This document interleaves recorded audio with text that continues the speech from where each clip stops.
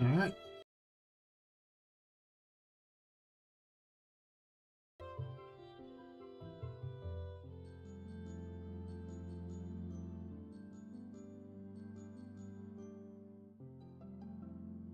Been a very long day of way too much to do, and I have to be up somewhat earlier tomorrow too. It's just rough. But I will keep streaming.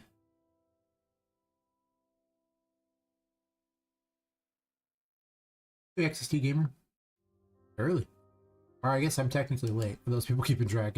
It's just not wrong. How's your day going?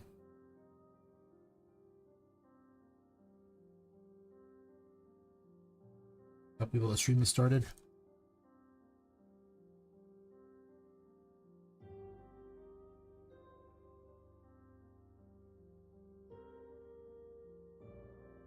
Oh. Glad to see it's going well.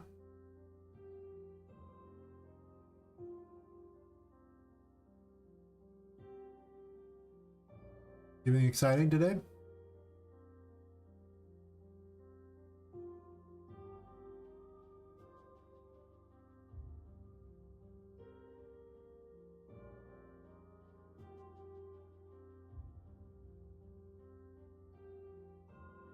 The Discord link going to...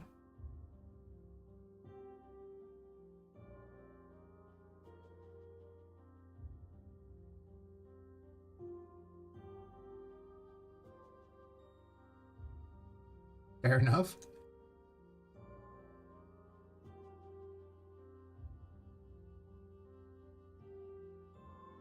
No. Hopefully whatever it was awesome.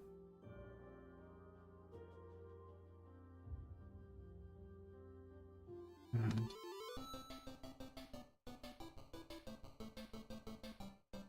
get all the messages together here for that, and then I can start working on you. That one there, and then one for you.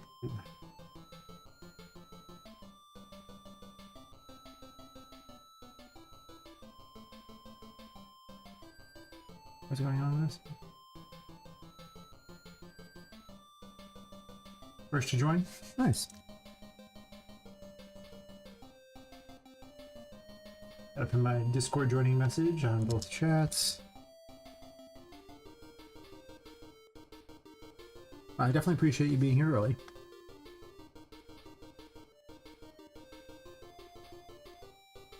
Alright, that's there.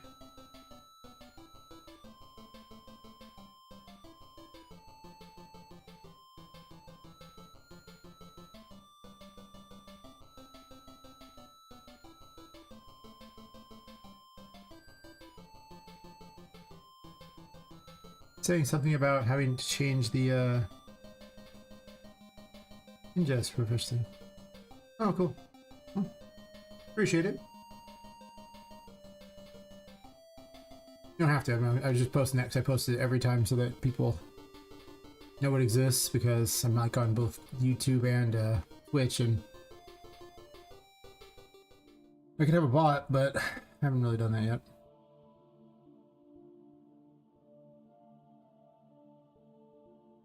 I never have enough free time anymore for anything beyond like the most minimal things, it seems like.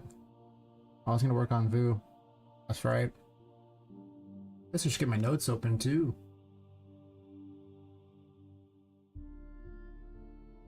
Because, well, I will forget everything I have to do.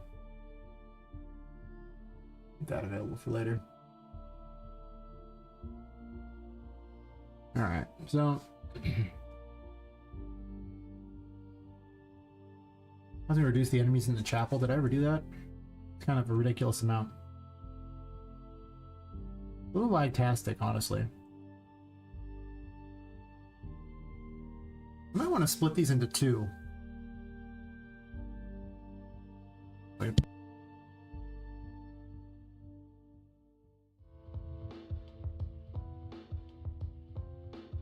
So, if I split them into two, probably easier to keep track of how many of the things I even have. And I've been doing that a lot more often, having duplicate ones, because quite simply it's kind of obnoxious to keep them all in the same one. I kind of wish I'd redone this so I could have them all in, like, you know, a better system set up this, but I don't want to go through every single room and redo them, so I think I'm not going to. But also with 44 of them, it takes a while for everything to spawn in because they're doing two separate little spawning things. Maybe. There's actually a lot less destroyables in here, I think. Well, there's 47 things. I can't get rid of any of the possessed stuff.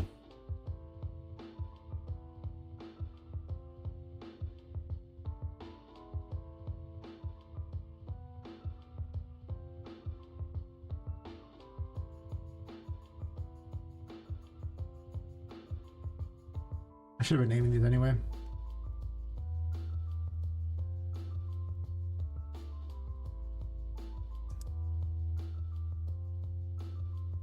Apple 1.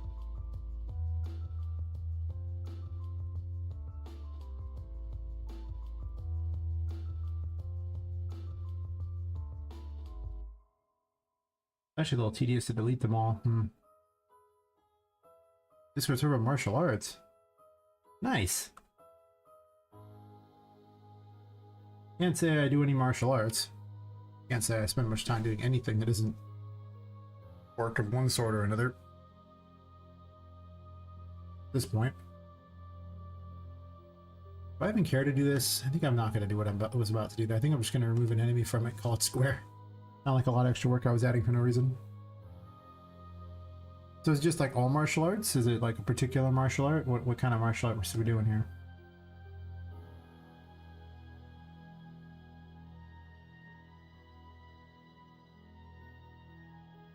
I kind of like the pipe contraptions there.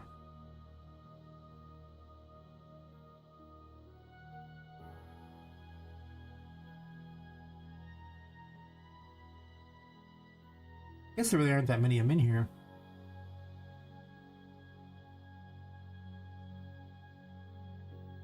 Mostly just the dishes themselves. And Buggy Boo is spawned in even though she doesn't really do anything.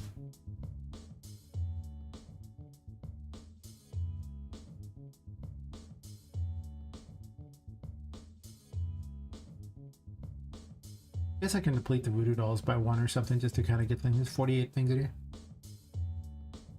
Nice. I wish I was healthy enough to do any of that crap. I'll get back to that at some point. I've never done any of it, but after many years of health problems, being healthy is not super in the cards for me yet. I guess I'll move number 11, I guess. Just kind of dump out one of them. I just want to tone the room down a little, but not a huge amount.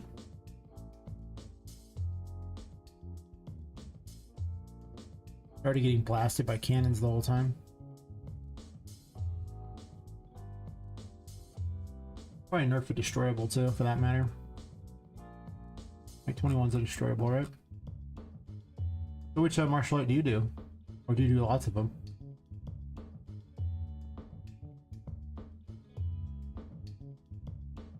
Like I'll remove one.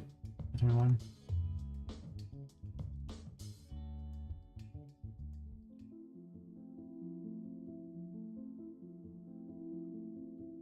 Nice. Yeah, it helps with health as long as you don't have like health problems at the time, making it hard to do much of anything for the most part. I got a lot better, but man, it was a lot of time where just walking was kind of a problem. Now that I believe I've gotten to the cause of the problem, I'll probably hopefully get rid of it. Hopefully. Took a long time. Well, I never figured it out. I figured it out. I think I figured it out. I hope I figured it out. Yeah, this is probably acceptable.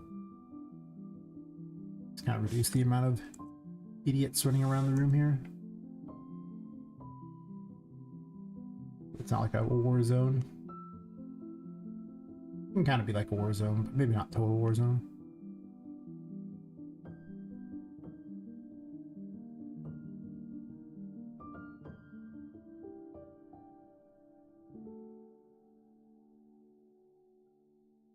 We have errors, huh? What's wrong?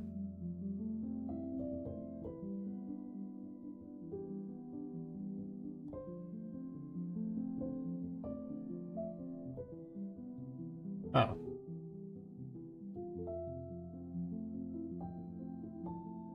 None of this is even relevant. I don't care. The attack graph is relevant.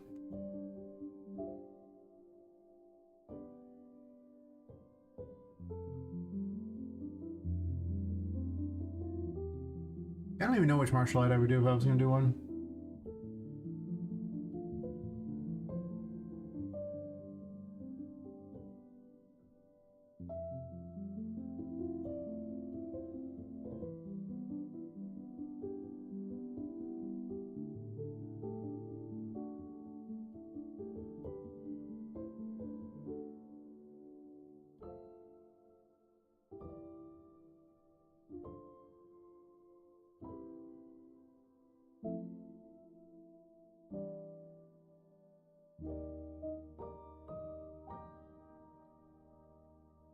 Maybe. My biggest problem is I just don't have time. Like, I literally have, you know, I'm streaming like 40 to 50 hours a week, and I'm like working like an additional 34 hours a week on a job too. And there just ain't time, man. There just ain't. Like, it's like, I gotta cut back on some of that so I have some free time to actually do anything else.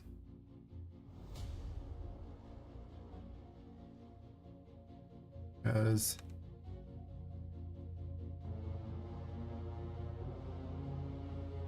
168 hours in the week, and you know, if I'm spending basically 80 of them working, I'll leave myself 88 hours to go, and then let's say I want to sleep at least 6 hours a day, 42 hours, at least now 46 hours for everything else, like showers, eating, commuting, all the adult thingies I have to do as well. It's weird how responsibilities just seem to show up, and suddenly it's like, where's the time?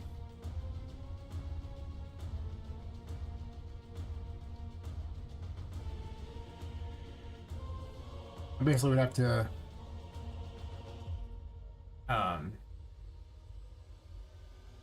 cut my stream time. Would be about the only way I could squeeze it in. There is an argument for that, but I've been getting popularity pretty quickly overall.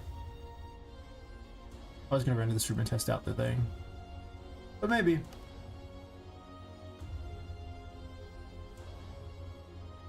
Like a really long time ago in college, I took a whole karate class, just one. But that was like 25 years ago at this point, so hardly, I hardly remember much of it.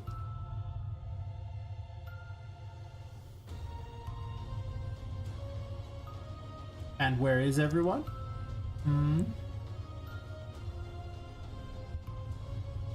That took weirdly very long. Why did it take very long?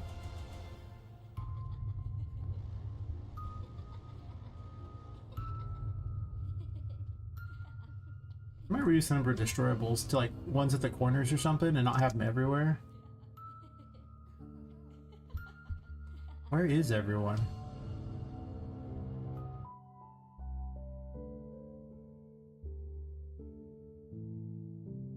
Yeah. Doesn't mean I have time for it, but it's definitely interesting.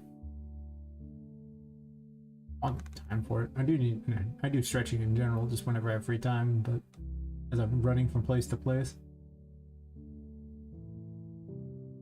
Yeah, I just need to delete all this crap. This is supposed to be gone a long time ago.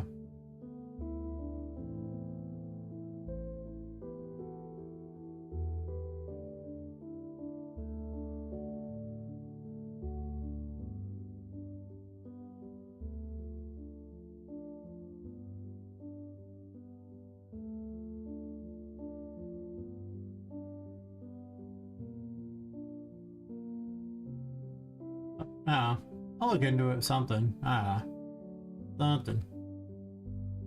I do want to kind of get out more.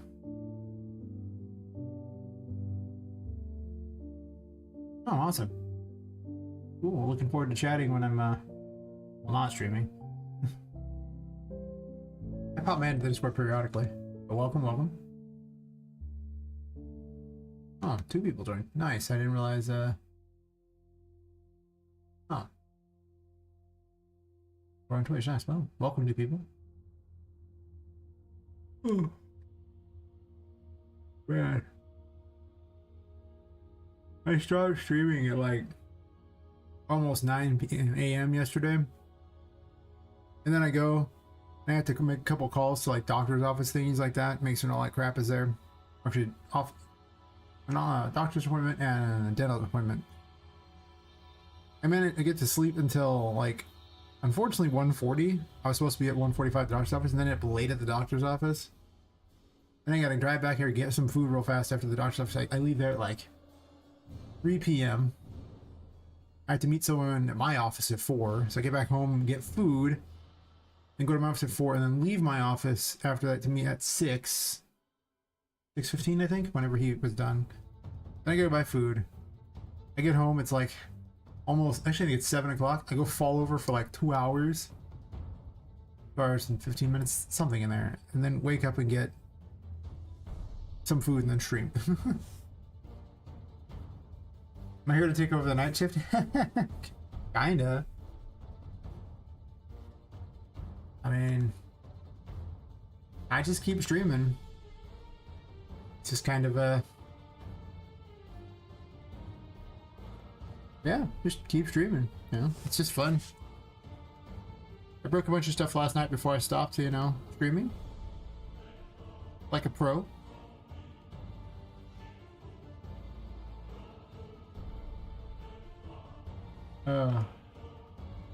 How's your night going, Graham? What was the last time you saw it? Nice. Wow. You're definitely a trooper.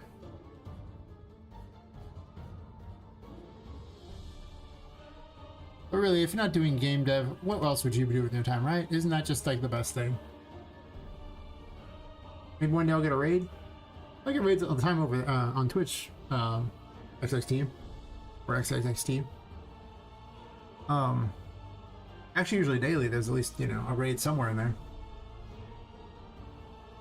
Last night's the biggest raid last night from like Adam C. Eunice, which I obviously haven't had time to go look at a stream yet. Haven't had time to even sleep much, but it was like 254 people or something. It was amazing. Yeah.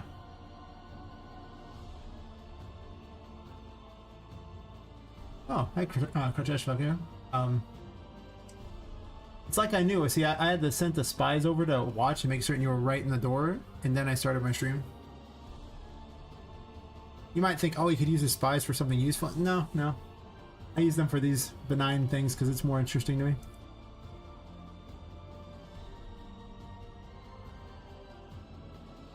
Fixed all your multiplayer code. We have a plugin for footstep sounds to be fixed.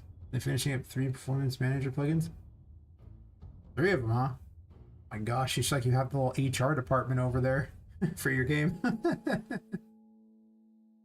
Oh yeah, I'll get around to checking out a stream.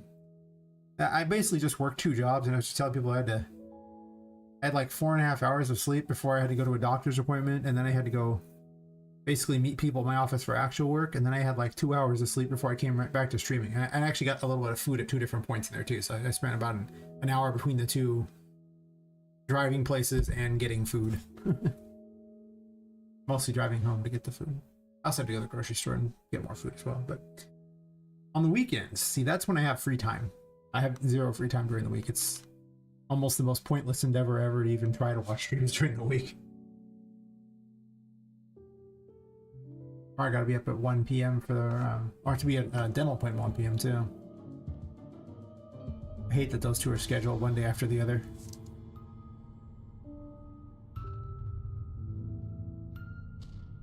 See if everything actually spawns in this time.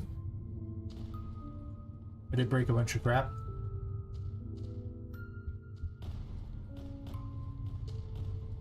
Stream is still like the laggiest room in the world, so I'm gonna have to do some things to fix that.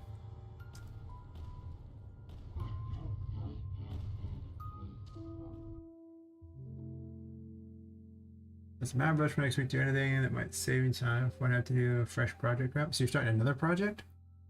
Jeez. Action Adventure pixel art platformer? Nice, nice. What's the theme of it?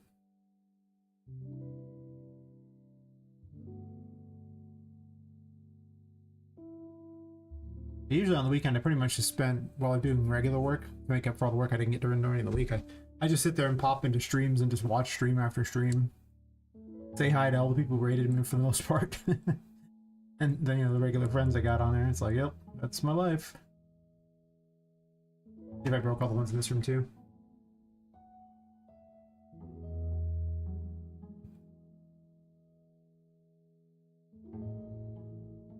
Whatever it is must be pretty popular. People watching him. Always a sign that a game is at least somewhat interesting, I would hope. Everyone's so funny. I know I broke a bunch of other things too, but as long as they... Well, I don't know I broke them. I just might have broken them. With my tag BS from last night.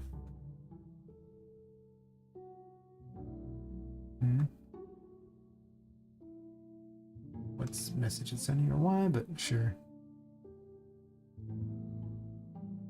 Knock that off my list of things to do. I just... You know, I might just... Do I just nerf the destroyables out of here entirely and like make it more open and just have destroyables in the corners? Like, it's kind of weird having destroyables right here, right? I can't be the only one thinking that. There's like ones here and here. You're basically just tripping over things, which is kind of weird. I did want extra destroyables to break things. They do have to be on the floor. That's basically in foot traffic zone. I'm gonna get rid of them.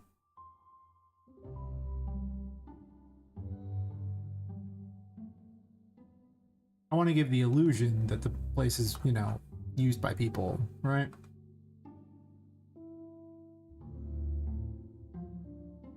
Pretty certain a tripping hazard's probably not going to give that illusion very well. Ooh. Okay. Get this crap.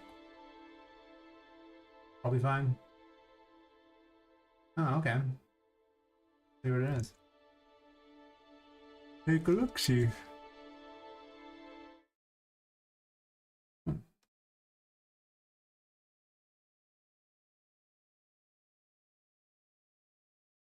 Nice, nice. Got a good feel to it. I like the layered things like that. I mean, sometimes you just gotta set out from your home and it's like an epic journey and all that. Or he just really hates these birds. I like to think that he actually has animosity against these birds and the birds have like a battle against him. They show up and, you know, crap all over his stuff and, you know, like peck out like all the garden and everything like that, and he runs out there to chase them and then they fly off and it's just an endless battle. That's probably not the story of the game, but it'd be really hilarious if it was. Nice, nice. Does he do all his own art? He still have to make it 2 more hours? Oh man. I'm sorry, I don't even sleep anymore, it seems like. I wish I did. I really wish I did. I like the style of this. Aha. I mean, this is how I feel about nature too. Seriously, you go outside and the animals just outright attack you. Like, I don't understand it. Like, it's just... This is why I don't go outside. The sun's out to get me. The grass is out to get me. The animals are out to get me.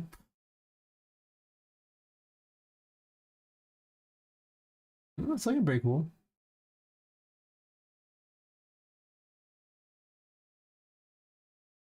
I'm excited by the bees because they basically have what amounts to a clown car there. Somehow these bees can like sneak in there, and that's terrifying that they can shrink down to small size and then grow to huge size and attack people. They're like as big as him. That's a horrifying world. I would just like to point that out. Very horrifying. Crafting, nice, nice. Oh, he's getting with Maggie. It's happening.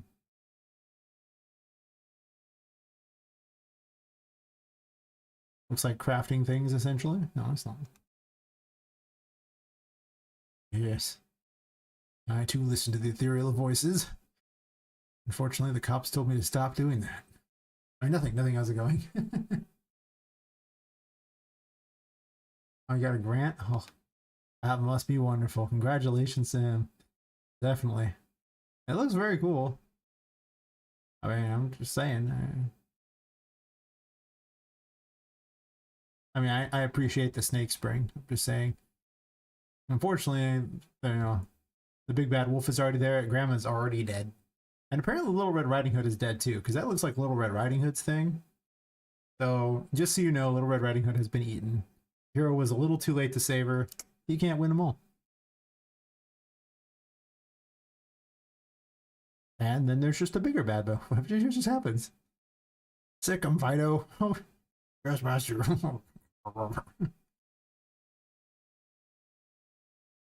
It's almost like a dog summoner in a way. I like to think it's probably not, but it's, you know, just imagine it being summoned in. Well, it looks pretty cool. Pretty cool indeed. There we go. Oh, I can't zoom in on those. That makes me sad. That looks good. Sure. I'll toss in the wish list just to keep track of it. Oh, well, okay. I'll have to do it from the actual Steam app. I'm just saying. Insomniac, if I have food and snacks coming in and grocery delivery in a few hours. I'm sleeping. Oh my, if your groceries delivered to you? Oh man. Must be nice. I took time out of my busy sleeping schedule. Well, not really sleeping, to go buy them today. I was sad. To go outside. It was horrible. I don't even know how I made it. I'm not even sure I did make it. Maybe I didn't make it. I guess if hell is just game dev all the time, that's fine. Little demons are like, he does it to himself. He could have stopped at any point. He just keeps doing it. And it's like, wait, we're supposed to stop? Oh.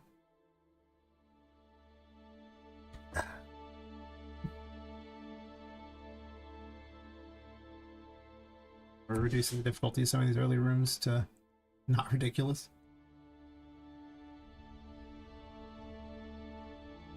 I think I just need to remove one of the cannons in here, honestly. They don't... I might keep only 2 cannons in here. There's like a lot of cannons in this room, and it's too early in the game to really do that to people. I like the cannons though, because they kind of go in places that wouldn't normally be a reason you would go there. I think I get rid of 17 here. I like it, but I also don't like it.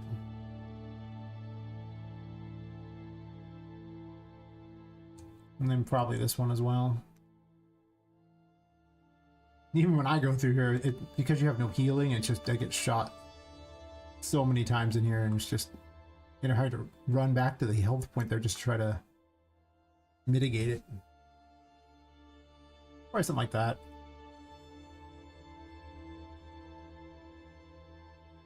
What's spawning here again? Just something in the sky, huh? Or destroy winged lions just spawning up here. Well, that's kind of a stupid place for it to spawn. It's just gonna fall and hit the ground. We'll put it here.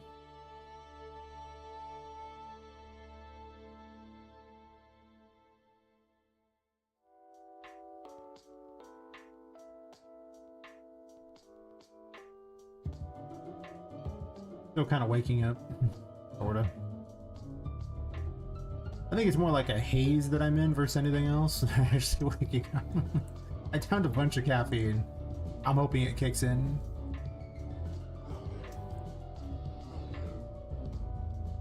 Yeah, it's probably fine.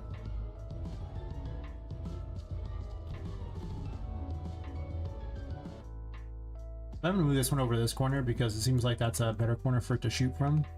More likely to actually do damage. I mean, caffeine gets the job done sometimes. Basically, the more caffeine I need to be awake, it means I just didn't sleep at all. It's just like if I get like 8 hours of sleep, I'm just raring to go and happy to stream like 10 plus hours, no problem, but man, not even another thing. 6 hours, I might as well be swimming in caffeine. It's about the only hope I got.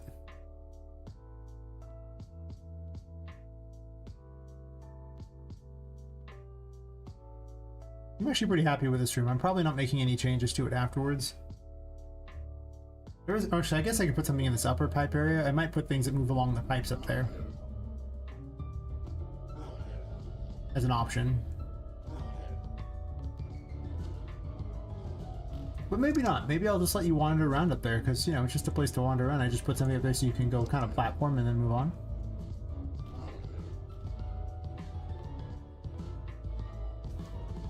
If I take away the toy saving mechanic, there's this room to worry about. Which I took it out because it was insane. Really?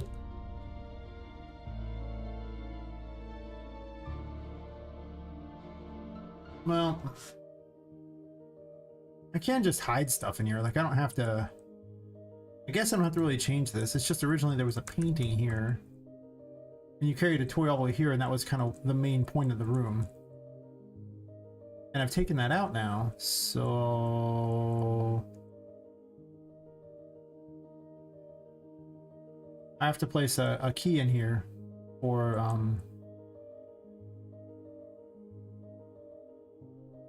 to make this actually beatable now, because the character you rescued gave you a key.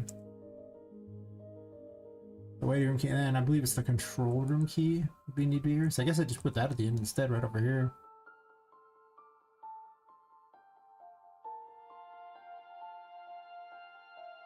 Ugh. I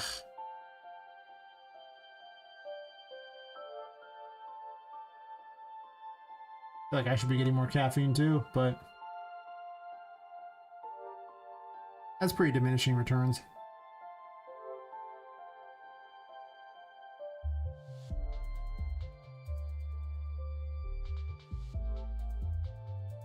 Other than forcing a lot of trips to the restroom a bunch. It's just like, oh look, there's a whole bunch of tea. You just drink like 60 ounces of that stuff. Yeah. Let's make the dev very easy today. I'm a bit torn here on the future design in this area. Like, I really like this room. I think this room is great. It's probably my favorite room of the lot. I don't know if a whole area of this room is good. Like maybe like 4 or 5 rooms to keep this theme, I could see it. But if the whole next area I'm thinking is got a lot of that going on, it seems like it's a bit much.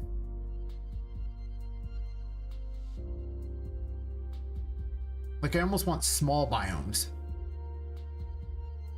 And them changing more often than I want them to be entirely. Because I think that's a problem that this entire first area is that it's difficult to make the room seem that different because the biome is largely the same across much of it, with like the chapel being a weird exception.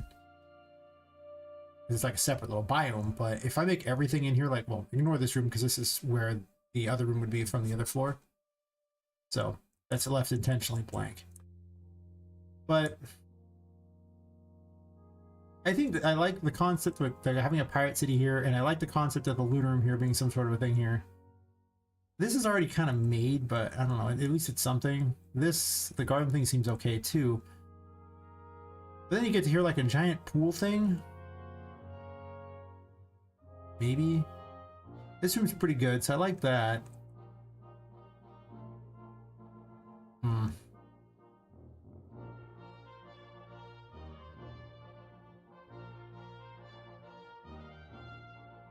I'm thinking I need to change how I do it because I have to gamify some of this stuff in it. It's not very Metroidvania-like.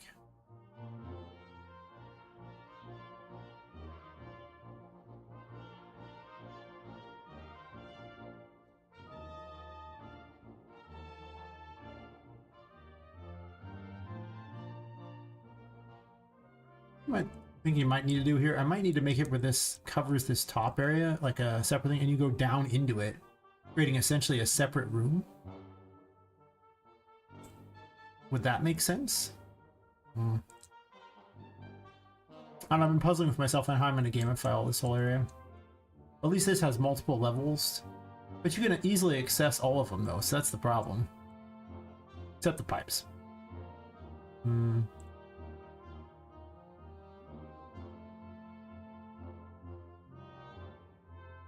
what I'm wondering is if I should take some of this stuff and cram some of these rooms together, like have like a pirate city over here, on top of the water here.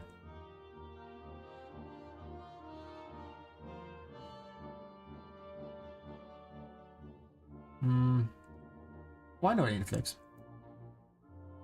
Every time I try to show this thing off here, the collision is always, you can't go through it.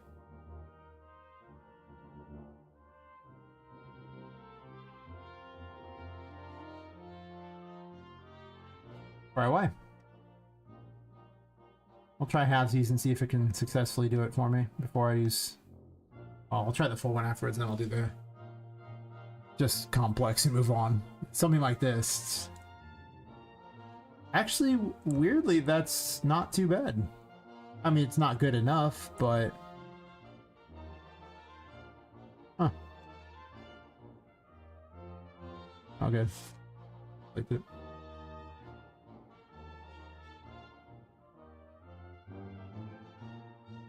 It has to get every single hole, because if any of them I can't go through, it's a problem. Because the player will try to go through places, and if they can't, then it's not good. That's probably acceptable. I want to see what it looks like under complex, though. Of course. Sometimes the complex one is actually less shapes. Not always, but sometimes. Sure.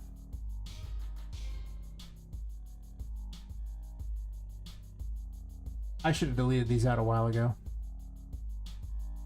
They already had the fire projectile thing, right?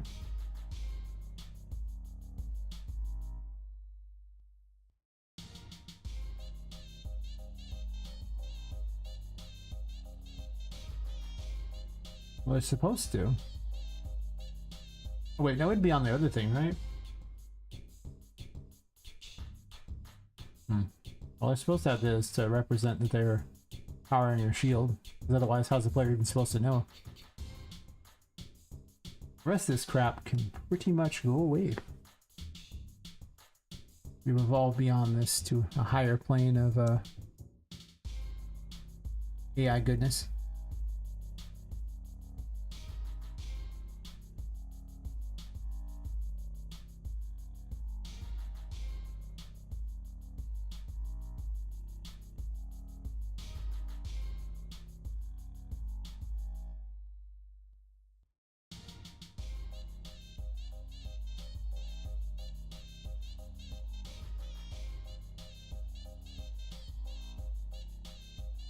Oops, I don't want to play over that. I wanted to do that.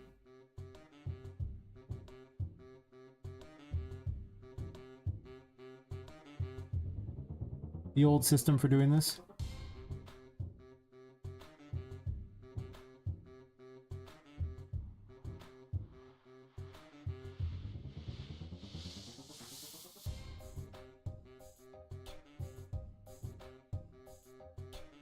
I wonder why I decided those were errored now. Those aren't even on this map. Those are on a different map entirely.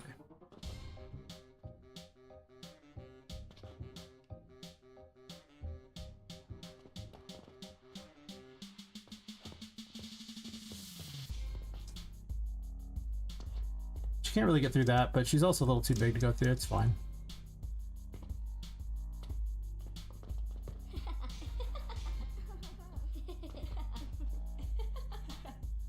Sure.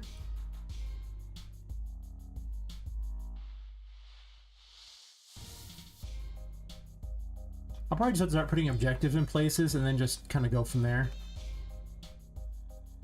I do think I need to divide these rooms up a lot more because, like, just like with this room in here, when I did it, it got individually added, like, more rooms to it on the other one. So...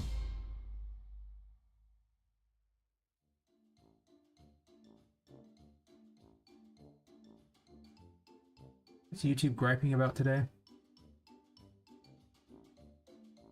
All backends just saying weird things. Like your keyframe frequency is terrible. Listen, I'm going through restream.io. It's whatever keyframe thing they're doing. They keep changing it apparently. I probably need to switch to regular OBS instead of Streamlabs because one, I don't want to pay to stream to multiple locations. And well, I want to stream to like 4 locations and not just, you know, 2. So since I don't want to pay, yeah, I think this here needs to like this. I kept changing things and I had the mushrooms to jump on over the water. I essentially need to create some sort of water jumping system in every one of the other ones too, because it just provides some kind of additional thing to do. I could just stick with the mushrooms the whole way. Just go farther and just theme them along this. I could probably get away with like 3 or 4 rooms themed similarly to this one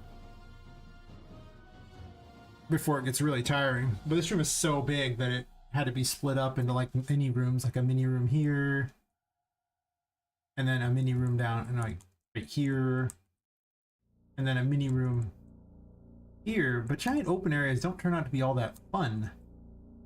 Like going through the little pipes through here and this kind of stuff is actually just more fun than a lot of the open area was. All this stuff, but it's such a small portion of the room. Whereas this, it eats a huge area to accomplish essentially the same task. There's lots of places to wander, but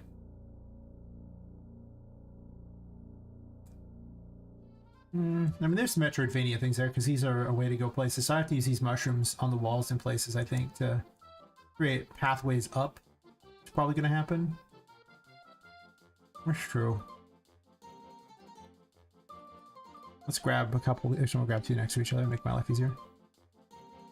And drag them back to the map to remind myself to do these things. I also grab Empress mushrooms. There's so much water that these won't actually stick out over the water. Whatever.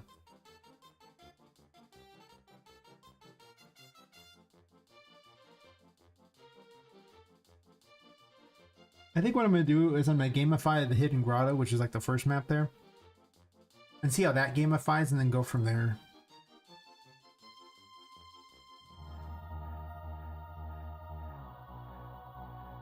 Because until I gamify this one room here, it's just like, this is the most likely to pull it off.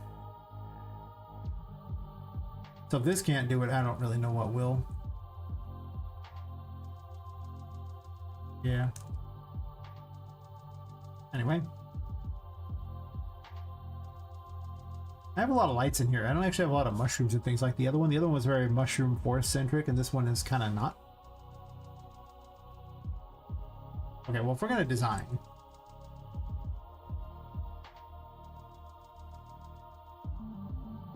with my random ideas here,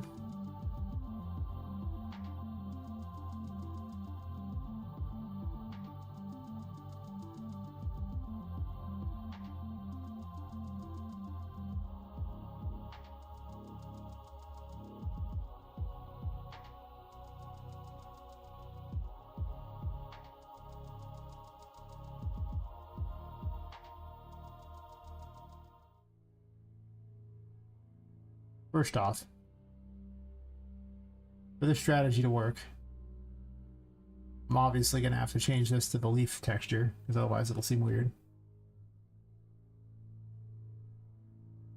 Then I get all adjacent? There we go. Perfect.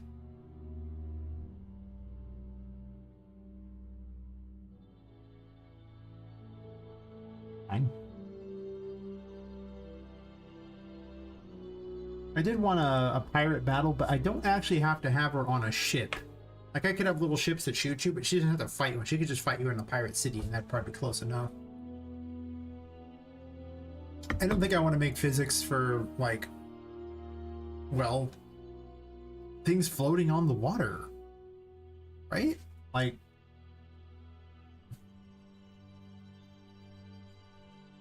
the whole naval system seems a bit overkill. I think I'm just gonna say it seems a bit overkill.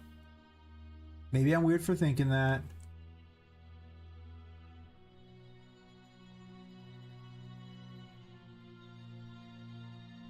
but it seems a bit much. So I think I'm going to err on the side of not designing a whole additional system just for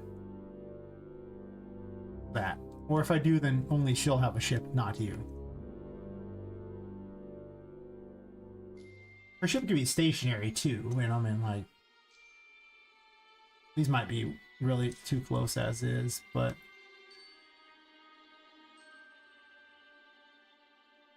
this doesn't even go anywhere yet. So where are we going with these things exactly here?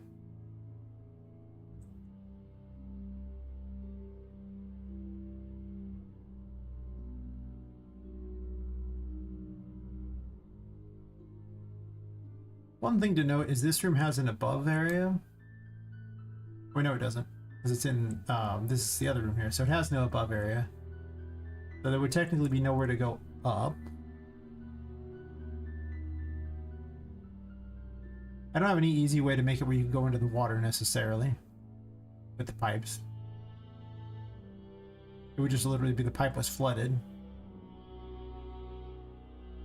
A flooded pipe is not a bad idea either. Yeah, that's my ideas list.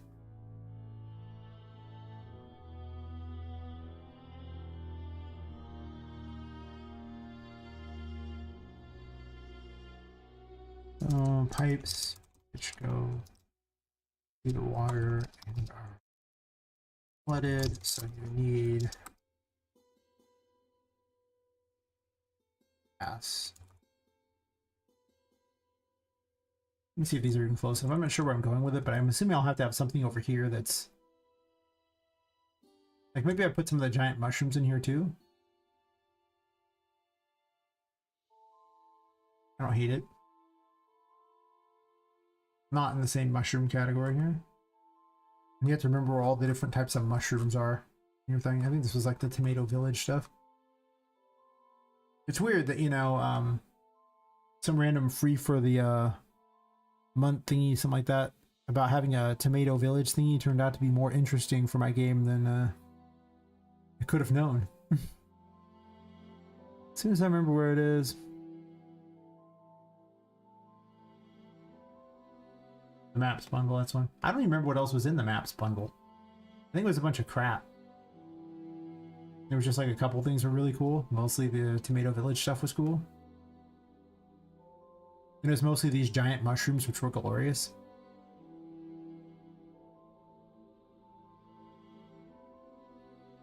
I'm thinking of turning this bottom area into something like a cave.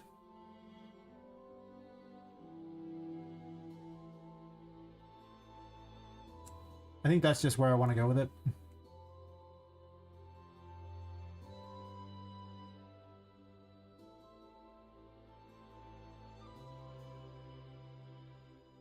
Well, this location's not going to work very well. I don't know where to put the Poppet box yet, but I'm pretty certain that the least convenient location in the entire room is probably not where I want to put it. It needs to be out far away from everything else. Because if it's too close to enemies, people will just use it to heal over and over and over in the mid-fight, which I was doing myself as well. But I do want one early on, so... I gotta make the city more impressive. Now that you can see out the windows all over the place, this entire area is going to hinge very much on how cool it looks outside. That's a future me problem. Current me doesn't care. Future me, though, is waiting. Let's see, underwater screen effect. Fair enough, that should stay. So, let's say I do this type of thing here.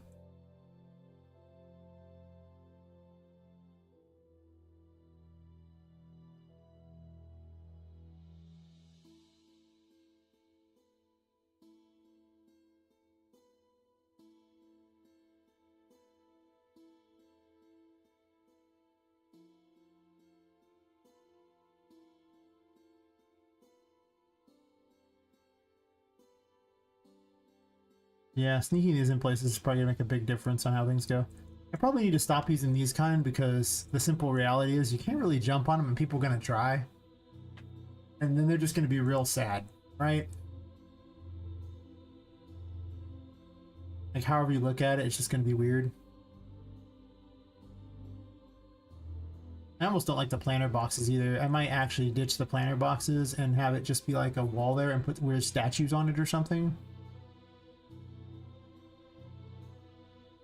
It's kind of like some hybrid Wonderland, you know, Neverland thing. And honestly, I should probably lean harder on like Wonderland and less on Neverland. Partially because the game has such a Alice in Wonderland feel to it. Well, an Alice Madness Returns feel to it anyway. Put some lights over here. Can I make this? Is this possible?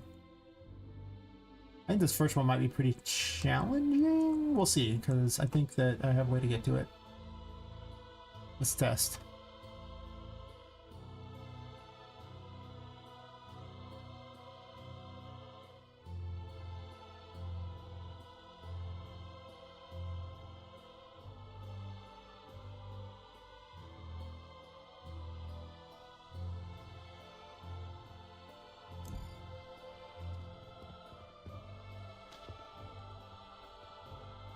Why don't you pick music for this room too? There's a key here. Alright, go key? Sure. Yeah, you need to jump onto this and I missed the jump anyway. This might be a pretty hard one. But I'm okay with the occasional hard jump, honestly. Like, up until this point, I've coddled them really hard.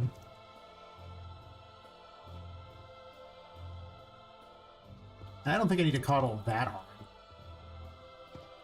I don't think you'll have double jump by this point. I don't know when I'm handing out double jump, so I'm trying to play it without it. That might be really tough to make this jump. I probably have to... Oh no, do I really have to do that? I might actually have to put the red stuff on top of these. But I think the problem is then it will be... I guess I'm double jumping here just to see if I can make this jump over here. Kind of an awkward one. Equip the Empress.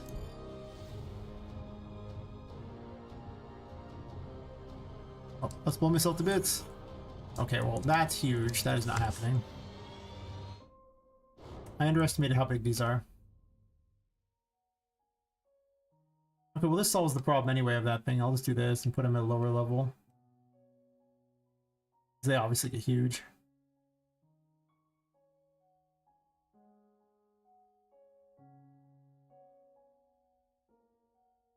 Probably too big. I probably need to cut a bunch of them out. That should be fine. It's getting on the first one that's the big problem, because then it'll raise you up so much it doesn't matter.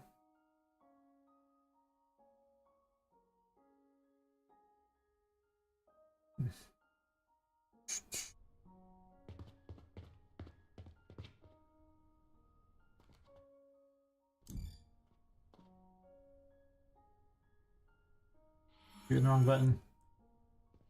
Okay, well, then you have to start from there. Is that not against the wall? Kinda not. I'm gonna go and make the assumption they're all about the same distance from the wall. I didn't move them over. Let's remove and then add this one so that it puts the little thingy down here so I can see.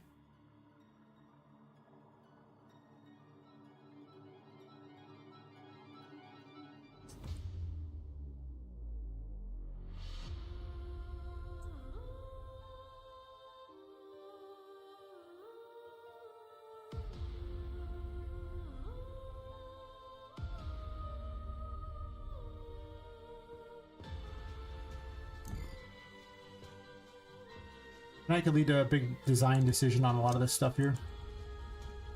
Yeah, that was the worst jump ever. I'm not running back around, I don't want to. I'm being lazy. Also, I think it's just faster to restart, make the test here.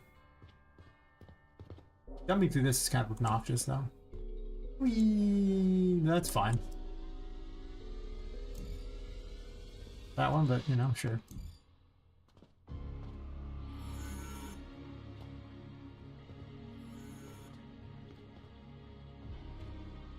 Too high. You really can't raise these up very much. They have to go up very slowly because they're so huge. Actually, wait. No. 1 second. I can just jump on it when it's small. It's probably better to mix it up anyway.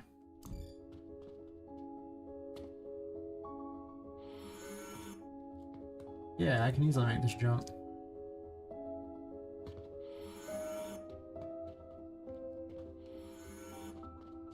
That's not a problem.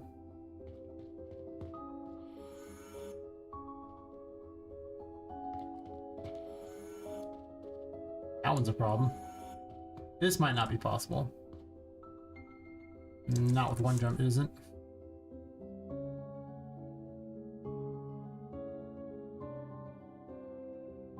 I'm okay with it being too high up though and closer though. Let's start back from here.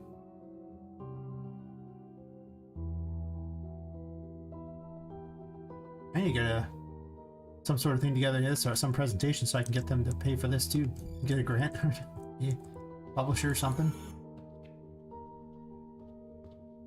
Probably get it. This needs to be stuffed against the wall there, but we'll assume it is. This I can make a long jump, but that's okay. Again, I don't mind punishing the player at this point in the game. At this point, you're like 2 hours in. Have a little punishment. You fail. I mean, it's not death. You just have to run back. And it's a long run. This is not possible. This is way too far.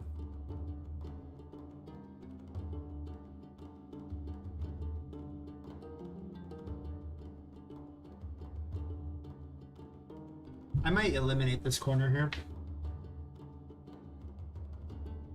I'm wasting a lot of valuable space that could be used for things like that, and I don't believe I want to do that. I think it's really what I'm thinking. But first, let me get this where you can easily make these jumps. By easily, I mean it's possible to make the jumps. I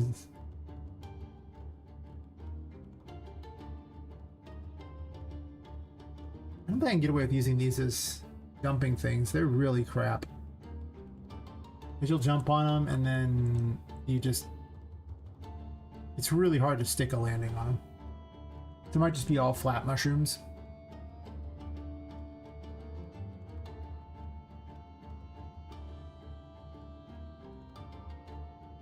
I thought I hit play, but it's not. I think I've clicked over on a different window and I click back and I forget I need to click a second time. Yeah, that's not happening. Alright, so let's inch them close, and I'll have some sort of a mushroom bridge thing, and I'll probably put something... I can put something at the top of this. Like a connector thing between the two? Or do I want them to jump it? Either way, this is now completely impossible. I think I'm getting rid of the weird looking mushrooms. I think it's just not a possibility here. I also think that the Poppet box is going to get moved somewhere else, and I believe I'm going to chop this right here and remove this whole section. Yeah.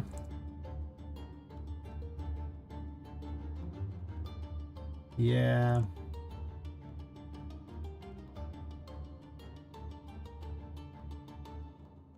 So then I gotta move this other crap somewhere else, but usually I only put tables and chairs in someplace I want you to be able to get successfully up.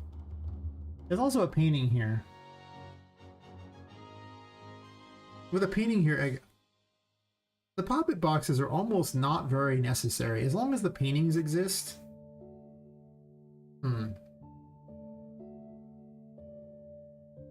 But the problem with the paintings is they're like a better version of the Poppet box, because, you know, in a way they are. All the enemies will respawn if you pop back to the same area, so it is a heal, but at a price, whereas this Poppet box does not have that problem. But the fact that you can easily use to travel anywhere in the entire building that you've already unlocked, in a way makes them a better thing. And with no shops there anymore, it's no longer the insane advantage it used to be, where the paintings were just like blatantly better. I gotta admit though, I'm wondering how many Poppet boxes I even want in the game.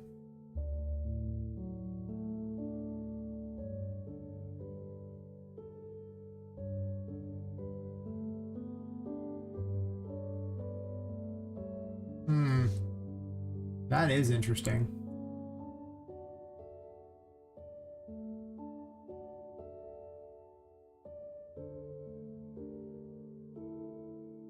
That's interesting indeed. Well, for now, I'll keep this Poppet box.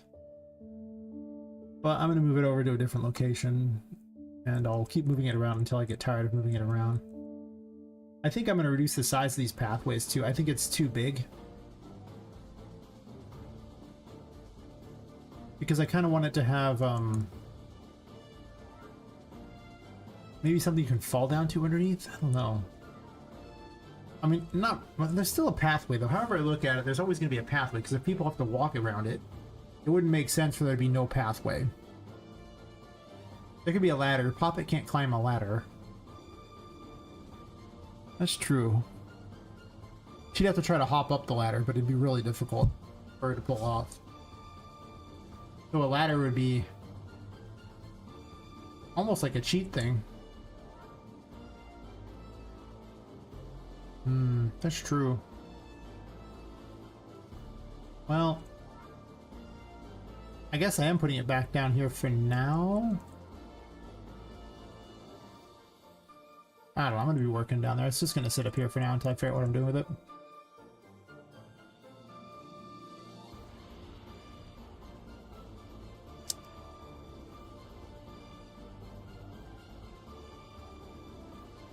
It's obviously a terrible location. But I don't care right now. Let's make it so I can see.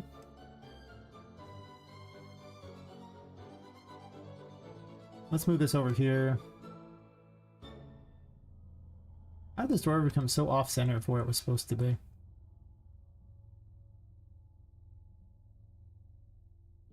This seems like omega off-center. I can kind of fudge it a little with this, though. I can't really move this over much, though, so I can only fudge this a small amount. I can also just take it out, too, because it does kind of not mirror the door very well. Yeah, let's do this here, and let's just delete all these. I thought I merged these together, but I guess not. I'm almost certain I did. It's weird. I guess I just forgot this one, or maybe I decided to add it in. I don't know. Whatever the case, let's ditch this. I'll be keeping one of you to flip sideways. We wouldn't want people falling off into the water. That would be weird.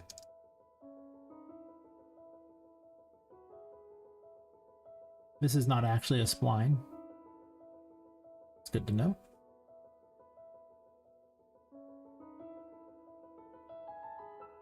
Is there a spline anywhere in here? I would have sworn I replaced all these. Really? Maybe I did it on one map and then I copy pasted the wrong ones over or something? I don't know. But I could have sworn that one day I went to all the trouble to do that and I just must have failed to copy paste the new ones over. That sucks. Whatever. Are you a spline? Well, I'm just gonna take one of these and bend it sideways for now.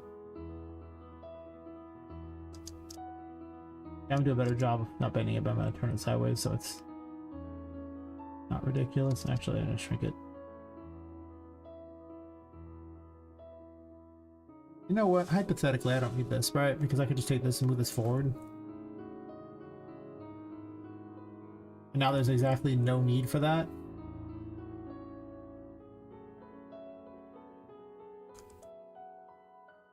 And I'll migrate this one over the corner, and I'll probably take this and move it over too. So it's actually just like on top of it or something. Is that what I want to do? Maybe.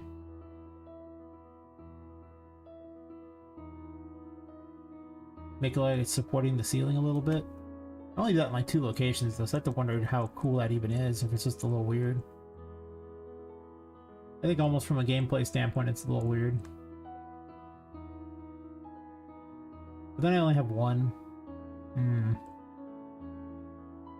they have them all around here, I just don't have them higher up. Also, physics doesn't have to actually have a real place in this building either, for that matter. Let's just get rid of it.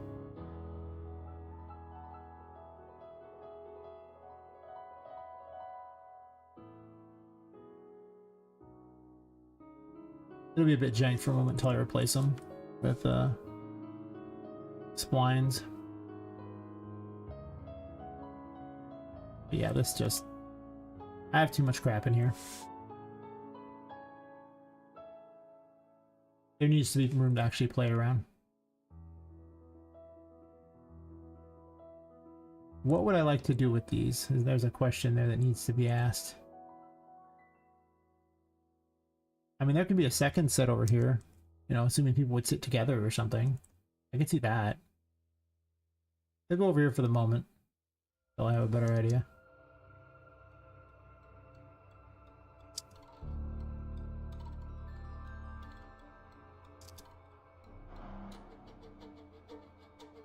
That's pretty much how I gamify these. I just started adding things over time and changing things around until it becomes a game. After the concept one is fine, but not great. I think I'm gonna turn this into a cave system down here. So I kind of want to do that with this concept here of making them like little caves, but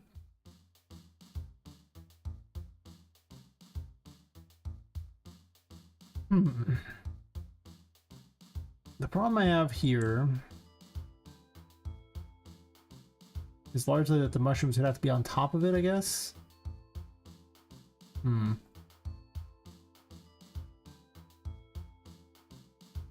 box brush? They're perfect.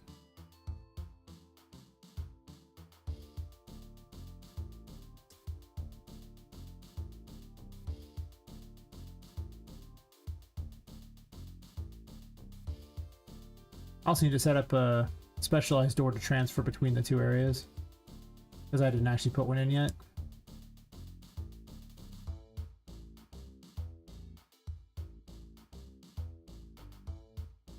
I mean, I have a system set up that could do it. It would just be basically what amounts to a giant painting for all intents and purposes for how it worked out, but I could put holes in it like that and then prevent that, but then if I wanted to do that, I would have to wall this off so you couldn't just jump over and get over this. Then it makes this easy too.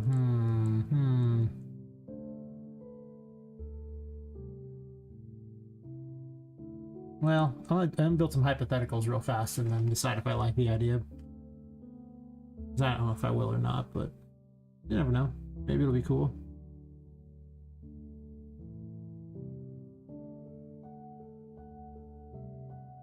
Well, I'll be that one, of course it did. Why not?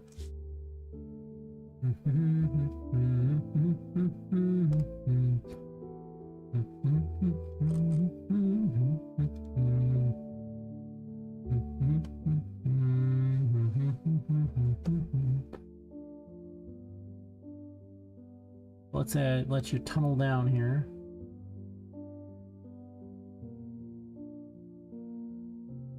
Attractive, please.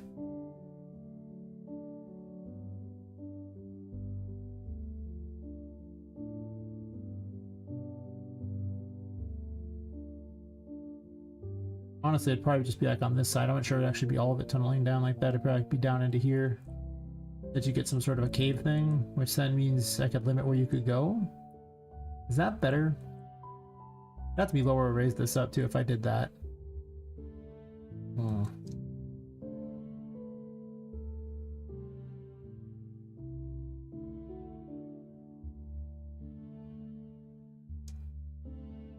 I'm not sure I like the idea.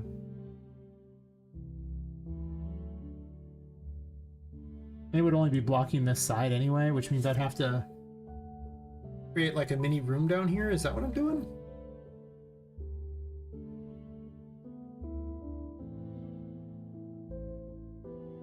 There could be rooms down there. How tall is this? It's essentially tall enough to be a regular room right now. So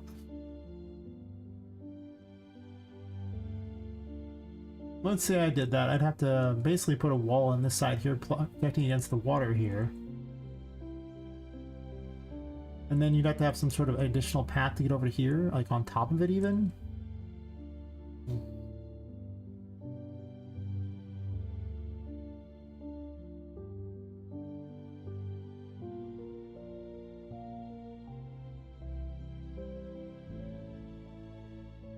Essentially, I think this needs a change of sorts.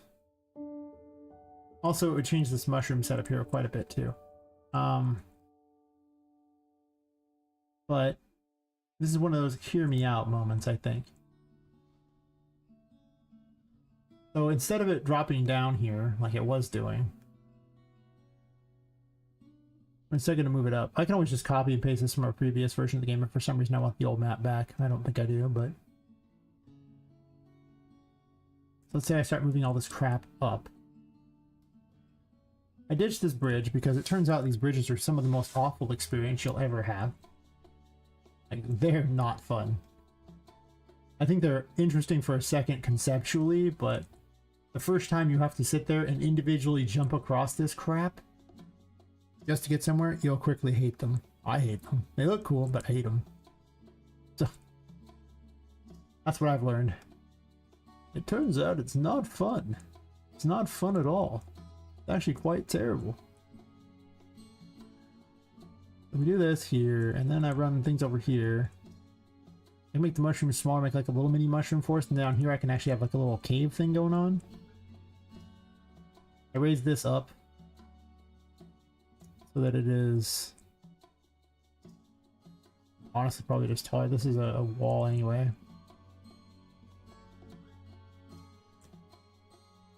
But I think I just get rid of those things there. I make it where this is no longer really hard to jump onto per se, but instead just add a pathway that you can travel along up here. Thus creating essentially more little rooms down here. And almost like a tunnel system down there. And I just raise everything up so that you can't see along the things at all. Like...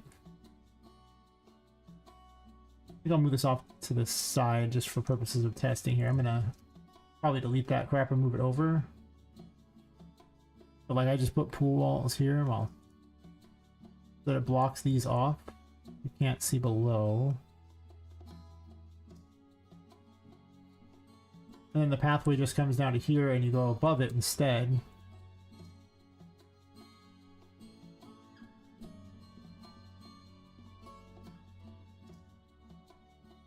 Honestly, I don't know why I didn't grab everything. I'm a terrible person.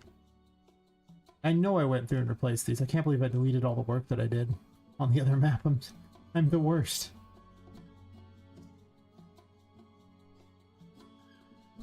Yeah, let's not migrate these up.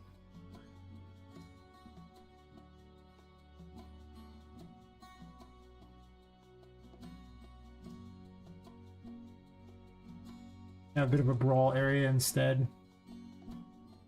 Also, it just splits these rooms up into way more rooms because it's just, first off, the H-load system doesn't like all these rooms. And also, I can also kind of keep a garden here if I want to. Yeah, it just, the size of it's such an issue.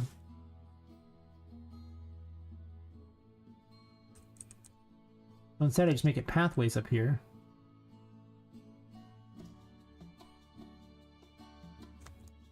Like this.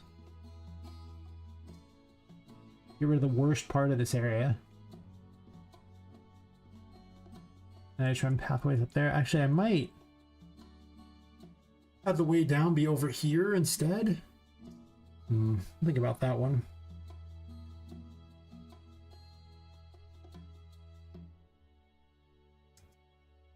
At this point, I'm just cooking, so, you know. I'm going to see if what pops out is burnt or not. It can easily be burnt. 100%. Whoa, whoa, whoa. Teleportation. Wild.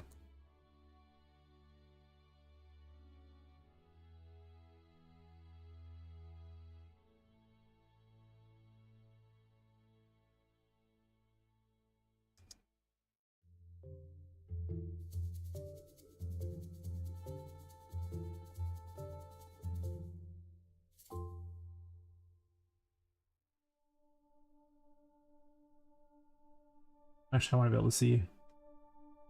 Because I don't want it stuck in the other room necessarily.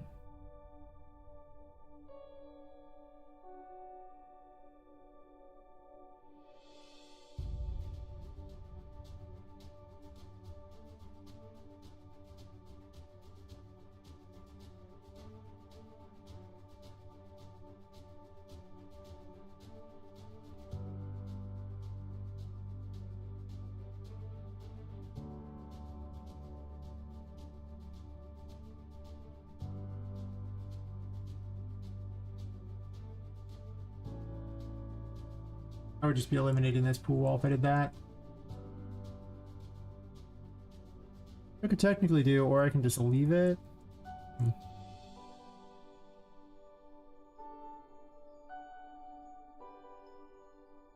Most side of the ground anyway. Oops. Can't have that. I wish things would just grow in one direction. Be a lot better than the current system they have by a huge amount. Because you could easily just measure out where it needs to go instead of what it's currently doing. Oh, well, first off, I'm trying to gamify this room here because it represents the most complete concept for the second area. But I've been mulling through my head how I'm going to gamify it, because it looked like a place you could wander around, and if you were, you know, just going to sit and relax and drink a tea or something, it was perfect for a human, but it wasn't much of a game. I want to turn this into something. I have a good idea where the second area is going. Not going to make the whole second area today, obviously that would be insane. I'd never get it done. After that, I need to fix the AI for, like, Voodoo, who's... She's just decided that Poppet is somewhere else.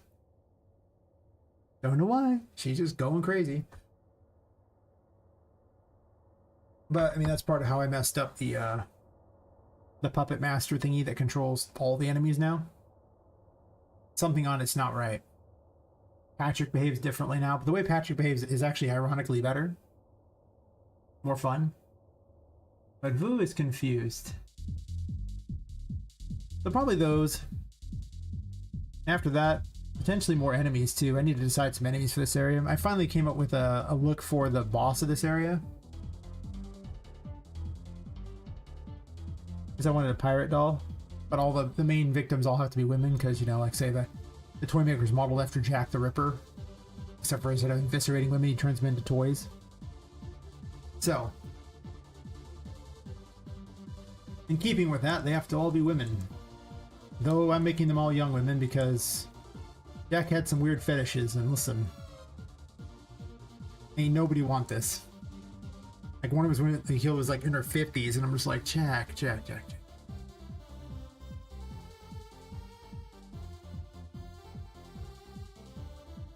You went home with that, Jack? Jack. Really?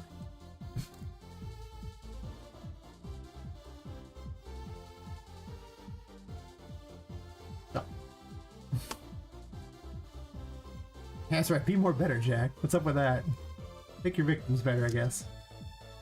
He supposedly could have had a lot more victims, they're not sure, but all I know is I don't like modeling old women. There you go. There's let me just put that one out there. I gotta model female characters. I'm not looking to model old women. Nah, man. I know what I like, and that ain't it. So to encourage myself to work harder on the game, I have opted for a different strategy of just making them all younger.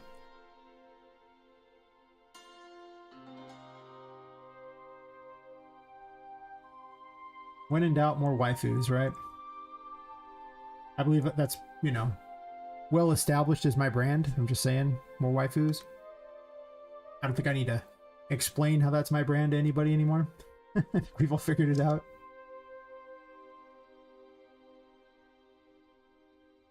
No justifications are required.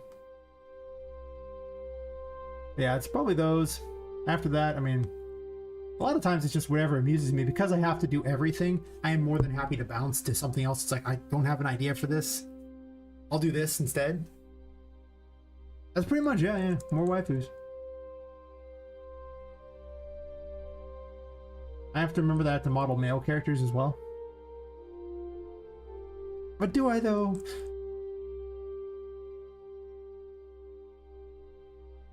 Not gonna lie, you know, artist me would happily model only female characters. Writer me would happily prefer they be only male characters because writing for women is not that fun. It's really not. I'm like, I've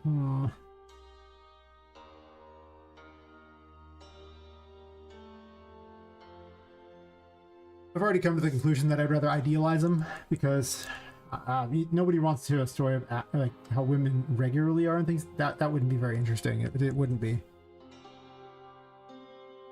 So, making them much more idealized, you know, almost. I won't call them a princess because that's just not true. And Poppet's no princess, and she wouldn't be of any sorts. But they're much more endearing, much more, you know, self-sacrifice people, much kinder. You know, things that in studying, I've never really seen in real life. So I'm like, we're just gonna make them like. What's funny is, I originally wrote Tinka to be, you know, I originally envisioned her to actually be a much nicer person, and then she turned out really mean. Like, just with a sadistic sense of humor, and I was like, I'll allow it. No, I'm not using these, these are the wrong ones. I keep making changes to this game, so I'm gonna have to change more of the writing again. Yeah. Yeah, my justification for her being mean is that she's been trapped in a painting all alone with a bunch of crazy dolls for all this time, so she's probably a little upset and not that nice of a person anymore. Probably. I just think of every woman I've ever met, and then I imagine if she was alone with no one to talk to for an extended period of time, we're talking like, you know, months, years kind of thing, how would she act?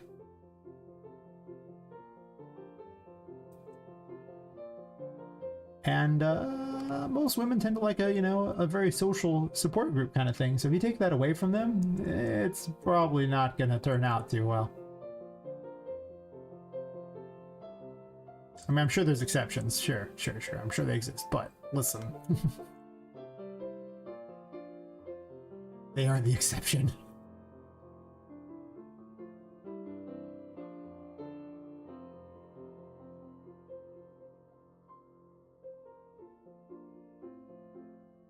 I too have some exes that would be inspiration for that sort of thing. Yes. Yes, I do.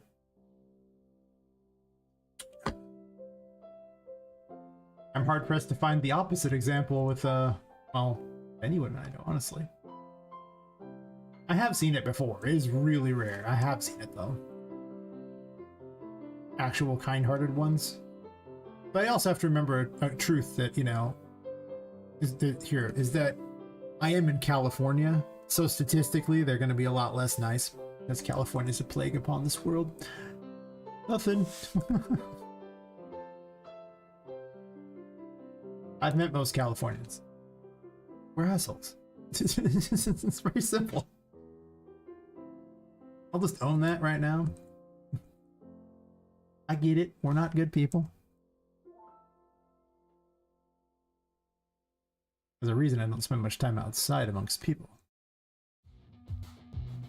It's not that I don't like people, I just don't really like Californians very much.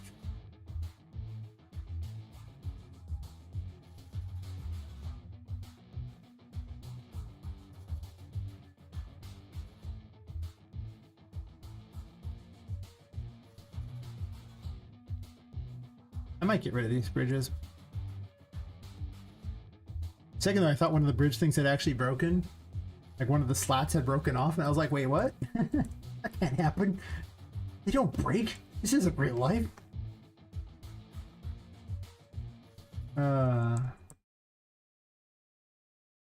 Sometimes. Yeah, I'm just gonna eliminate these bridges. Well, I like how these look. Again, they play badly, and the AI can't really get there across them. So then you could just basically use it as a way to dodge the AI. Like, it'll try, but the nav mesh just isn't gonna find a way past that. I'm square with that, I know it.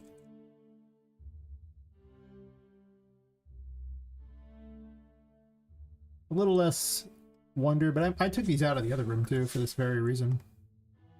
They just play badly. Okay, well, I'm not looking to move the whole thing, thank you.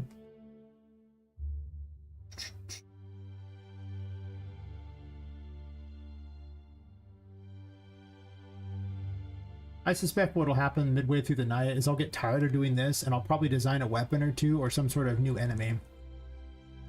That almost always happens. Some weird offshoot thing happens.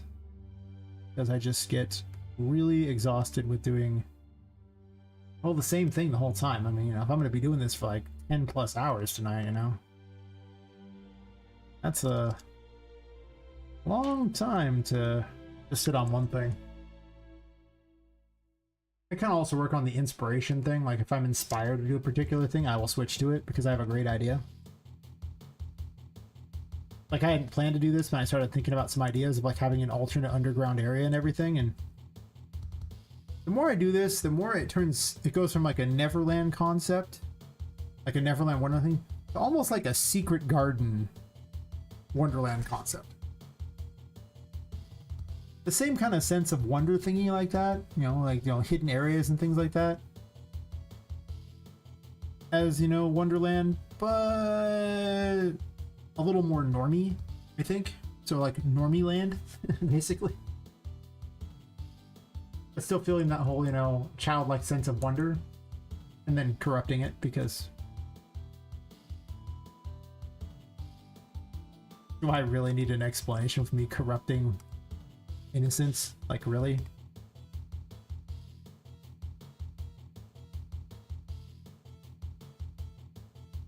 There you go. See, yeah. Sometimes, you know, inspiration just, it takes you, you know, you're like, okay, well, I was going to work on this great idea for a performance manager. And then you just do it. I was working, doing, I don't remember what it was, but I remember I decided to, I think it was at about 6 or 7 in the morning where I decided to drop what I was doing and start working on the AI for the Puppet Master AI to control everything. So I was like, well, I heard it's so much more optimal. I don't know why I would start that so late in the stream. Next day I was like, oh my god, why? Why did I decide to do this? At that point there, it was such a mess. It's just, sometimes, you know, you just gotta go with inspiration.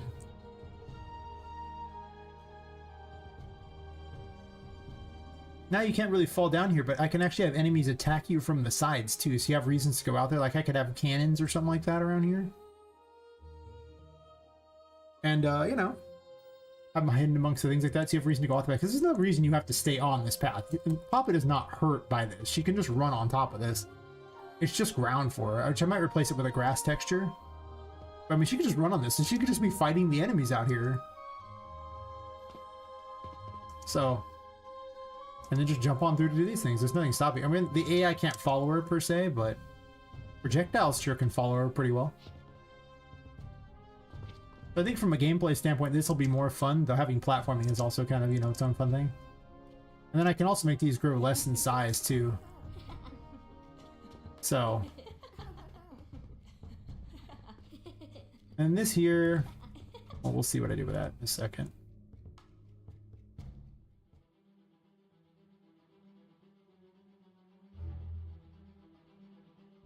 I do want this to go down to a cave type of area, which means I probably want to wall this area right here to have a small room. Purely because long hallways are boring. Just gonna say it, long hallways suck. They're not fun. At no point have I ever thought to myself, yay, a long hallway. At least in a horror game, it might have some axe murderer down it or something. But in this, I've never found a single long hallway fun. The best I can do is have Charlotte chase you down it or something, but I don't want this to be a horror game. It's just horror-esque, right? Because there is still a ghost girl, and she still thinks you're her plaything, so...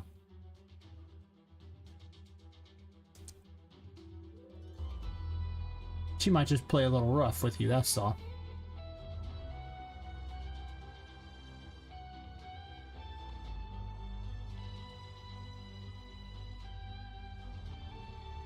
Is this going all the way through the floor?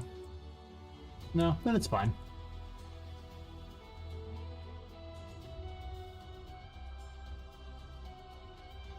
I could put some spiral stairs here. I'm so loath to put spiral stairs because I hate going up and down them.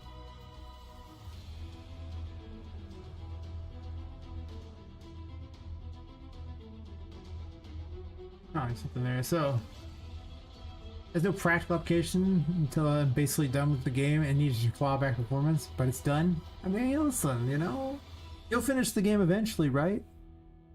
And by then you'll be jumping for joy that you already made that.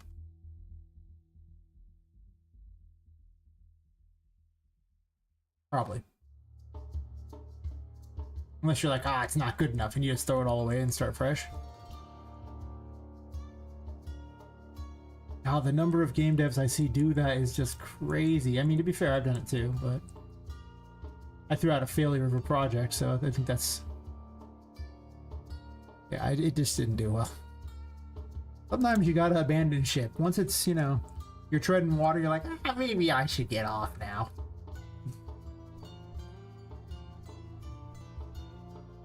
At least that was my theory. The first version of this, actually, for RPG Maker was just complete garbage. Nothing like I dreamed. Nothing like anyone dreamed. It's pretty bad. Okay. Hear me out. Whatever just happened there, that's weird. I'm just copy-pasting some boxes, okay? I'll copy-paste them over here and move them manually.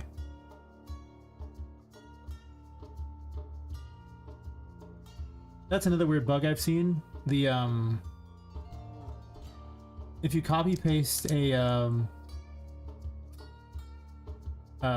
geometry brush on top of another, it will actually cause it to adopt those, but it'll also permanently break them on some of the sides, so you'll never be able to get the aspect ratio correct. You'll just have to remake the whole thing.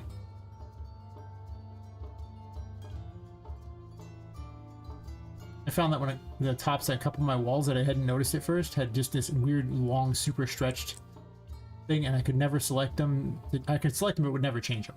Just always stay the same, and I was like, huh. Okay, that's a little weird.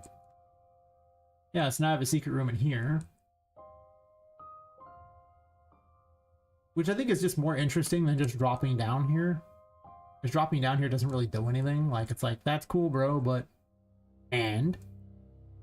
What sort of a game are you making? What does this really do for you?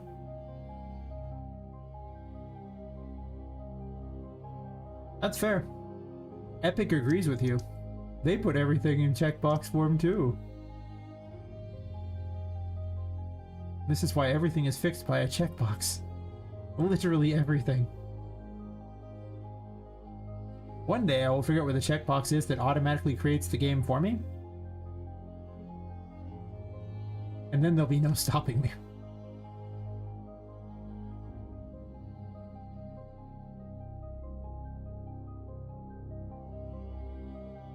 You're in good company. Epic agrees with you. Where else? I can make the ending scale like a 5 or something on these. It doesn't have to be like huge. They're ginormous now. Wow. 0.5, not 5. Oh god. It's huge. It's coming right for us. Oh god.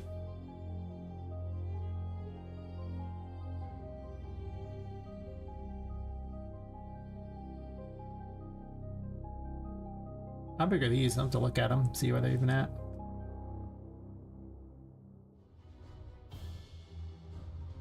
I mean, listen, sometimes you gotta enable all. Don't worry about it. Just enable all. It's fine.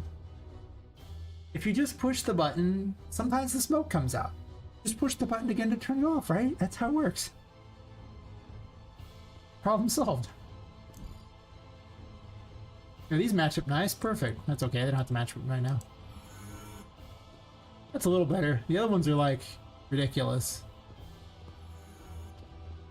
I guess they don't have to all be the same size though. It's not wrong.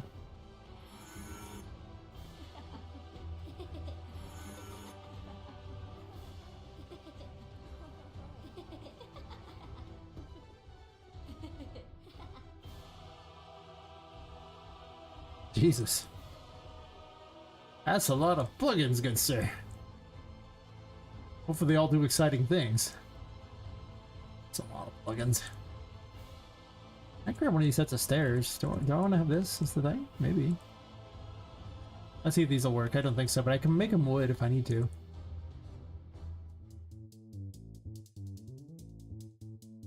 They really don't work here, do they?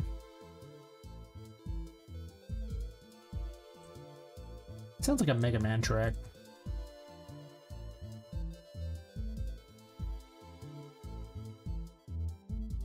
We Mega Man now, boys. Yeah. Mega Poppet. That's clearly not going to get the job done. Unless I flip it, but it's huge and it would have to be turned to wood. Is that really what I'm doing here? I can always hypothetically look, right? I don't have to get crazy here. Just... Well, that's not what I thought in wood would look like at all. Thanks for that. I'm sure I have a wood texture. Paper holder? I might just ramp it. Instant wood.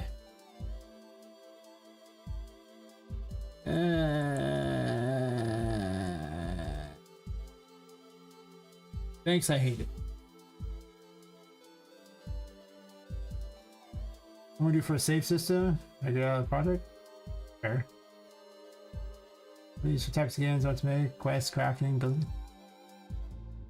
Well, it sounds like you should do the thing that Fox didn't do. Package them all into a product and sell it as a product, not as a game.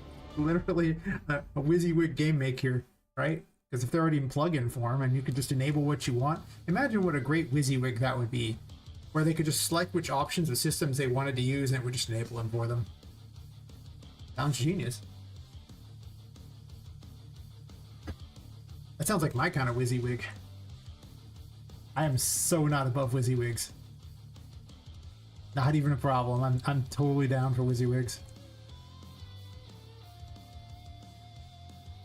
After all, look at my ultra dynamic sky that I'm using. That's basically WYSIWYG sky is great.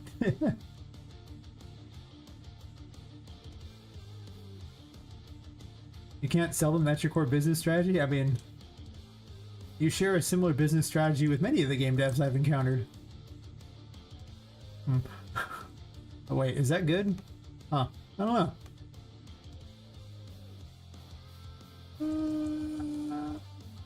This is a little wonky here. Angle on this is going to be terrible.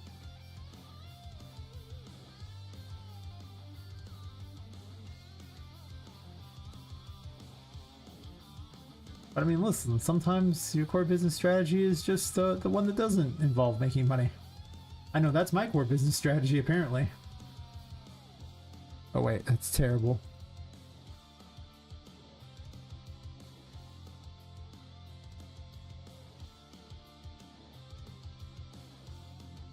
Sure, where else does it? Yeah. That's what I'm seeing here. There's a lot of people who are like, listen, I too hate money. And I'm like, do you? What a coincidence. I do too.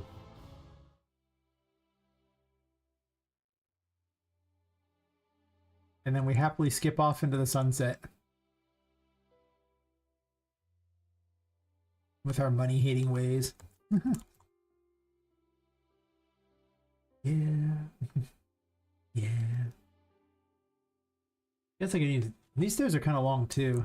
I'm probably gonna need some kind of specialized stairs for this. I think it's gonna have to happen. I made this way too small. And I just don't think anything is gonna fit in this small area without a looping setup here.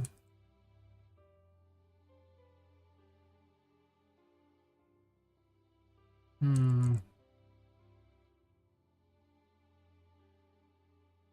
because I have a stairway down here. And it's currently the only stairway down. I think. It doesn't have to be, I guess. Is this where I want the stairway down? I mean, if I got rid of this stairway down, this would no longer be a problem. This is what's causing issue right here. I have to redo this whole floor if I do that, though. I literally turned it into a thingy already. Performance optimizations.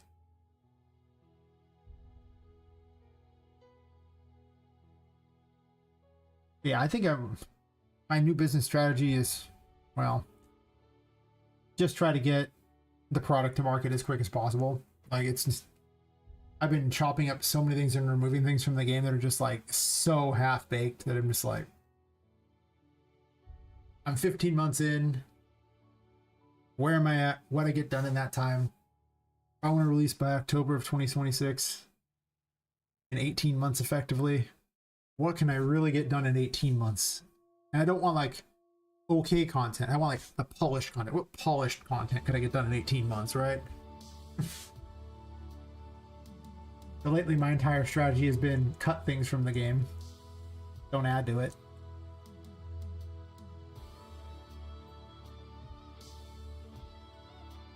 I'm still in argument if I'm going to cut all the, like, if I'm going to cut it down to 44 abilities instead of 66, essentially, for the tarot cards. Thankfully, that's not a decision I have to make immediately because I haven't even made 44 abilities, let alone 66, so.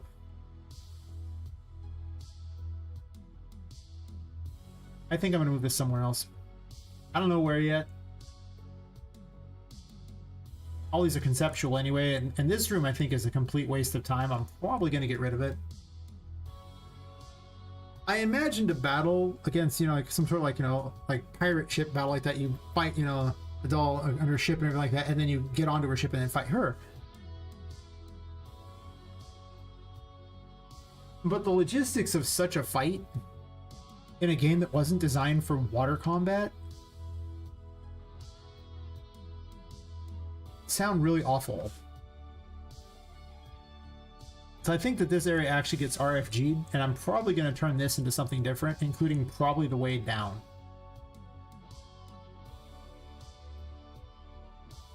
Kind of like I did with the Safari room, where I had an entire room that eventually went down.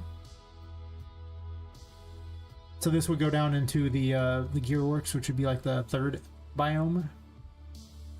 Even then, it can't really go down per se very easily. So it's possible I have one floor here that's just normal, and then there's like a stair down there or something. I'll have to think about it, but I don't think I'm gonna... I don't think that needs to be here.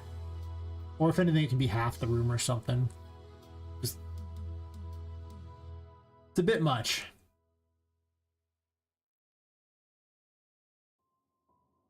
I don't think I'm gonna split this pool up. I already split the pool up by having this over here. Well, I decided to change soon. New project. Just done all the prep work I want to do with systems. I mean, for like less than 2 year turn. I mean, I hope you can do it. There is a lot of time in making some of these systems, though. I do think people spend a little longer than they should on some of these systems. I'm just like, but I hear you on that. I mean, I'm going to build my next game on top of this one. 100%. All these things are already designed. I can just design new content, new abilities on top of what I already got. It'll just be an improved version of the system. I'll never make brand new code again. Why? I can always just keep building on this and improving it. So, I figure my next game I'm going to start 6 months to a year pre-ready to go. If it's Poppet Quest 2, even faster than that. But I'm not going to hope for Poppet Quest 2. Maybe.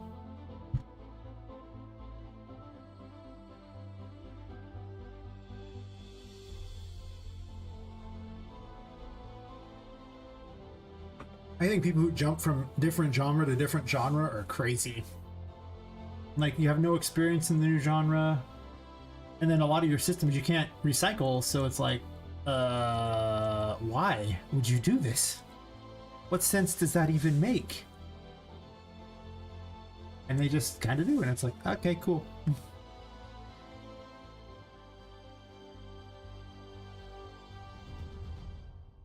Ratesh says, you say you're new to game dev?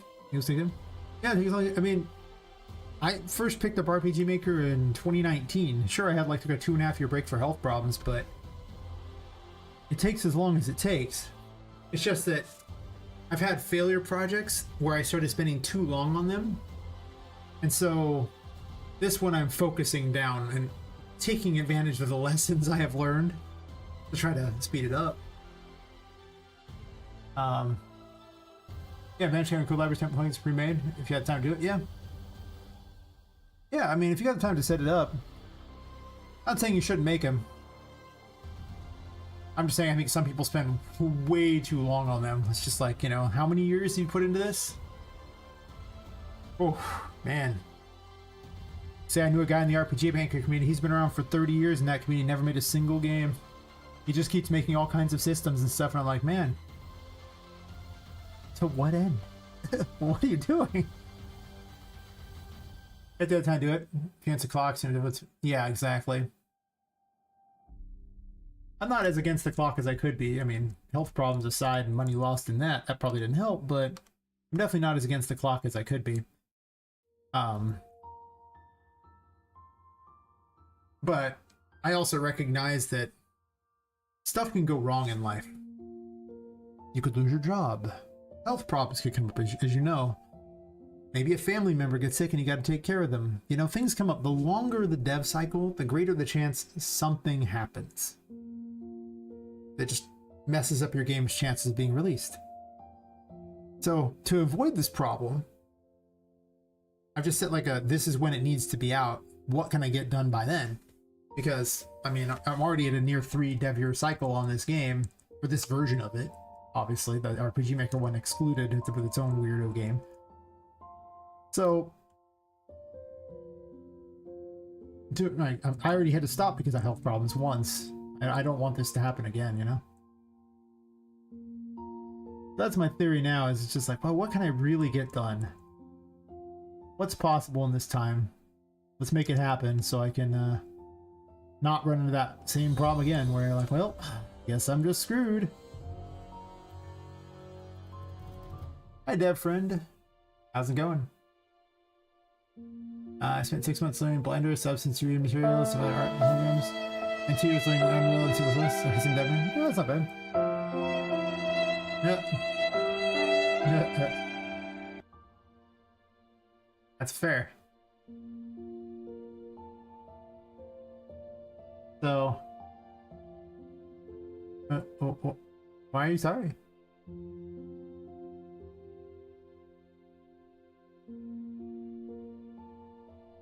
What's there to be sorry about, dev friend? You're like my new dev friend. Why would you be sorry?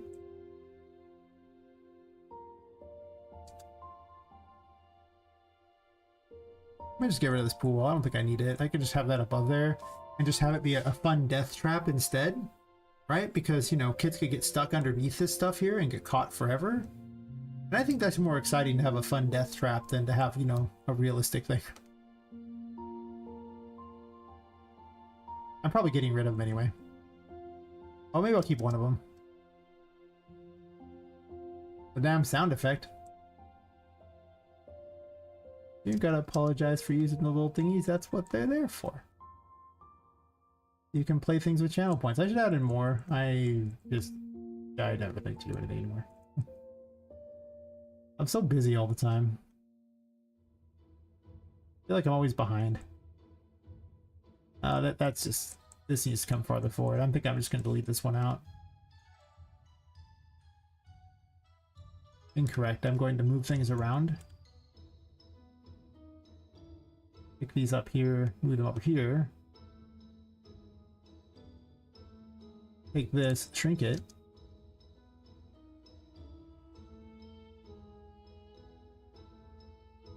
Take both of these and shrink them. Just straight up into the next room.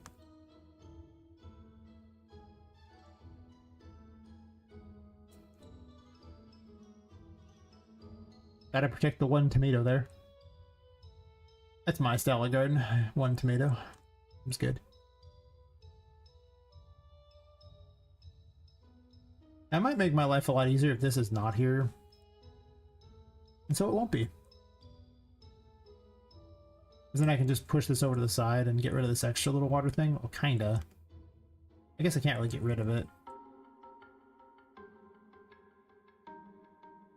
Else can't click it apparently. Hit T. Can I click it now? I sure can. I'm not working on that one map right now anyway.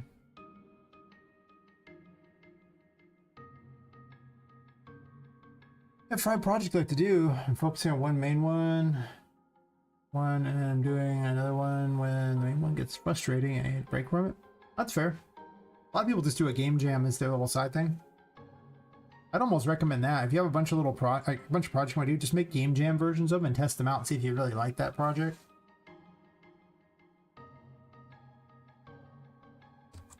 As you know, you might discover that an idea that sounded really good in your head isn't very good in actuality. I say my ideas out loud on stream, so half the time in my head I can, or actually what sounded good in my head, I say it out loud and it's like, it sounds stupid. When I say it out, it's like, oh, never mind then. I'm not doing that.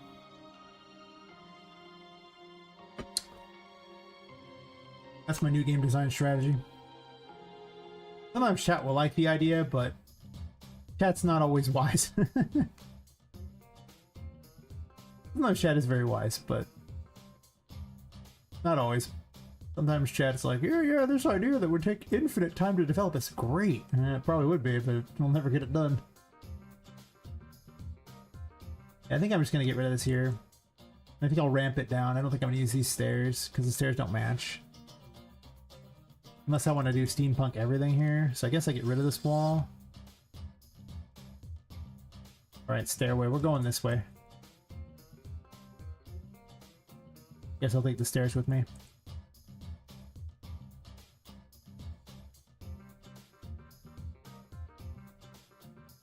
This is the most inconvenient setup ever for how everything's designed, but that's okay.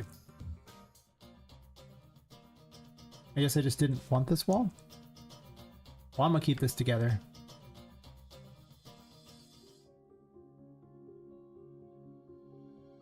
We'll just put a conceptual wall here.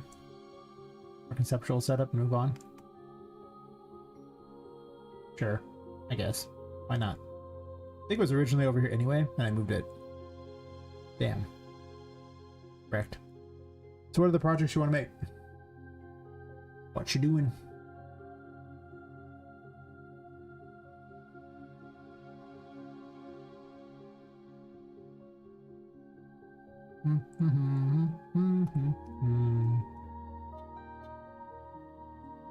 I was going to push this over here to make a long hallway, even though hallways suck. I can always push this over here, but I think I'm just going to put them all over here, including this one. Push all this crap up on top of there. Because it just... Well, one, this area needed to be fixed anyway. I just tossed the thing there and stretched it out to get an idea of where everything would be. And I didn't bother to make it, you know, nice looking by any stretch. Also, these aren't even Empress plants, so you can't grow and shrink them, which is kind of dumb. Right?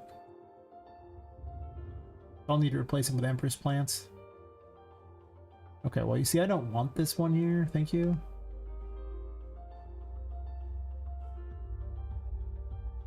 We'll just drag these over here.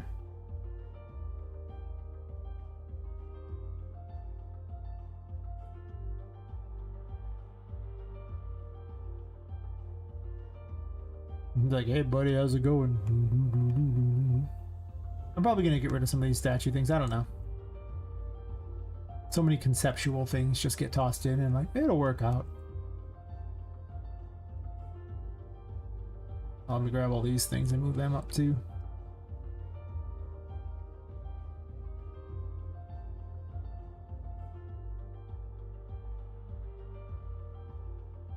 The plan is just to give them as many pathways as possible to wander down. That's all I really want. Just little dumb areas for you to wander to. Because you're like, oh yeah, it sounds awesome, and you just go that way.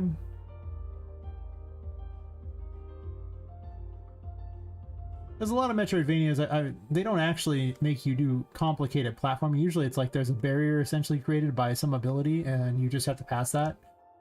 That'll be platforming, but it's usually not like hardcore platforming, you know? Platformers will challenge you far more than a Metroidvania does in that department. I'm not going to pretend otherwise either. Like, it's like, I use all the Castlevania ones as like prime examples of how little you actually have to platform in those. Most of the time you're just going somewhere, doing something.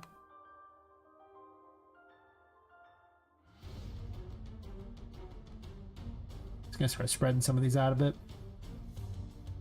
I'm not gonna waste time probably spreading out. Well, I guess I can spread them out a bit to get an idea, but I'm probably gonna replace them with Empress plants in a sec anyway. But maybe not. I might just put more things that are more gamified too.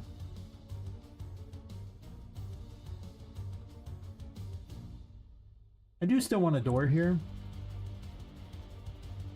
I think just like a hallway door setup. I might just remake this floor entirely.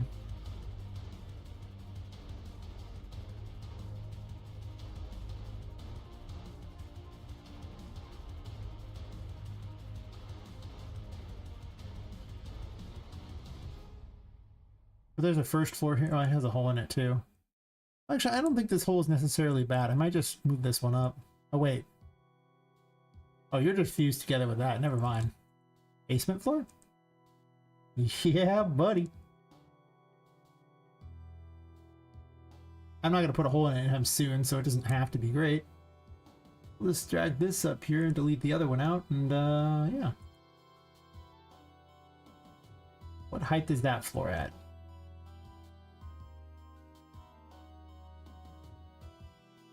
It won't look perfect, but that's fine.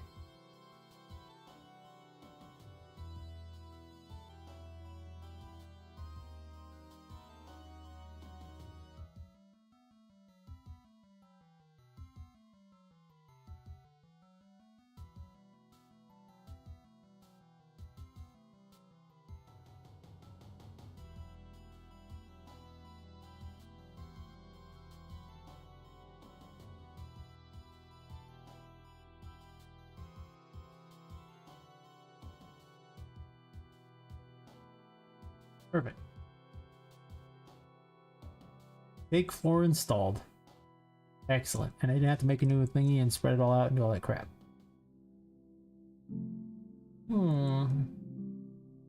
This can be a very jungle area too.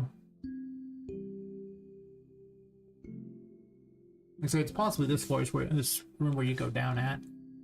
It might be a much bigger room for that, but I am trying to eliminate the big room problem due to the H-load issue anyway. Like at some point the H-load is a problem that needs to be dealt with. Now let's just delete this crap out because it looks bad anyway. Obviously the water doesn't go that far. I could have a pool wall here though, like this, and just have the walls around it. Is that better? Or do I make it set up with the... Well, the problem is I can't... Well, actually, I could just move this over some, too.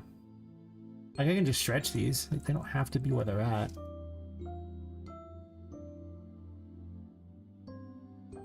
Right? Just do that. Same thing here. I just stretch it.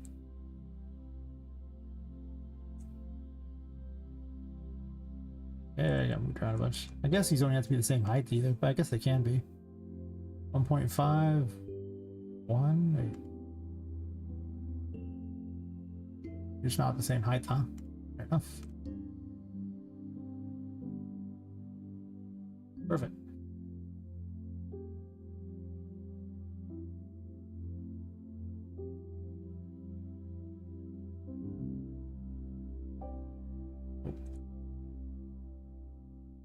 It's actually pretty close. Oh yeah. Almost perfect. Almost. I would argue that this one's actually maybe pretty close to perfect, actually. Yeah.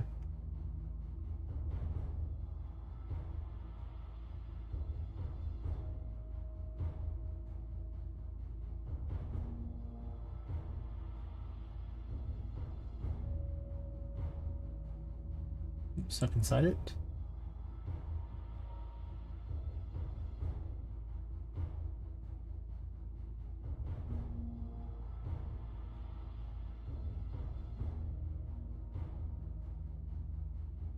Okay, well, that wasn't perfect at all.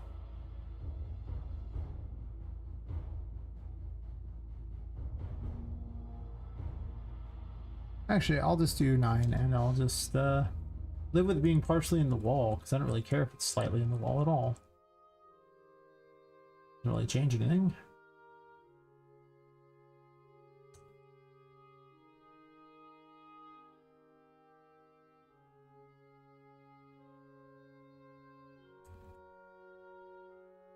Well, obviously that part's not great.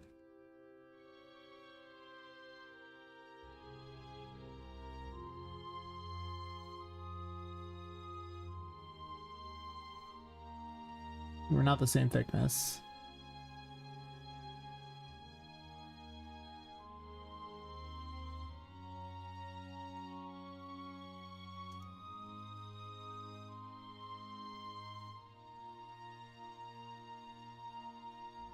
Close enough.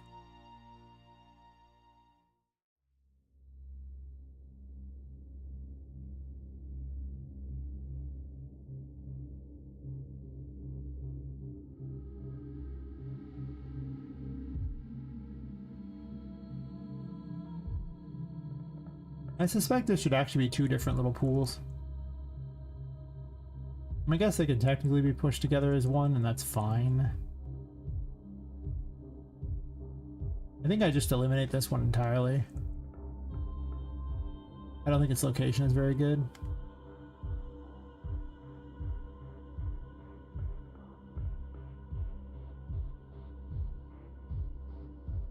Just like this one here, probably don't need either. So maybe I might keep it. There's currently nothing underneath it either because I got rid of the like thing that held it, so I'm gonna have to put walls for it. But I honestly don't even really like this anyway. It was just kind of here from an old concept design that honestly isn't that great. So we'll leave one of them there to remind myself that it's a thing. Might leave those as things too. We'll ditch this. And then I think I just increased the height on this wall some and call it square. Wait, did this get moved down some? I guess it did. Well, let's fix that, shall we?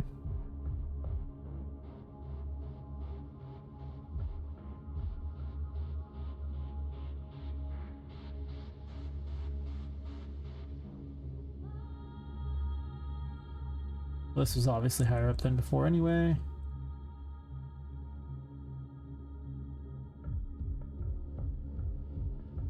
Just shift end that to the ground. I think I can increase the height of these to hold the thing up and act like a little holder. That up.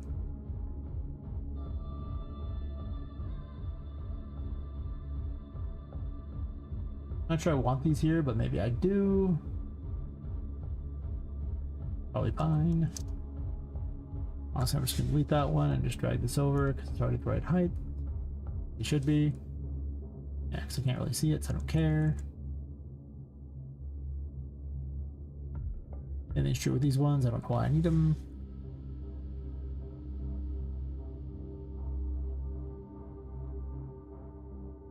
Dump this over.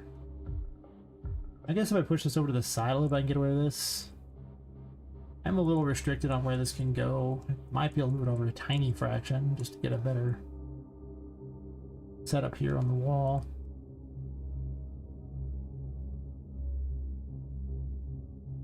Let's migrate you over. So, and this here.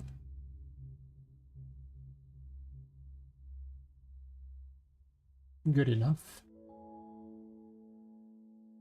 I'm not sure I'm going to keep 4 of these things since, you know, it looks structurally sound. And I think that when I first build areas, I build it like an architect would. And then I started taking out all the architectural support because I realized that it doesn't look like a game anymore. I did take 3 years of architecture stuff in, well, just drafting in high school because it was so fun. I was very excited by it, but then I didn't end up doing it. But for a while, I thought it was really cool. And I wanted to do it. I just didn't end up doing it. I'll move it out, move it over this way. Okay, well, you see, you're grabbing the wrong one. Grab the green one. There's something to be said for making a perfect basin, which I could easily do. That's what I could do, is I could just make one giant box here and then scoop out the center and then create a hole here for this. And not need this wall, necessarily. That's top right there, huh? Yeah, sometimes I stretch and it's just like the center of my chest just goes, oh. Back and neck problems. I advise against them. I mean, you're welcome to not take my advice if you want. It's fine. I'm not gonna stop you, but it's a little weird.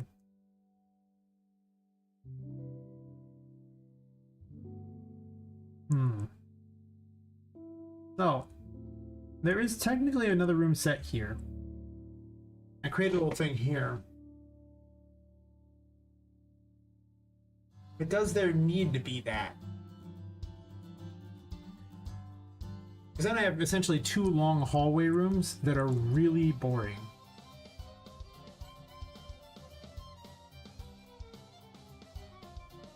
And I think the answer is I do not want that. I'd rather this be like a nexus point that kind of connects everything.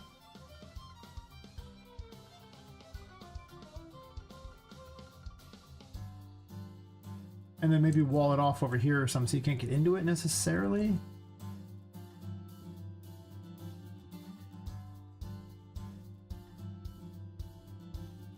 This place is very handy accessible.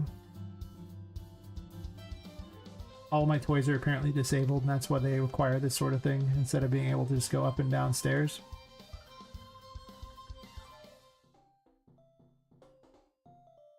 To be fair, they would have to jump. The things are huge.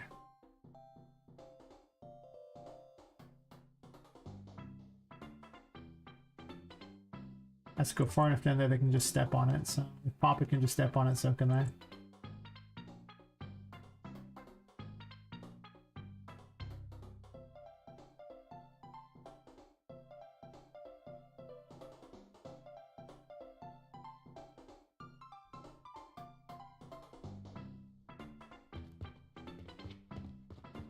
Not a problem.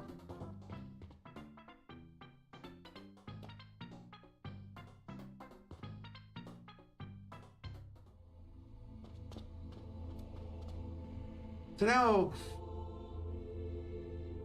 there's 2 options for how I can do this. One, it can just be open and accessible. There's nothing wrong with that. 2, I can actually put like essentially a cover over the top of it, and then you have to unlock it to go through.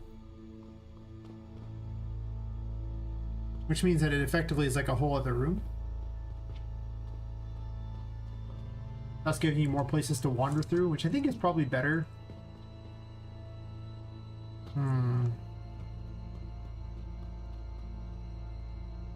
There really is something to be said for creating more little, like, essentially warrens and holes and everything for you to wander through. Making it more interesting than just having a giant room.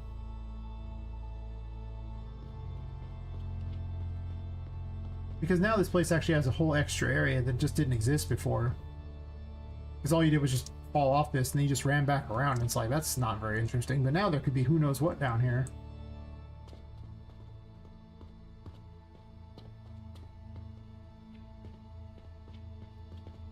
So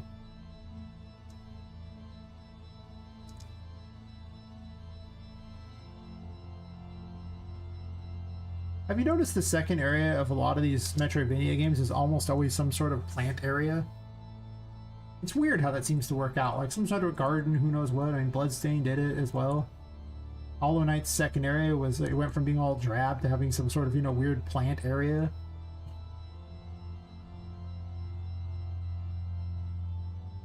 I think other things that are blanking on the names of every Metroidvania at the moment, but it's just like, it's like people start you in this dreary area and then you go into a plant area.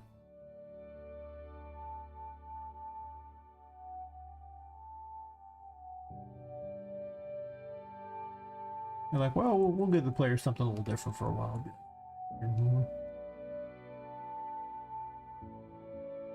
All adjacent. Perfect. Guess we can lock it. Not that I think it matters too much.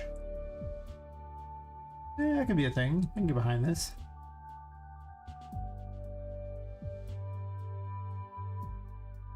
I'm still probably gonna do some sort of a mushroom thing to go places. Obviously I can't do it all in the glass because that'd be weird. So this wall is always going to be a problem for that. But I think that the ability to have a city kind of going on out here is worth the sacrifice, right? It's just an extra visual thing that's kind of nice. Especially at night.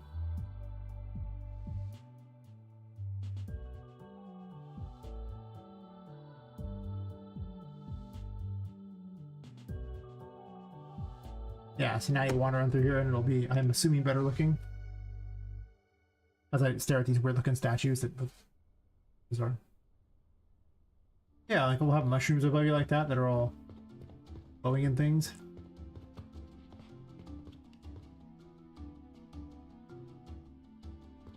And now you can fight enemies along this whole path, which would be a lot cooler, I think. And of course the water will be down here. I have to move that back some. This needs to move over to the side, of course. That light on Poppet's face makes such a difference. Oh my god. She just looks good every time I look at her now.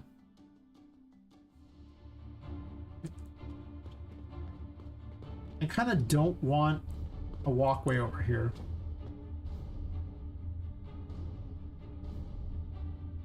And so there just isn't going to be one. The unfortunate problem is just, you know, if I give that to Poppet, then it just leads to issues, so. I think I'm going to split this lake into two. Do I have to do that? I guess I don't really have to do that. I can just stretch it a bit and call it square. Not going to be hard to stretch it.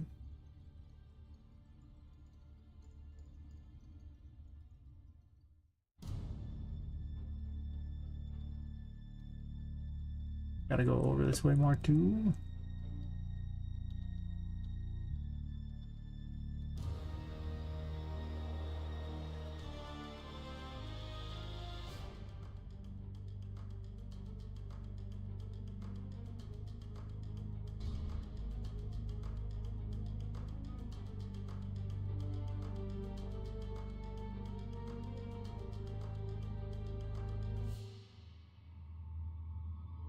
Obviously this will be shrunk down, but I'm just gonna slide this over here for testing this room because not in the other rooms right now, so I don't really care if they look good. Because this is my concept room, so.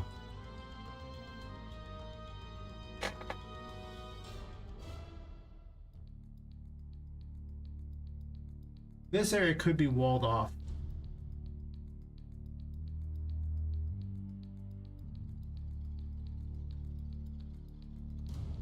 Be back to cooking.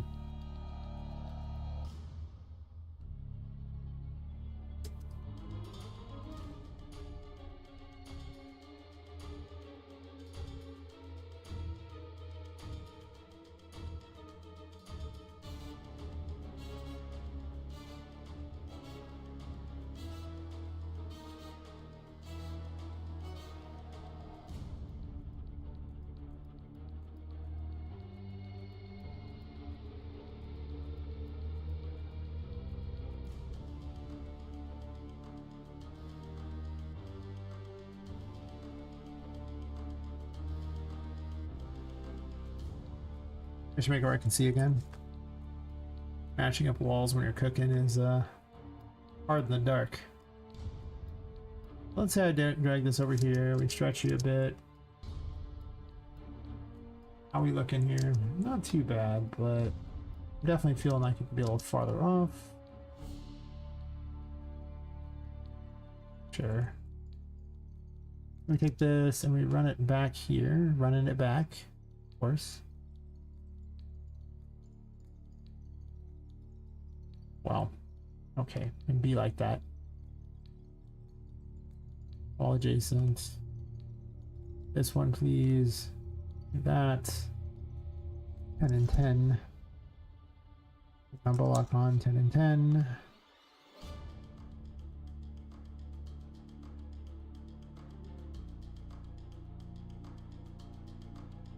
Am I doing this?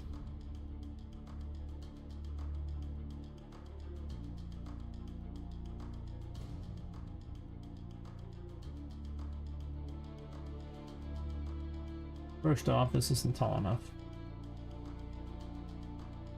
What I'm aiming for here. I put that there.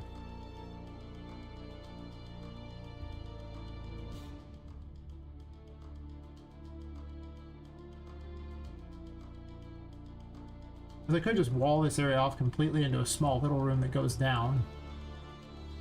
With like a doorway here. But then you could also jump off to the sides and have like things inside there as like an extra little secret room. Let's say I did something along those lines. Which means the door would be approximately here.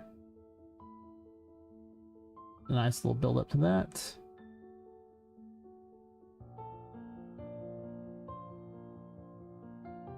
If I did that, I could also do this. But would I have it go all the way out, or would I have it just go part way out? I could just have a small thing to go through as well. But I could also wall this, put the door here.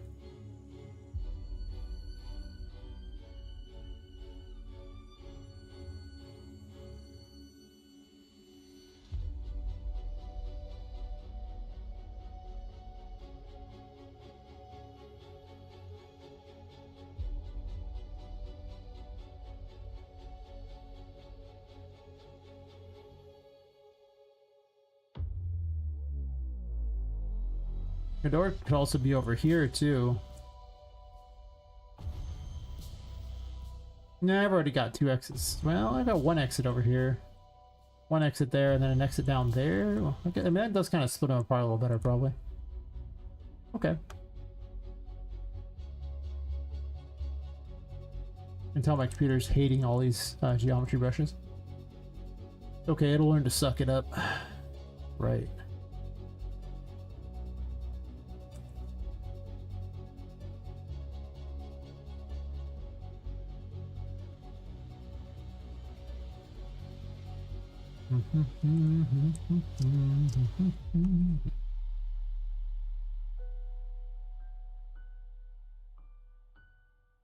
Let's slam a door down here. Push off the beaten path a little bit, I guess. Like a lower section. And then I jump forward a bit because reasons. With that there. I then delete this so it goes down into here.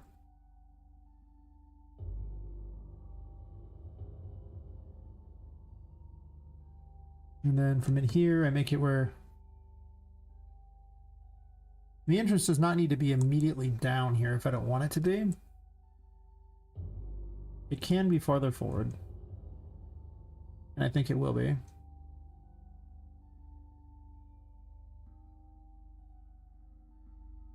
Like it can be all the way over here.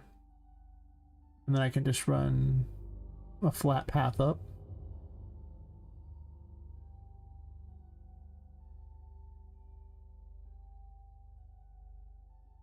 We cooking now, boys. We cooking.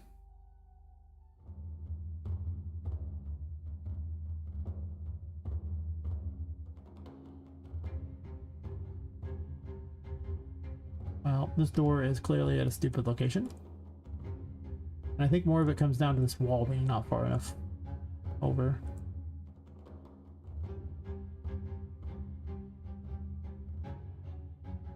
Maybe. Maybe not. Maybe I'm wrong on that. But I kind of want this door to pipes. Now the doors have pipes on them, but it's kind of a problem sometimes.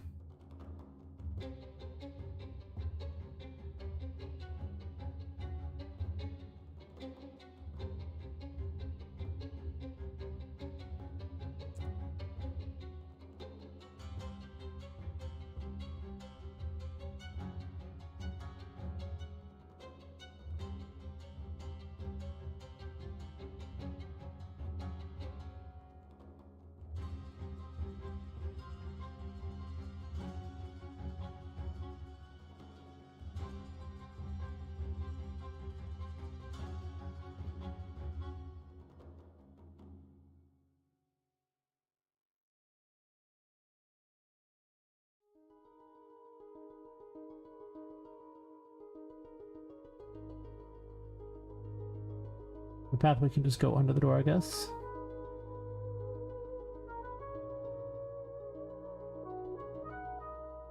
Okay, well, I clearly hate where this is at. Click off, click on this.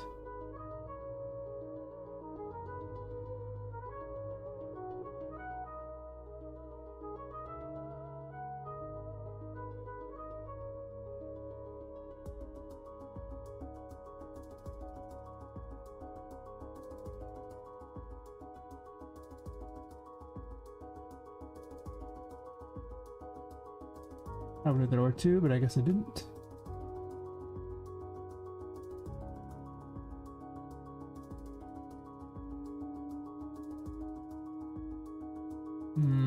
This door still needs to be moved over, however you look at it.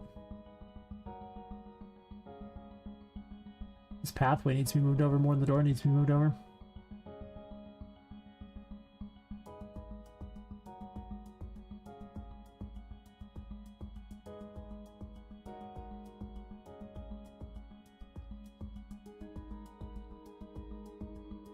Okay. Am I pushing this up against there? I guess I kind of am.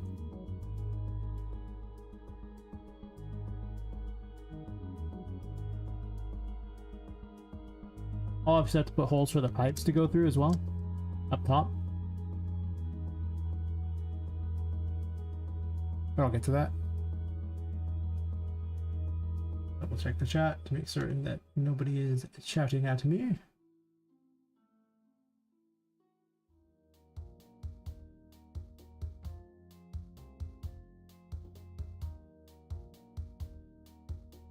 I lock this area out.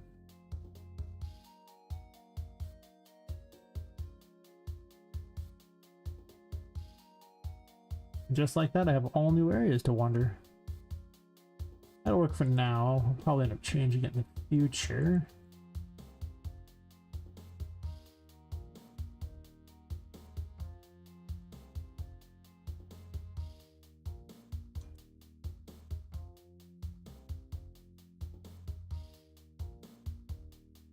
Now you can wander through this area, but it doesn't cause problems necessarily for wandering back through there. Just like this here gives you a whole extra area. So it's just an extra winding path to go through.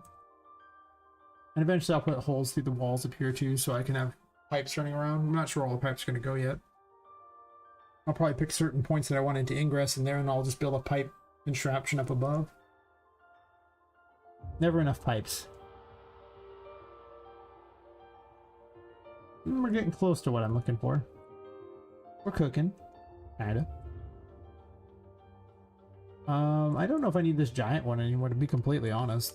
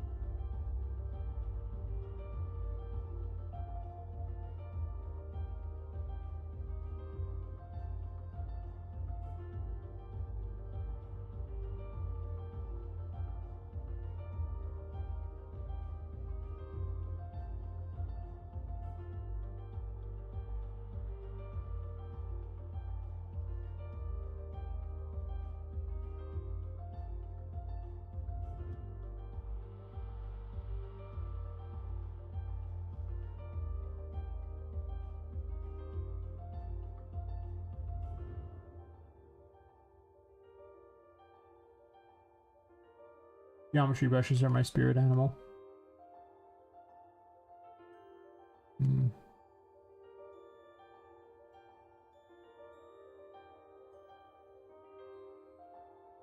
Pretty good. Oh, gotta plug my mouse in. Complaining at me.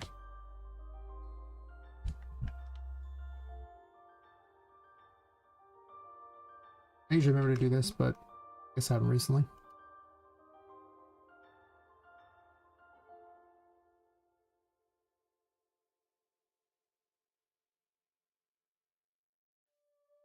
Took the side off my case because it was making a funny noise and I put it back on. I think I just knocked one of the things on the ground. 1 second.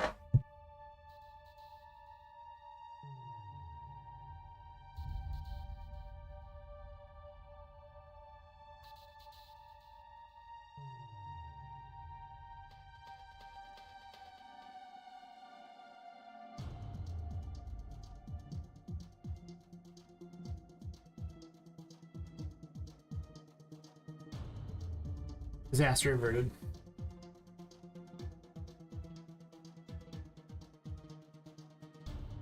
They're cheat since they're duplicated anyway. They should be identical.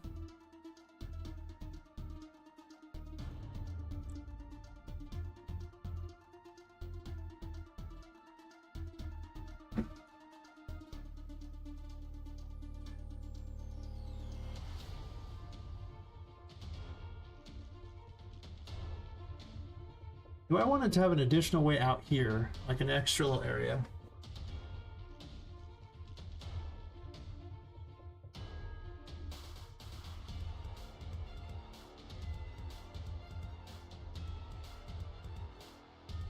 This begs the question of, is there going to be a small room that is vertical and has water in it?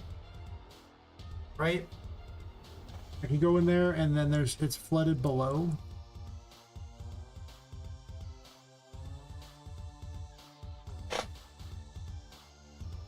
Why would such a room exist? Because I consider having something out here to do, like an extra little walking area. The open water isn't terrible. But the big problem with open areas like this is they look kind of cool until you realize they represent zero gameplay. But I can also put mushrooms and things around too, so it's not like I really can't just get away with that. That's true. And I was making a little mushroom pathway up here. Not wrong. I could just kind of hide these over here too. I think with these could actually lead somewhere too if I want to go up somewhere. What about that? I have this weird long hallway, which I don't like a lot yet. Oh, yeah, it's like a bizarre hallway.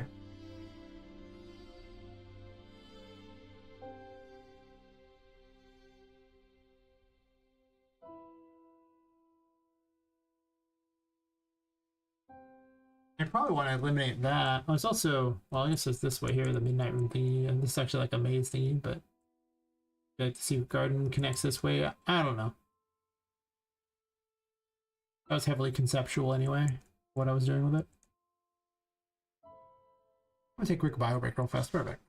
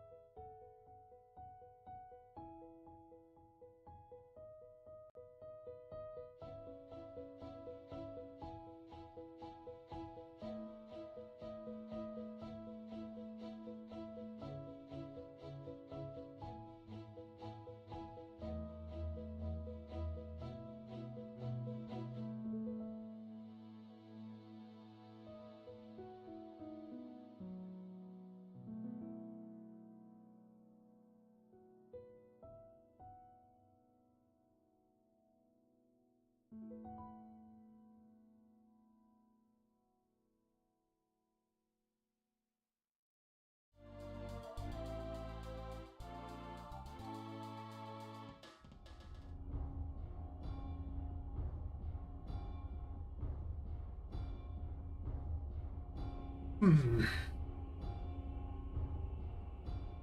This room's still a little weird to me, and I'm not 100% a big fan of it. Potentially, I should actually have these things pulled over here too. Got a brush in any way, shape, or form? No, it's just a wall. I could move one of these over here and have an additional thing here, and then have this be a thing, and that's probably a better idea. Thus giving me more rooms to keep you busy in. As opposed to, you know, where it is now, where it's not really keeping you busy.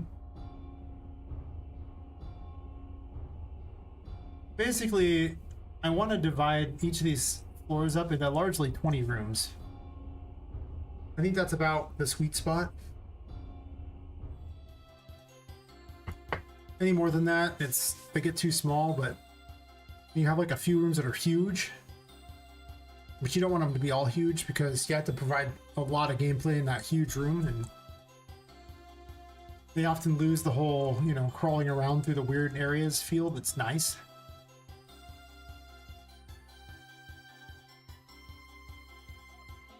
Like it doesn't make you feel like a toy anymore.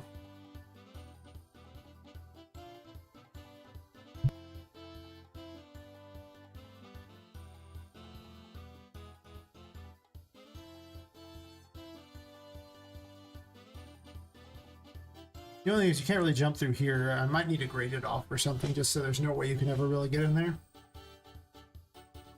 Like say the downside of the H-load system is it really doesn't do vertical very well. Even with Z-culling, it just leads to a lot of unnecessary things. This is actually taller than the other by a lot. It's good to know. I'll have to make a new one in a second if I keep that there. Hey, Lepus. Pretty good. I'm redesigning this room to have more to it, as you can see, leading down to little secret areas.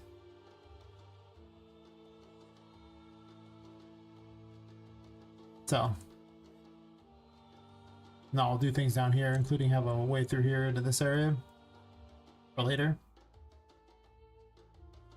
Yeah.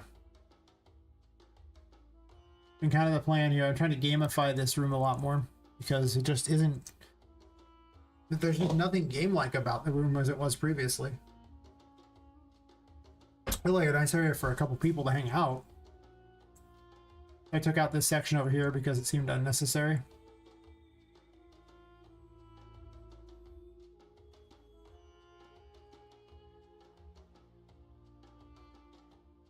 Yep. Well, I mean, they're not really a game, like they're not really a specific like gameplay tag thing. Like they're not only for gameplay, right? You can use them anywhere. Anyone can reference the gameplay tags, and you just add them to a character, and then suddenly, you know, if you get that character's gameplay tags, you know they have that thing. So Poppet has all the gameplay tags. Throw a little gameplay tag container right here,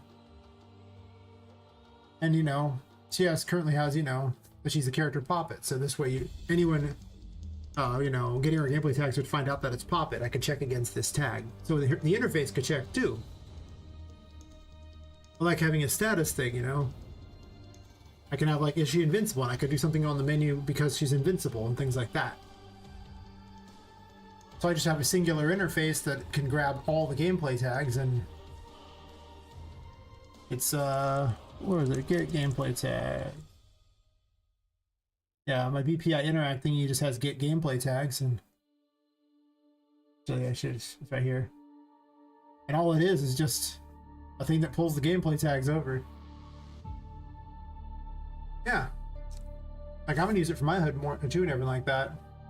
Don't get me wrong, I've also got, you know, structs and things to pass around too, because passing a struct is a lot easier than passing a lot of things, but I don't need to pass a whole struct most of the time. Since the gameplay tags are pretty good, and I can just pass like the player stats, which are in their own struct, and then the player collectibles, and I think everything in the game is largely in these 3 structs. As far as those, I could probably make a struct for the enemies too, for a lot of their crap. Not super necessary, they function already, but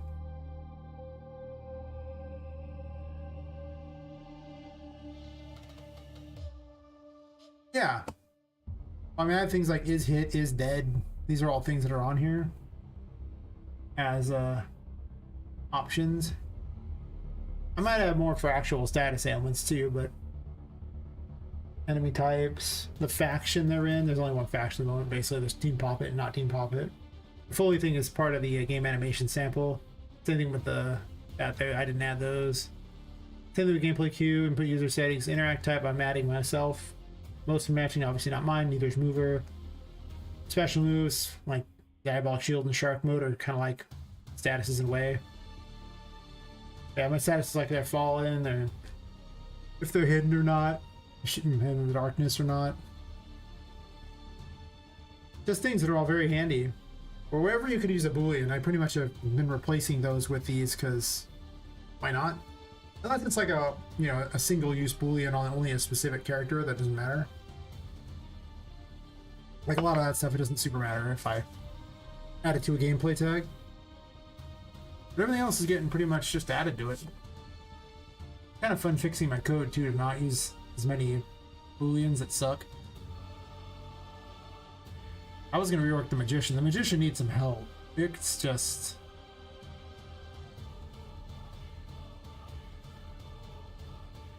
like the whole can be lifted thing.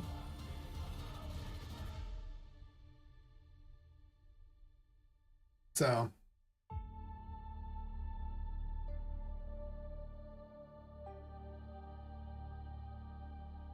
oh, they finally shipped my stuff. Arriving Saturday. Excellent. I finally broke down this year and ordered a few extra shirts and a couple of pairs of shorts. I'm so bad about reusing things forever. Does it have holes in it? No, I'm keeping it. So true. So true. I'm designing right now. I don't care about code.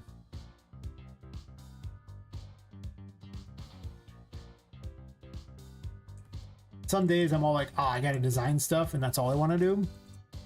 Because I just have a good idea, and other days I'm like, nah, fam. This was not for me. I don't appreciate how off this door is. You know what?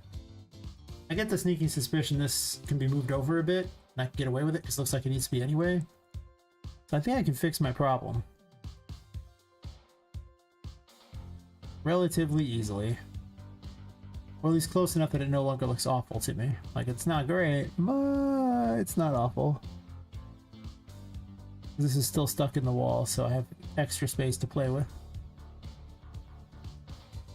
Actually, this one's over pretty far too.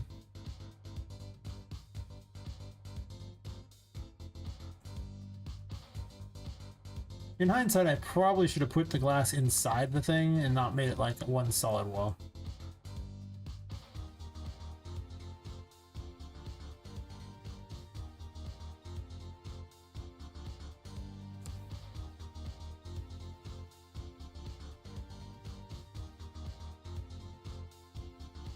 Definitely cooking though.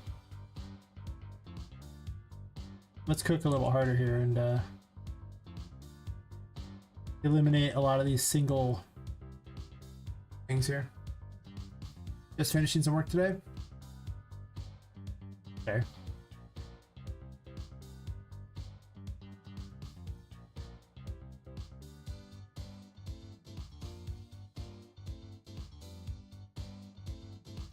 I do am finishing some work. Just not work that actually pays money.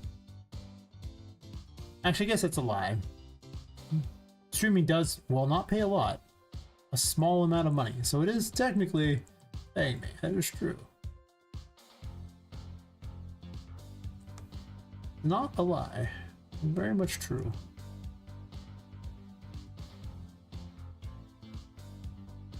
I hope to one day graduate to 40 cents an hour on streaming.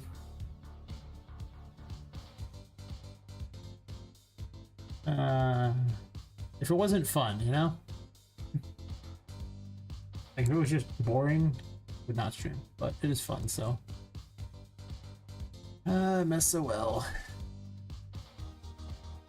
I have to do it. It's too fun not to.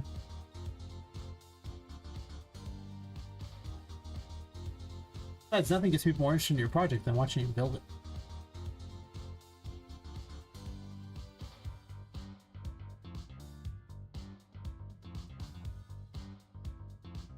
This obviously needs to get moved up.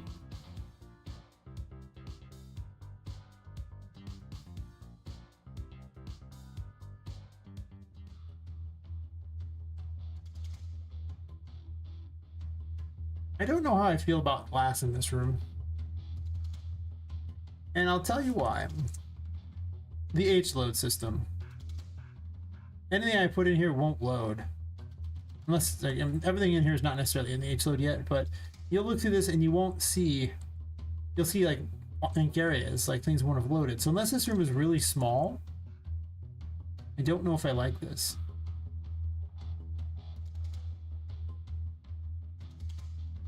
Windows aren't free in the world of Unreal Engine. Not free at all. Probably gonna make a new door thingy there. Also, these are also kind of lower than expected to...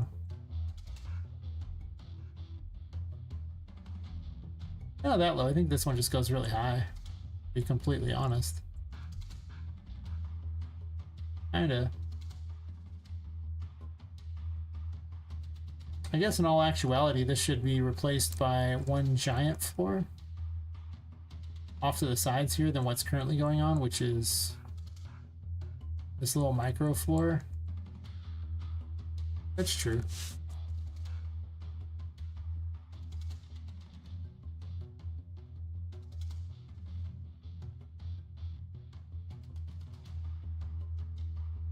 You know what? I don't think I'm going to send you to the pirate place early on. I think that I would rather, like, the final battle against the pirate people be, like, here in this room where, like, lots of pirate things, and, like, there's pirate stuff here, so you get near the end of it and there's pirate things. In which case, the moon would be later. Because if the boss is, like, a pirate boss, it would stand to reason that you'd find her in a pirate area and not... Or sailing on an ocean. But as I don't want to create entire water mechanics and everything, like ship mechanics and stuff just for that. Like, I'll make enemies that just kind of fly effectively, but I'll put them at water height and just make it so they never go up or down. And then I'll pretend like they're on water. But I'm not going to have Poppet sail anything, probably. I thought about it. I don't know. I don't have any of a pack that does water, and I'm not about to create a whole water physics thing for that. I'll make her sink like a stone. Maybe I can come up with something that makes her move a little slower underwater, I guess. Technically, this cartoon water stuff does have a water physics system, which I might use. Well, let's put that under a heavy might, because I just don't know if that's really where I want to go with things, you know?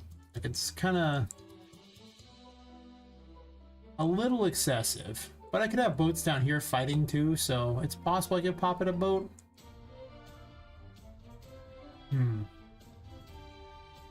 Yeah, that does kind of change things here, like which way I let you go out of this room. I could probably, if I send you this way into this thing, then it turns into a secret garden type of feel and eventually gets to that. If I send you this way, it turns into more pirate battles, I guess. And this door I'm just going to axe out, because it leads to the same location. I believe it will get axed out.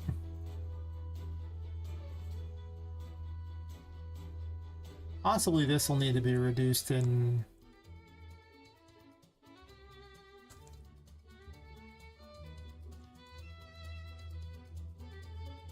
What if, I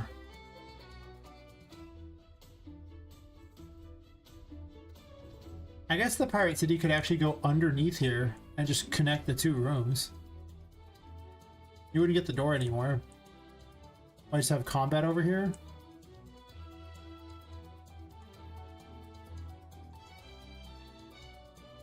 Or some sort of other ability you need to unlock it.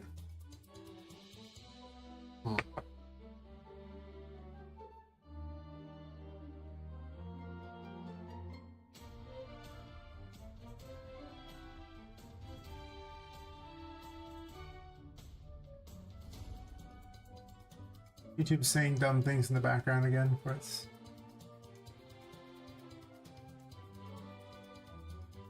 I have no additional keyframes going on. I've changed nothing. Huh.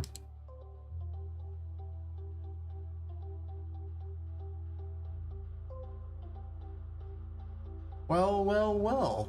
How the turns have tabled. Nothing personal in here I care about. Oh. YouTube sent me this notification. Congrats on reaching 4,000 hours of watch time. Unfortunately, I only have 333 subscribers. So, 4,000 watch hours, not going to get me there to monetization, but I just need to farm subs, I guess. That's cool.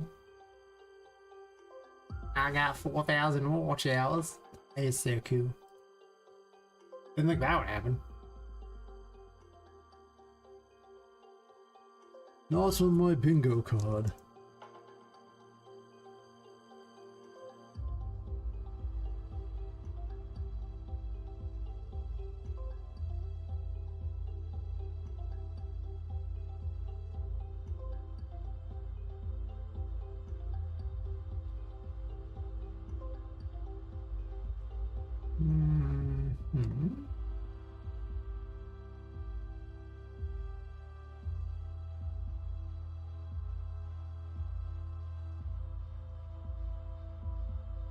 Now I'll have to decide which way I go from here. I like where this is going, but now I also realize that I have a hole here. Because I didn't actually have an easy way past that, which means I need to make one.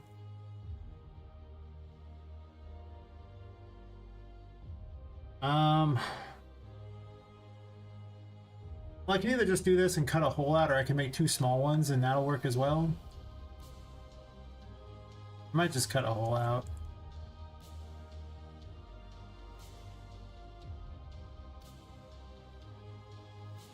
Probably easier.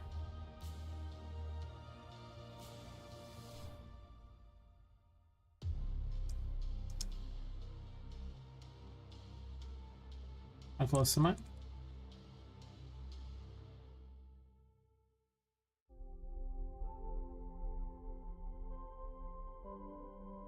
Really not close. 1 second.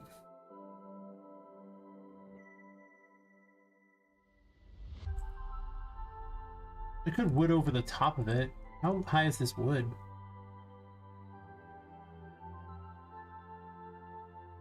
Like I could do this and then just have wood coming down. There's like a hole for it. Wouldn't work over here. The problem with that is it doesn't look good. I don't think I want that. I think I would prefer to simply expand upon this and also shrink it this direction so it fits, because it's obviously sticking into both rooms and that's nuts.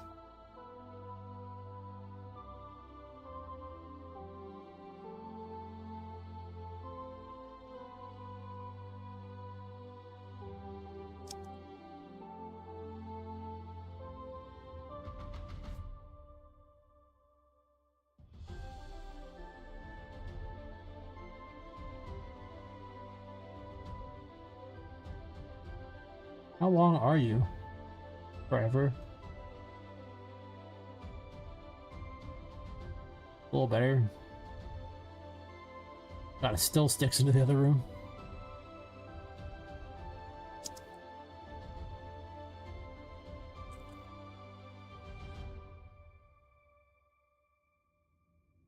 Still sticks into the other room. Finally out of that room. Actually, I'll probably shrink it a little more anyway. Give me a little more play.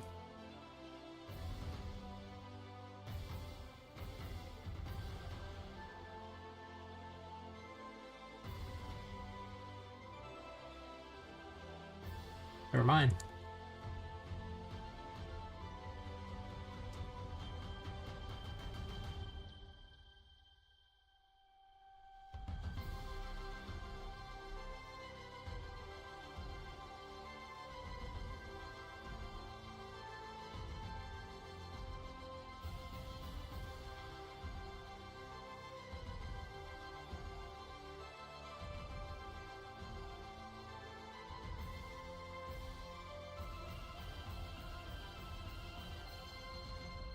Oh, I can just go nuts with expanding this.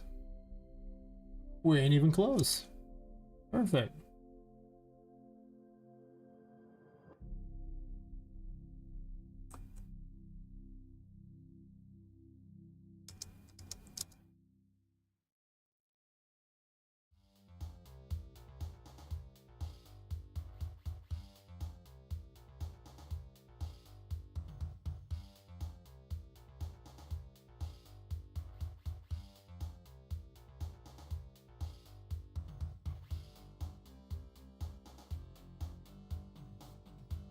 Wait, did I delete this one somehow?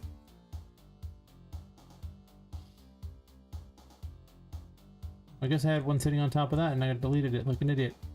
Good job, me. Well played. Whatever. I'll make another one real fast, that's all.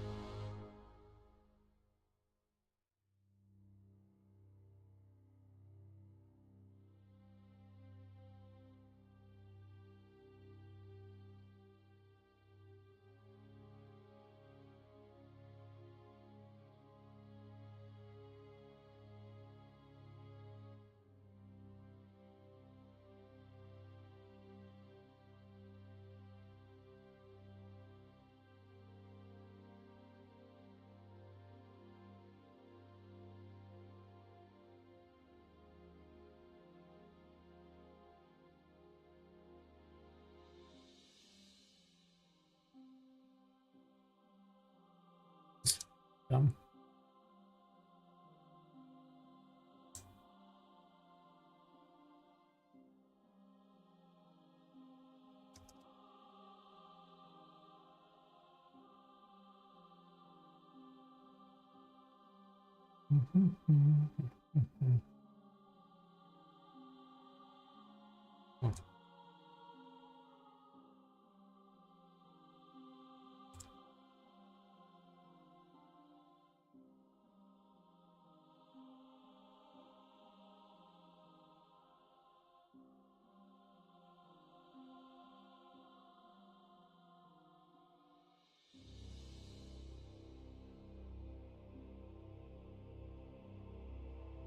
Oh, nice.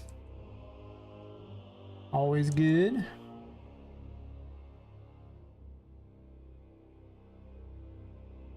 What if I got these set too low?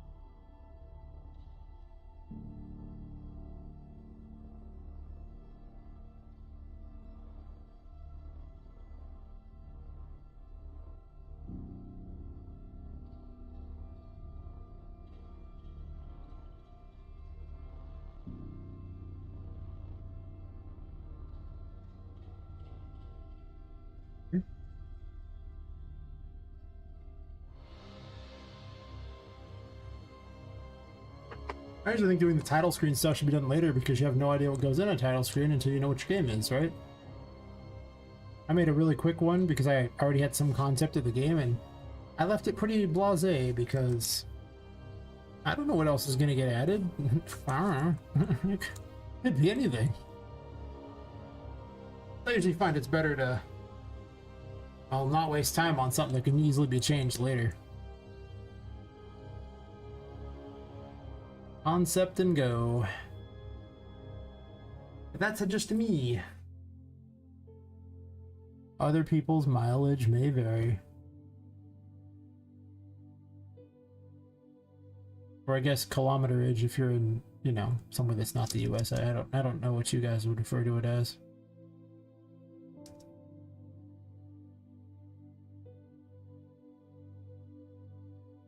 That makes me wonder what the saying would be. Yes.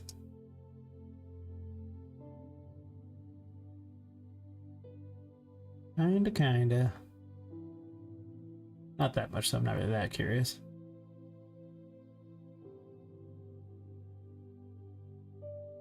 One of my girlfriends once said, I am profoundly uncurious about things. She is not wrong. I'm super interested in the topic. I want to know everything. Otherwise, I don't usually want to know anything about stuff. Sure. But if you have to design a title thing after that long, you know, tangent, I recommend waifus. Yes.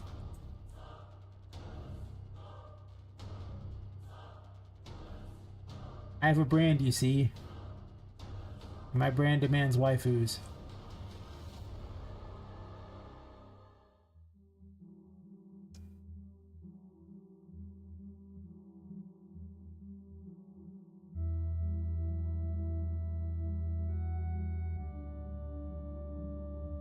Anything less, it's just not acceptable.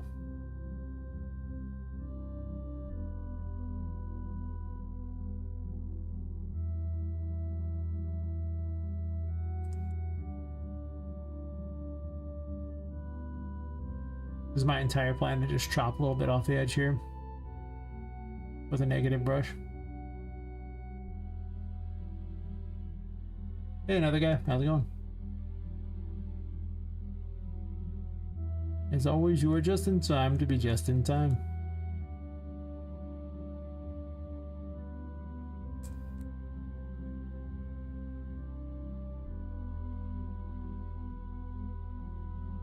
Changes are being made.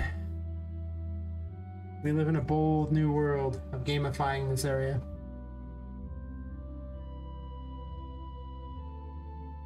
It's fair. All too much coffee and the world can be a crazy place.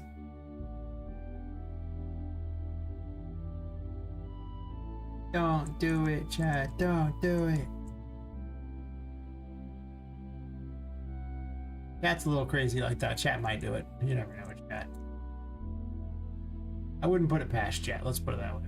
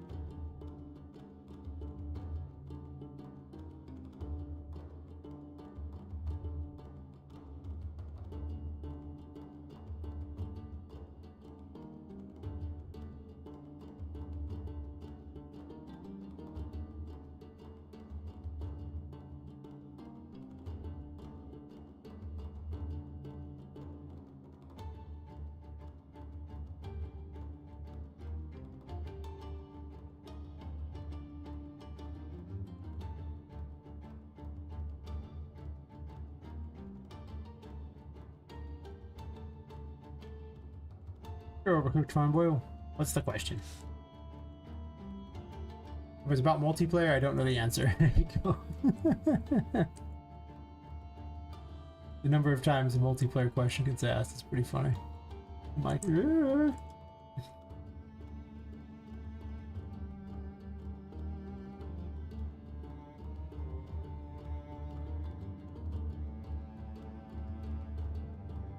Same way I started previously.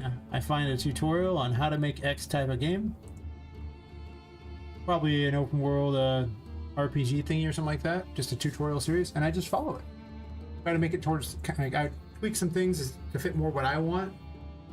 And then, once I get to that tutorial series, I find something else I'd like to add to my game.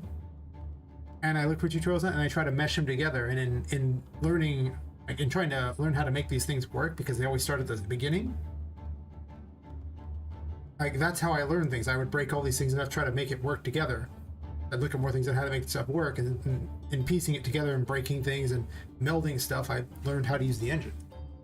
And that's pretty much how I learned to do things. So I don't, like, classes are not a way to teach me something. I will take away nothing from a course.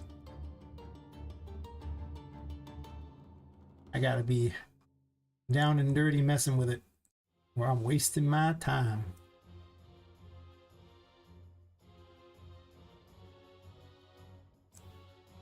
I actually started with a 2D platformer tutorial for it, but then I did the other one.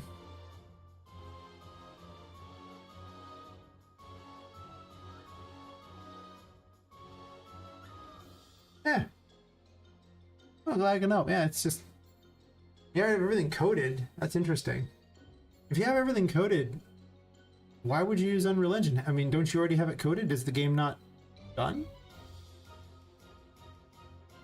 Like, I mean, I love Unreal Engine, but if I had a game already made, I'd put in the Switch.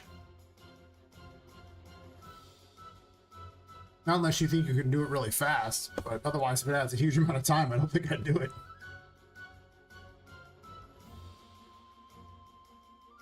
You really don't want to add extra time to game dev if you can avoid it.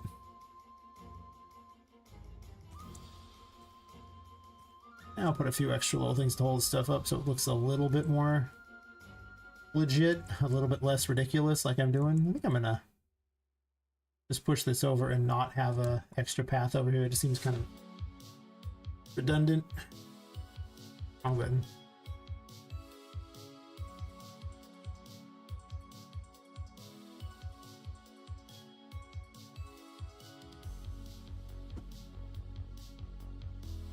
The dynamic environments, stuff, and map.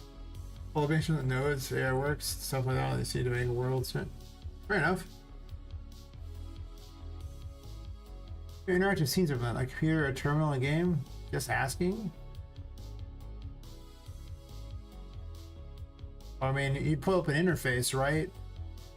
And then the interface would be basically buttons, and you would simply you'd probably just mask a dialogue system as that, wouldn't you? Right? Or just had all the choices and options like that. You mask it as like a computer screen.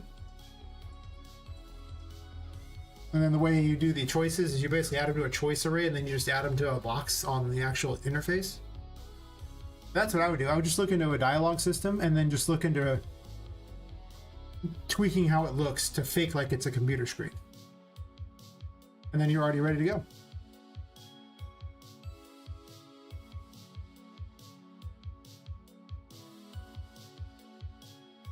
That's how I go about it anyway. Basically, the quickest way to get the job done is my go-to everything.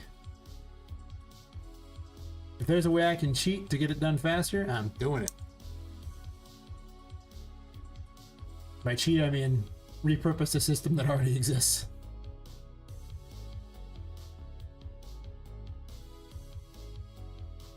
Wish my game was in computer and things like that, because I could take my current dialogue system and retool it. I need to make it look better. I don't like it.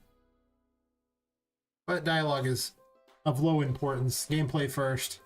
If the game, I can make all the dolls in the game mute, and the game would still play just as good, right? It wouldn't have as good of a story, but... Or maybe it'd have a better story. Like, if my writing sucks, technically it would have a better story if I muted all the dolls.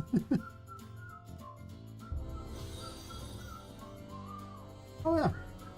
And thanks for the follow, yeah. If you have any other questions, I can definitely offer insight on how to get it done quick. I'll give you that. Like,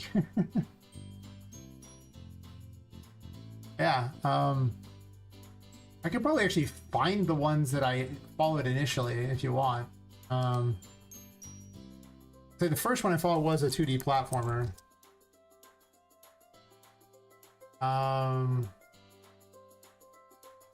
What's funny is he didn't even do that. A lot of things he didn't even do very well, but I still followed it. It was pretty old one from like UE4, I believe, but you know, it still works. That was actually the literal first one I followed. Whether or not it's what you want, I'll link it on YouTube as well. And then let's see.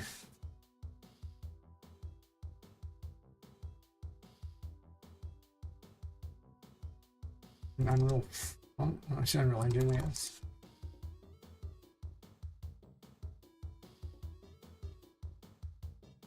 Where was the one I followed?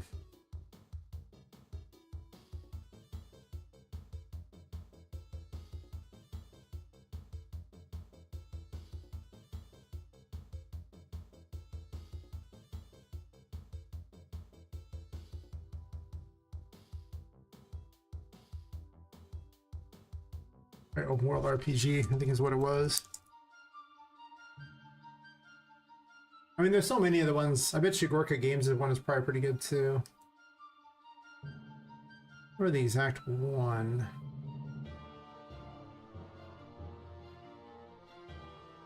It's been years. I'm just trying to remember which series it was. There's so many of them.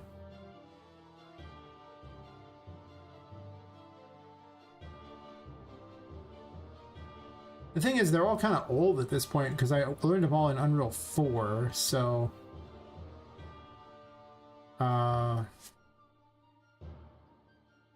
Tutorial series? Maybe I can find that. There's less for 2D platformers than there is for RPGs.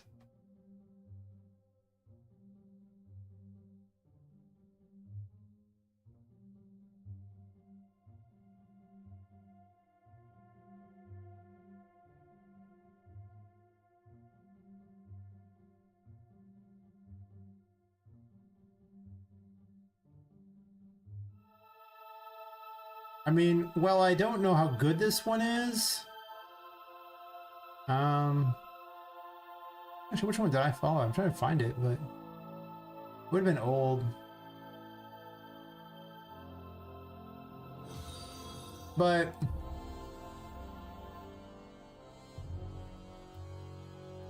let's see. Work is usually pretty good, so you could probably follow his one there. This is not the one I did, but I'm pretty certain it would get the job done, and it seems more comprehensive than the one. Because the one I did, I think, stopped at like 11. It wasn't even that great of one, but I was just kind of tweaking things. Yeah, go ahead, post it. It's fine. Oh, nice. Well, there you go. I started with a 2D platform in Unreal as well. Paper ZD is awesome. I highly recommend looking into Paper ZD, and not really the tutorial I followed, but Paper ZD will make your 2D stuff in Unreal a lot easier. Because, well, I mean, it basically turns all the flipbooks into an anim graph, so you don't have to deal with the timing yourself.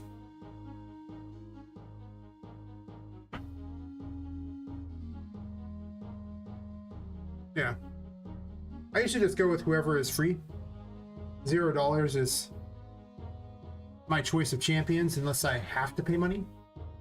Like, if I have to pay money, fine, but there's a whole lot of people who did fantastic courses on YouTube and it costs $0. I like $0. I'm so cheap. I was less cheap until I became a streamer. No, I was still pretty cheap before that, but now I'm a lot cheaper because streaming doesn't make any money, so there you don't want to spend money, I'm just saying.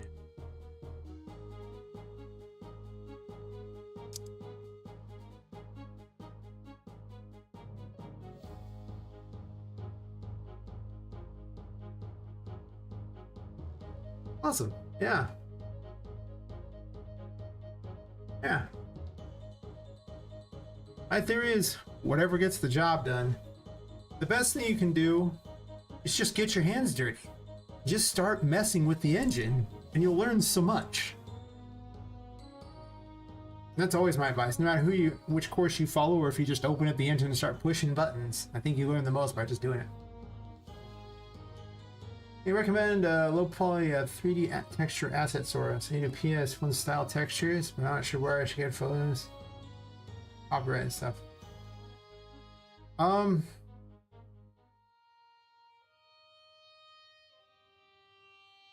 But you want low poly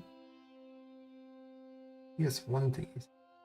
Well, I mean, there's plenty of free stuff on Fab, right? Like you can just go to Fab and just look up free, and there's like thousands of resources that are just completely free. So you'd be surprised how many, like, you know, low quality textures are out there. I have a bunch. I don't even use half. I don't even bother with half of them because, I mean, it's free. But I don't. You don't fit my game. But I mean, you don't have to search Unreal Engine either. But you can just discover Unreal Engine just to bring up the free thingy. Or just go here, click free, and scroll through here until you find assets that are low enough quality for you. I mean, they have like monsters for a survival game. These are all pretty low quality, and probably not like PS1 things that are a different style, but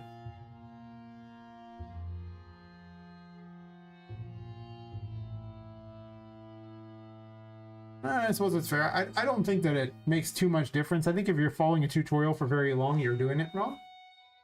It's mostly to get you started and comfortable, and then you want to do a bunch of other tutorials.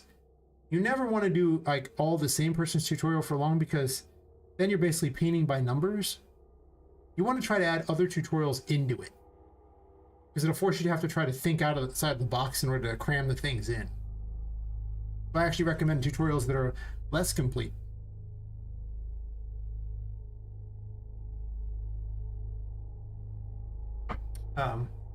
Yeah, anyway, I would try looking on here. You can try Sketchfab as well.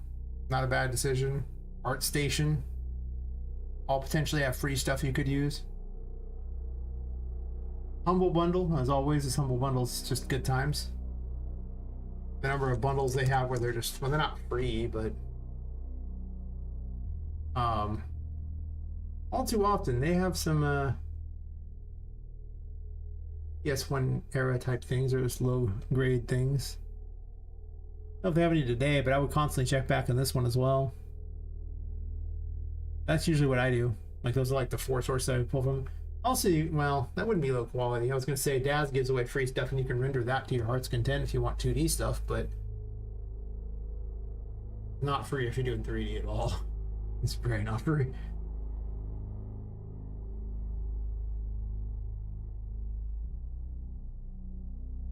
Yeah, hopefully that helps on both accounts. That's my thoughts on it.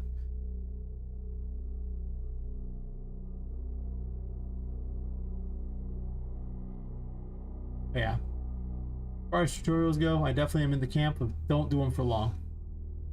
Just long enough.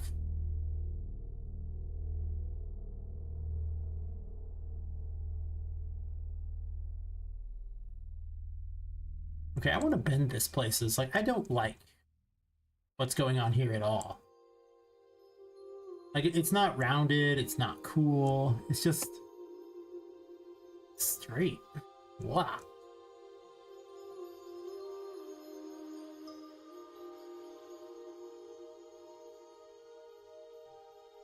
Let's do some restructuring. I hate this. Thanks, I hate it.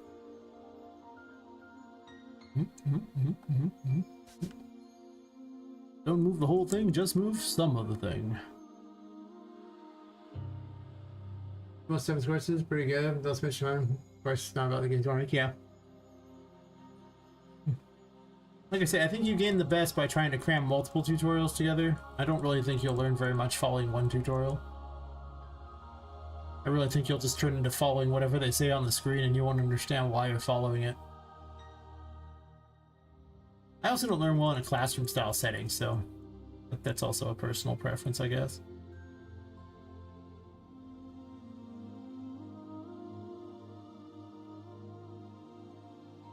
Okay, well, I believe the term doing it wrong applies to what was just happening there.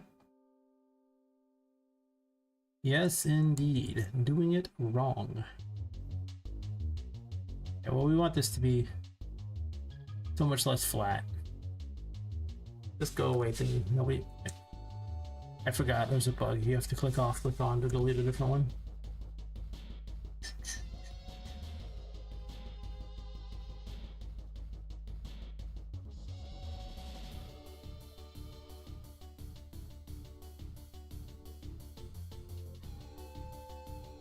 I learned a surprising amount of stuff because I wanted my waifu characters to have cloth physics and jiggle physics and hair physics, and I wanted the wind to blow the hair around and things. I learned all this stuff long before I learned how to code a lot of things. It's pretty funny.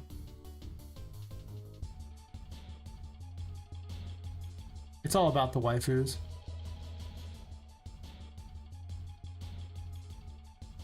Yeah, well, I mean, like, I followed the one to get started. It ended, I think, after like 11 chapters, and he didn't get all incredibly far into it, but it was enough that I was like, okay, I want to add these other things, features. What do I do? Then I go find someone else's tutorial, and they start from literally a basic, you know, 3D template, and I'm like, a third-person template, and I was like, okay, well, how am I going to add this into there? I think solving the problems yourself effectively is what really taught me the things, not the tutorials themselves.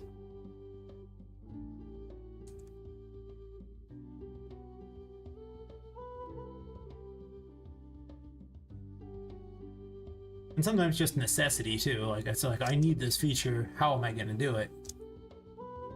So I start scrambling around looking for the way to do something, and in the process, discover all kinds of bizarre things that I could do. It's like, Now when I encounter a problem, it's not that hard for me to solve it because I'm so used to solving problems in these things. It's just like, okay, cool, no problem. I just always solve problems. This is what I do.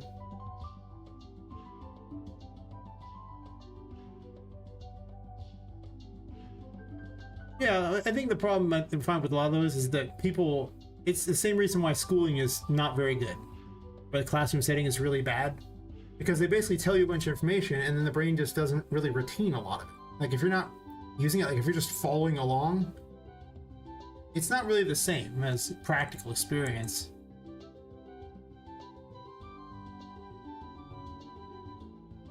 But I mean, each their own. Like, you know, not everyone learns the same way. I need to get my hands dirty. That's how I learn. I'll break it until it works. Yes.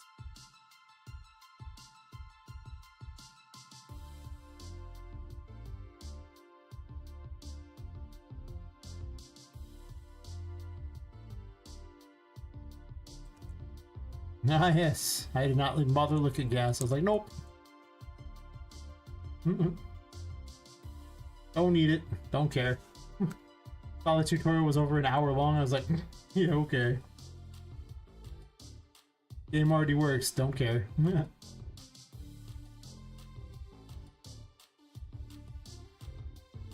Typical Epic makes all these systems that are overly complicated to do something, and most of the time not worth the time of day. But it might be good. I don't know. I'm just making fun of Epic's need to overcomplicate things. I'm sure they work really good, a lot of these things, if you're like a AAA studio with the, you know, manpower to do it. But as a solo dev, oh my god. I'm not looking for the overhead and time that a lot of their stuff demands. That's way better. I don't know why I wasn't bending things in the first place. Yeah. I mean, I used their game animation sample, but I'm not gonna lie to you. I used, like, it just straight up out of the box, blended the bottom of it with my character and said, okay, I'm good. And took the traversal stuff there. I didn't actually use their system. I just imported, like, I didn't add my own stuff to it. I just imported what they did, use it as fast as possible. Do I even understand their new weird animation system? No, it's super complicated. Why would I use all that? I don't need it. I don't have like 500 different animations to move a character perfectly. I don't. I'm not a AAA company. But I do get the bottom movement and all the traversal stuff that looks really good. I just blended it. I was like, yeah, I'm good. And it took almost no time to do because that. So, I mean, so that's why Poppet moves as she does, because I borrowed their thingy, but that's because they had 500 animations ready to go. And I was like, oh yeah, sure, I'll just use this. But am I going to learn Epic's bizarre new animation? No. Like, the retargeting system is great. That doesn't take any time to learn, but it's like not a AAA studio. It's probably awesome for them, but now all my characters will just borrow that, and they'll just all have the ability to move like that. And now I don't have to pay for movement animations ever again. Sure.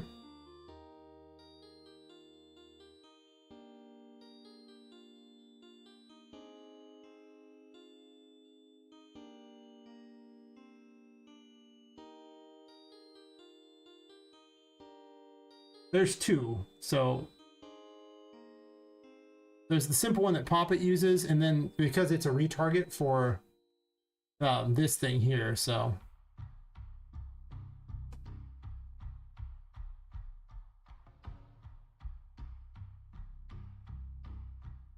and so this is very close to a stock version of the game animation samples thingy. I did a special one just separate for that.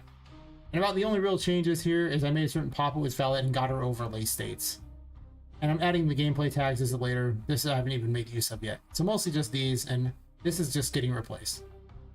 Then, the only other major change I made came about right here, where I took the main pose and cached it. And then from here, I started splitting it off into which overlay state she was using, and I just started blending it, where I just did these things here with how she'd handle things, and the main pose, which is of course the normal game animation sample stuff. And I blended it at, where does it describe the bone I blended? So long as I looked. And I would blend on these. Layer blend per bone. Layer setup, one member, one array. Thanks for that. Okay, guys. Yeah, it's spine number 2 for this thing here. So basically it just blends it right about there. I'm using the top half of my animations and the bottom half of theirs for every one of these things. We just overlay states. I cached it here. And I also have a default slot option, so the default slot can override if need be in order to do animation montages. And then dodging is in here for some reason. I think they actually added that. I don't remember adding that, but okay.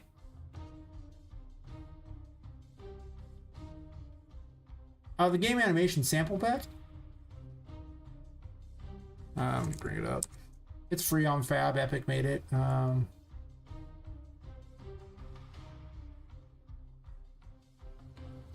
It's like a simple project, sorry.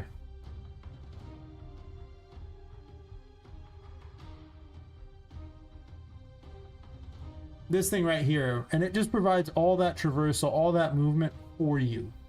It does the work. And I just blended my own crap on top of, you know, for the top half of it to carry weapons and things, and I said, golden. And that's it. That's what I did. Like, took very little time for the greatest possible gain. Because I needed the traversal stuff. I didn't have it, right? And I needed Poppet to be able to grab things and pull yourself up and stuff. So I was like, this solves the problem. And it has over 500 animations. This is actually what made me switch to 5.4. I wouldn't have switched otherwise, because 5.4 didn't bring anything to the table besides that. And the 5.4 version was also kind of scuffed anyway. It had some problems.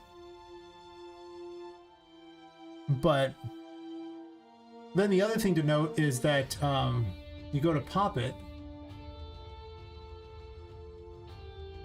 and she has her own special one.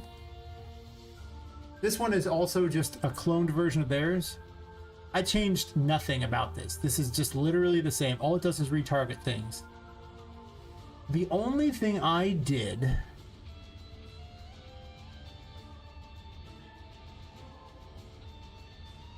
where is it?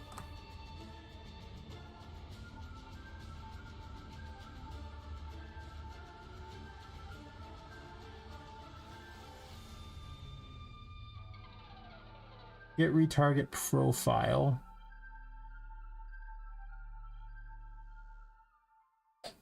I did this so long ago, I'm trying to remember what it is. Retarget profile.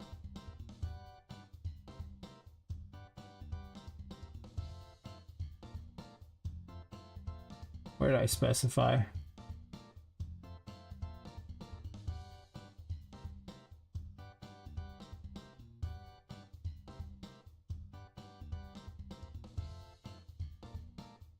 Oh, I can't retargeter map. Right here. Okay, I don't know what you're doing over there, buddy, but it's weird. I added a DAS 8 retargeter with my own retargeter. And then I went over to Poppet herself. And under her tags,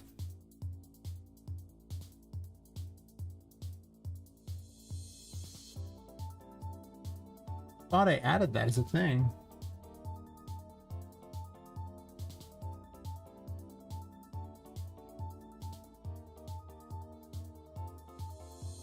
The skeletal mesh, yeah, okay, on the skeletal mesh for component tags, I had to add DAS 8 retarget, so it knew what to use.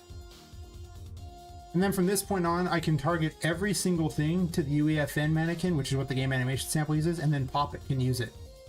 Because it just retargets it on the fly for her. That's it, that's all I did. It took a while to find that information because when I first did it, it was a brand new concept. By the time 5.5 came out, it was pretty common knowledge and much easier to do, but I had to have my shinies first. Because my movement before was okay, but it was just like 8 directions, that was it. It wasn't cool looking. It's not like it is now, where she's just going around all crazy. Okay, well, this current setup is like a dagger in my soul. Because it's too perfect. So let's make it less perfect, right? I think I'm just gonna delete it, run in, yeah, okay, I'm good.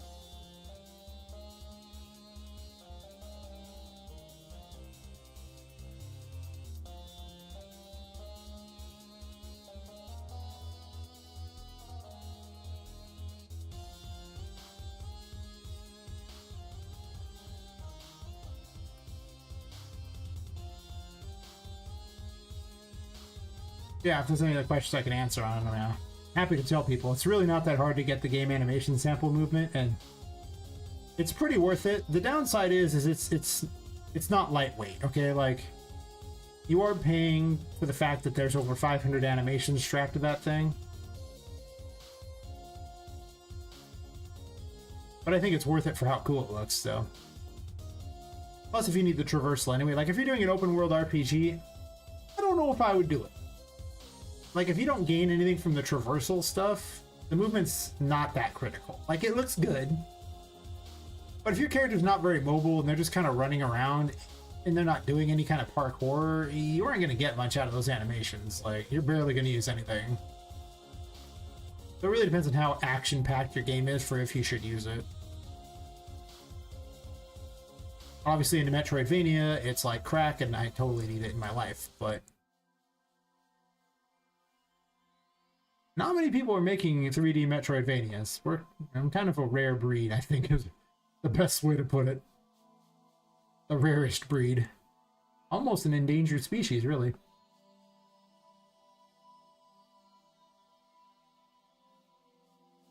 No, no, no. Click off it, click on it, because it has that bug.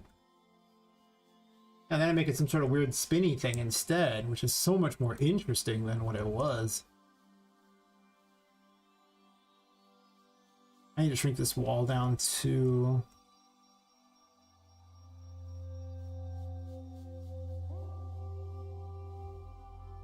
I'm tempted to put some sort of thing up top here so I can hang leaves off of it.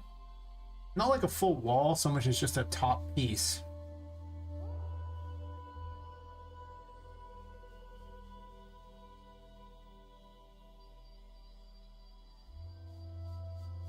YouTube's up pretty dead tonight on that thing. Well, I guess it's not even 2 yet on there.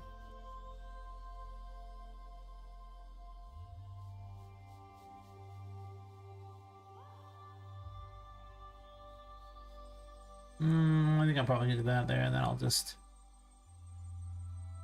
migrate this one over. Oh, actually, I'm missing this part here too. Silly me, I should probably finish.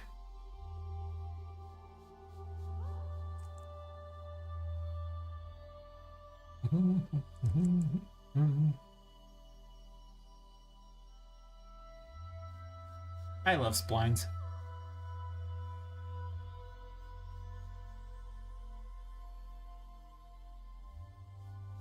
They're the best.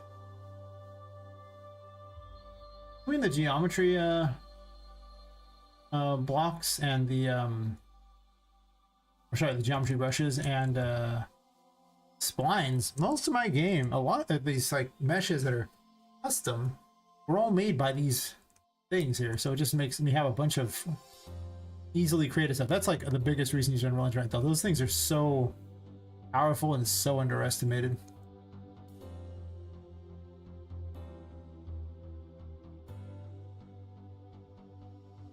So I do that. And I'm probably going to sit there and tweak this one around so it's like a more of a winding path too instead of a straight path. Well, maybe. I mean, a winding path means you're more likely to run back and forth to the sides. And I could just turn this path and just keep going around with it. Connect it up to that, or I can make a winding path off of this. Let's do this winding path idea. Where's the thingy? Clicky, clicky. You move over there for a sec.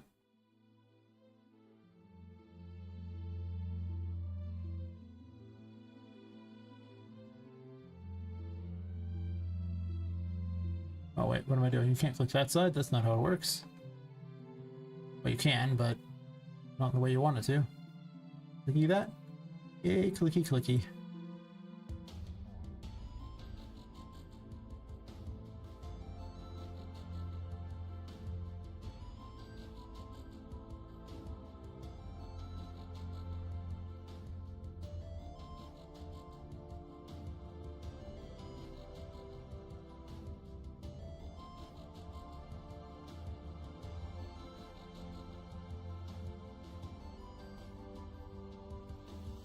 Can't bend it too much. There's this something of a limitation on how much you can bend things,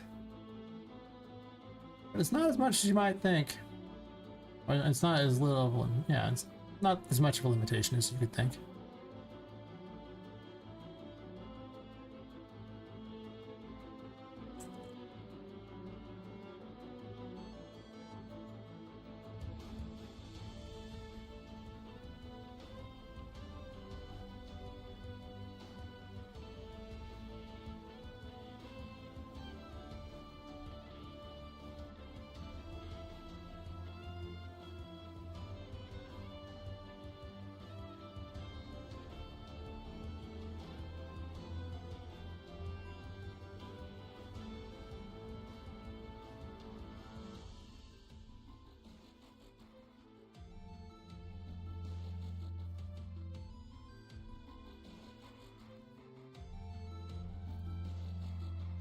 Might have capped it on how much you can really bend that.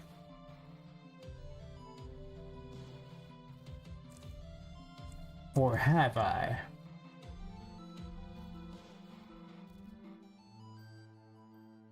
No.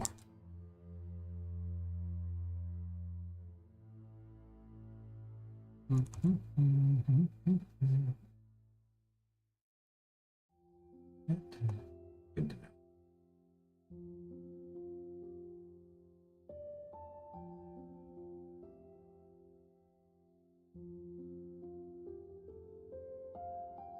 Yeah, move it a little bit because it's really not that clean over here, you know? Play with it a little so it's a bit more weird. You can also connect it up a little farther in too, like I don't gotta stop it there. I can be like, nah, bam, I just move it on. Actually, I can just click a spot and that'll work. Okay, well, don't delete the whole thing. That's not what I meant before here. But I am looking to delete probably a couple of them. And then not to do whatever I was just doing there.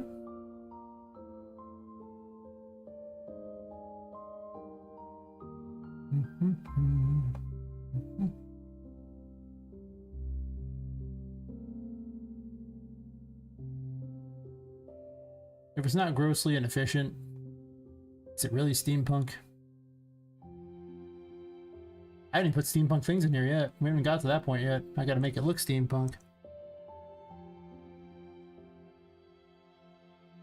Just ram those together and then I can kind of recycle some of that. A little wonky over here.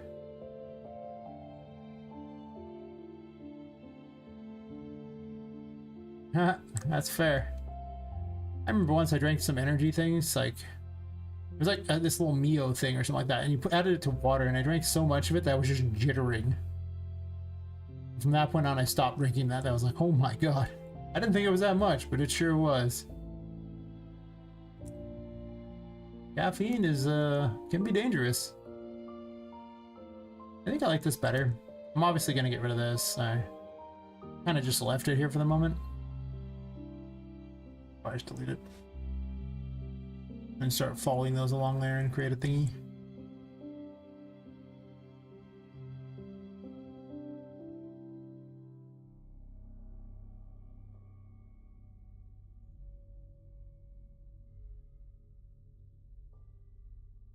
Not a lot of lights yet, but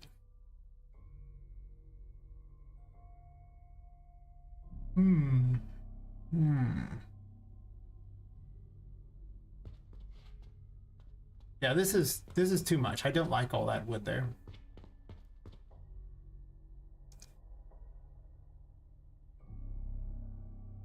Why is it doing it on the first jump and not the other jump? Guess I botched something, huh? What's it doing on the second jump? Gotta fix that, looks terrible.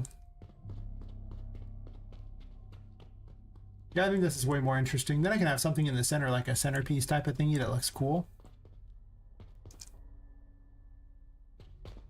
The other question is, do I have a loop?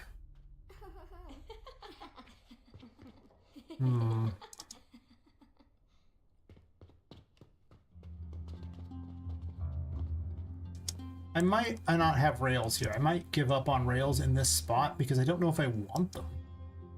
I might want it to be like a little garden you can kind of walk around, and then I add rails back over here where the water is involved. And obviously, you know, out there where the water is involved, 'cause you wouldn't want people falling off, right? But there's not much reason to wall in a little garden. At least that still works. That's good to know.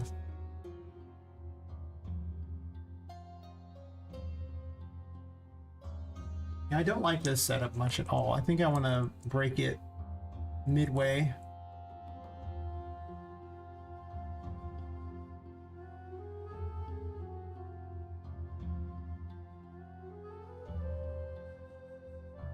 Which I can't exactly do, but I can delete these extra ones out here and then just kind of migrate these over. I don't do that. Delete this one.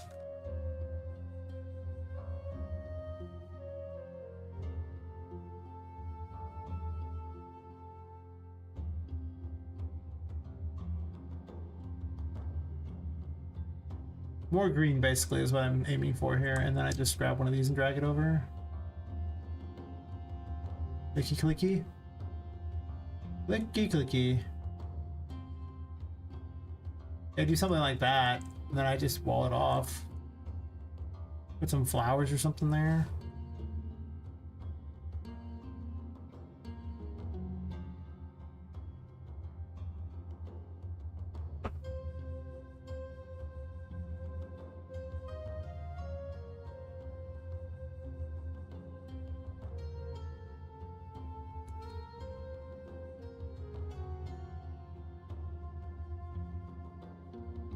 Don't know what I'm gonna do with all those. I might get rid of them entirely.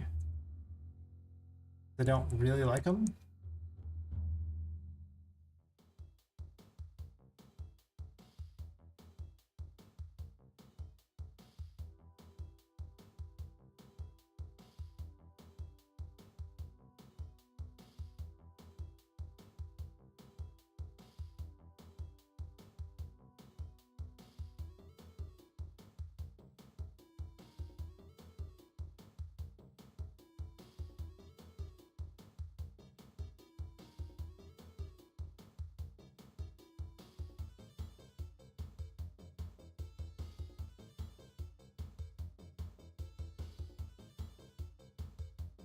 That didn't help.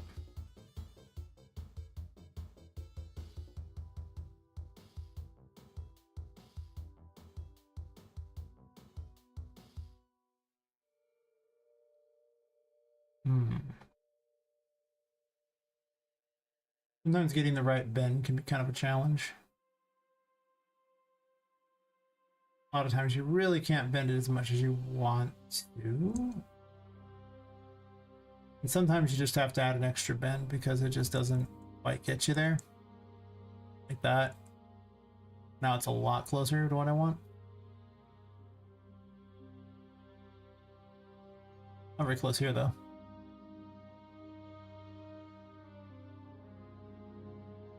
Now it's a little bit better, kinda. It's not perfect, but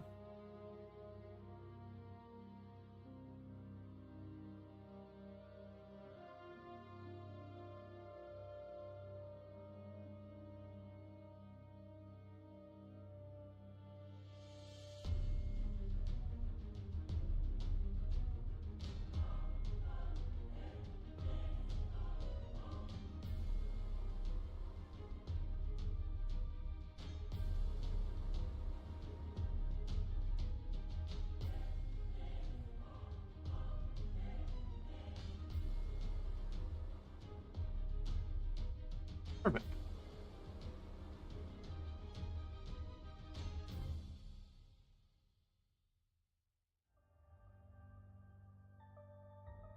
These are my light holders. I'm not sure if I'm going to keep them because I don't even like them that much. I kind of like them and I kind of don't, I guess. It's incorrect.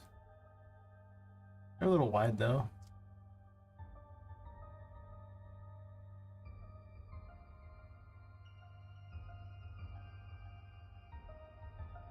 Maybe like 6.5 on them or something so they fit a little better.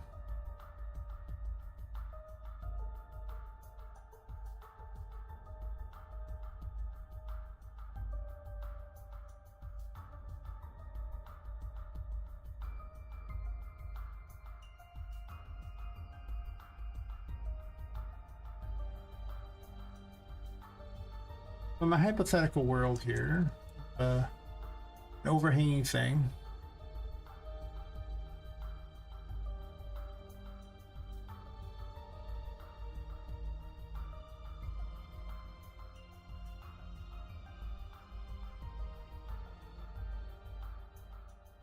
We'll put something up higher. I'm getting a lot of these brushes here. I'm gonna have to wipe a few of them out at some point when I really decide what I want to do with stuff.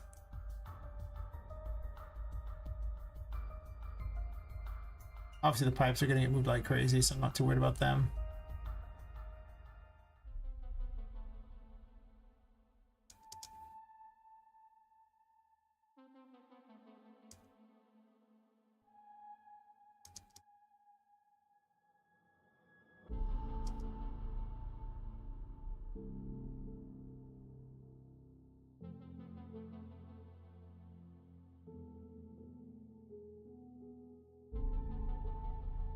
Wait. I usually like to have what amounts to an additional floor at the top. Like it's like an extra area for Poppet turnaround that's smaller than a human could ever use. I consider putting up things like this and then hanging this crap from it. There could be some sort of like lattice work above this too. That's true. There could most certainly be lattice work.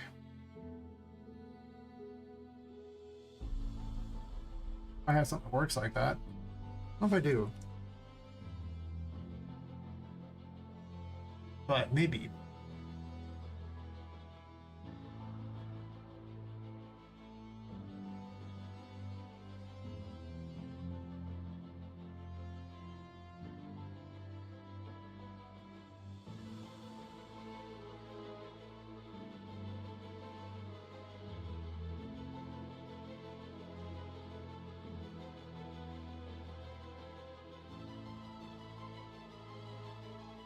The Victorian house is often my first go-to because it's just got so much that a lot of this game is designed by Victorian house. I mean, it has like a total of like 500 different meshes in it or something stupid between all these different things.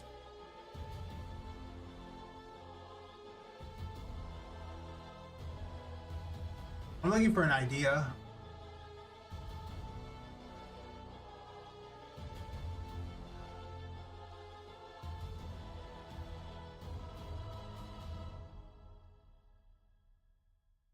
Hmm.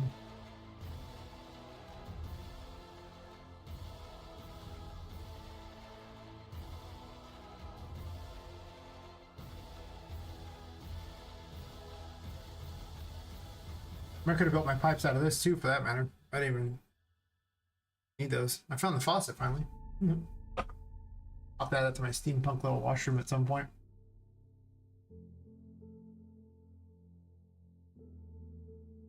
I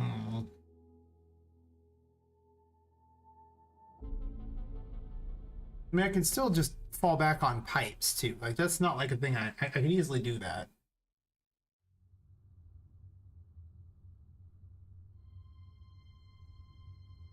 There could also be a fake floor or a fake ceiling as well.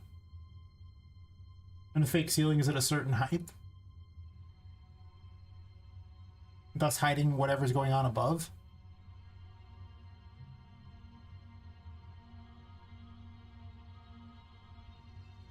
What would that be like? And then you get above and there's like a hidden area to get to. I mean, obviously I have to check out and see if this would look good, you know, like this. I think we all agree that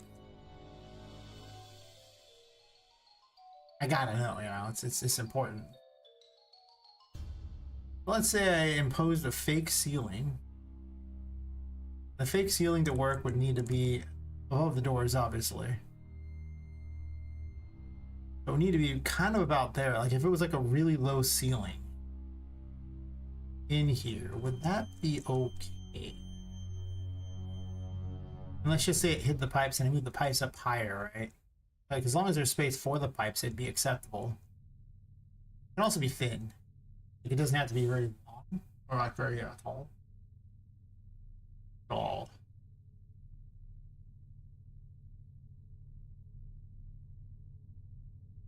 Let's say I do that, and then let's move it over here to see about where we're at against this wall here. So for it to really work, it probably needs to be about this high up. Otherwise, it looks visually bizarre.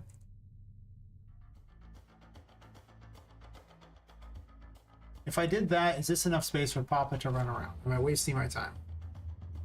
I think I might be wasting my time. But maybe not.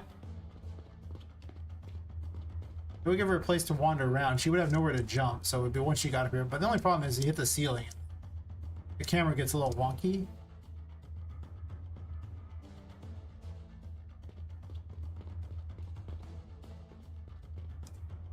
So I have to wonder about that.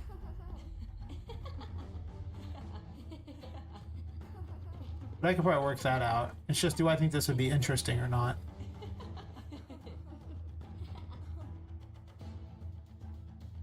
The reason I was thinking of a lattice work is then it would be like, you know, I could just have assorted like pathways for Poppet to run around on, but then still hang plant crap off of it so that it looks like it was a little more interesting.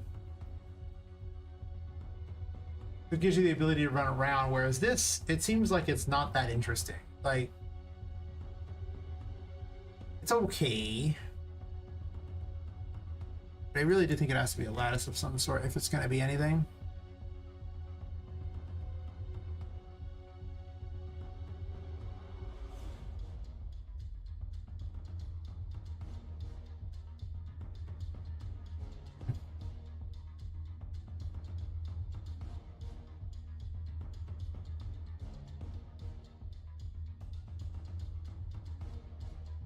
Not the only one I have, of course. These are just so optimized, they're like my go-to.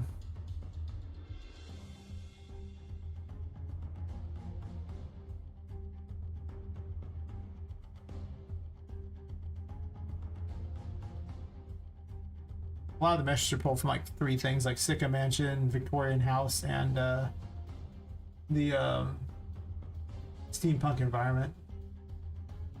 2 of which were free for the month. Just saying.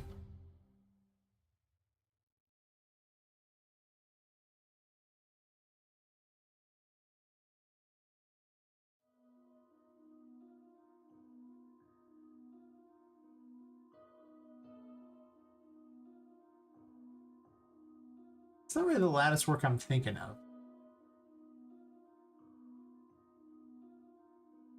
On the other hand, the lattice stuff could also be really, really heavy. Just real fast as I'm currently looking at it anyway.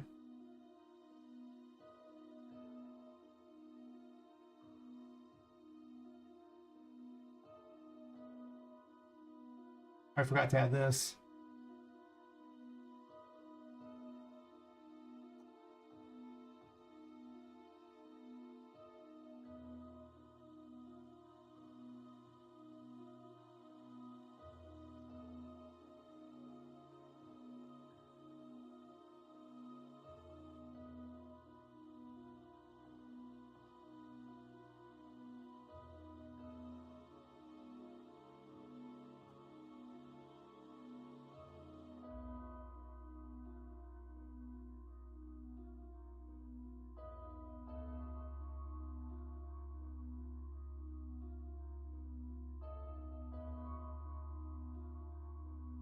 I always like jump number or something like that.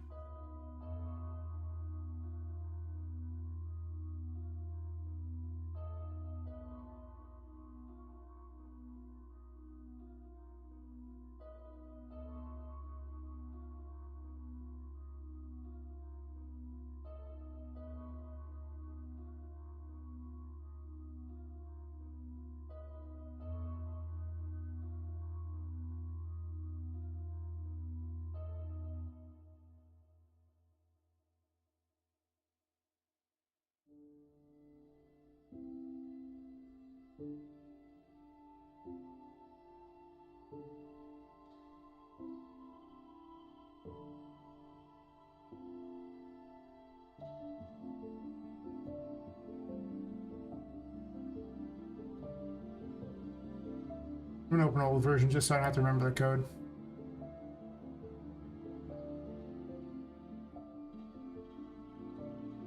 Sometimes I just forget the node we're talking about. I would have done this like late yesterday, deleted the wrong thing. My effort to make everything gameplay tags.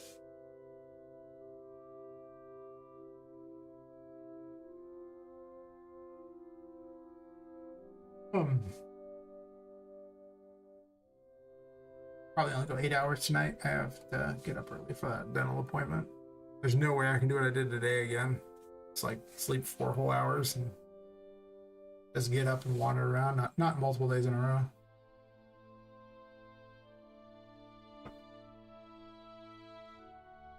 I don't have to meet anyone specifically, so that's something, but I definitely didn't get all the work done I was supposed to do today either.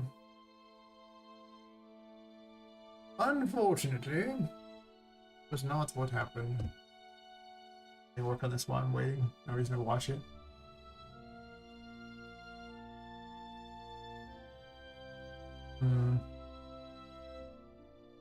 It's already open, perfect.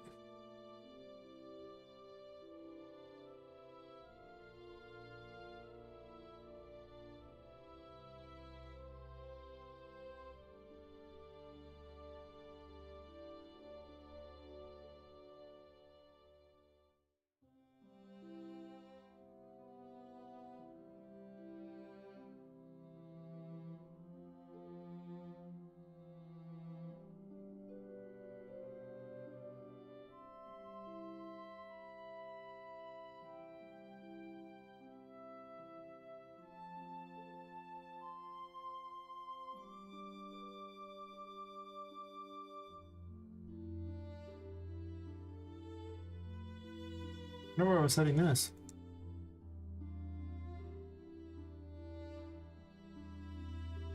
Curiosity.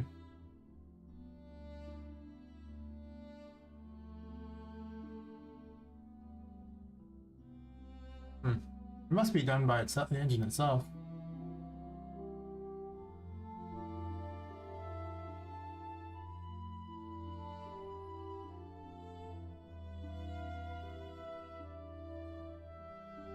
Because I'm not actually calling it anywhere.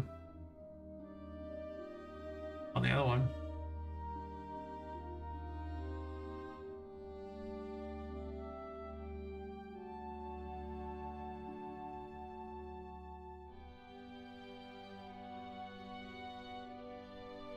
Yep.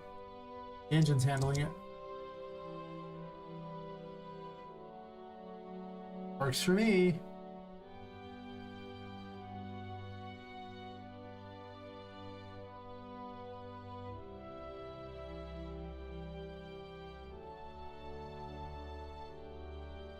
Disaster averted.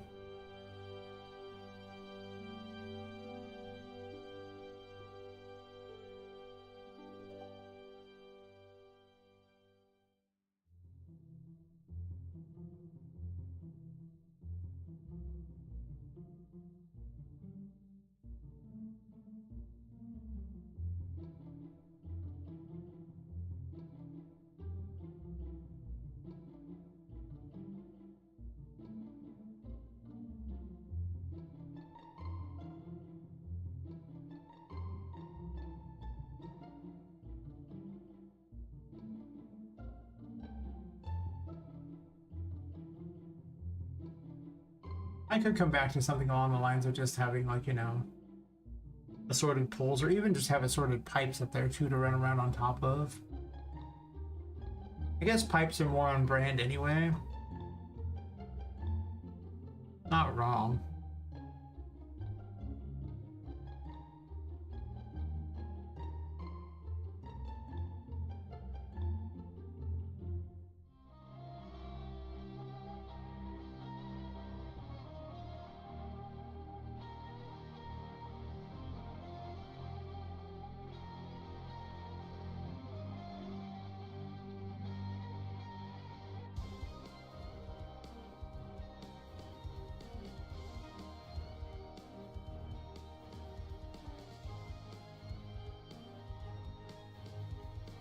I guess I just stick with the pipes idea. I thought about the wood thing, but then I realized that if I want to make it look steampunk, I probably do actually have to add more pipes and other crap in. Of course, the other one didn't look that steampunk at first either. I started adding it in as I went along because of the fact that I just didn't know how I wanted to lay it out first, but now I have a better idea, and it's like, okay, I'll do this and then that, and...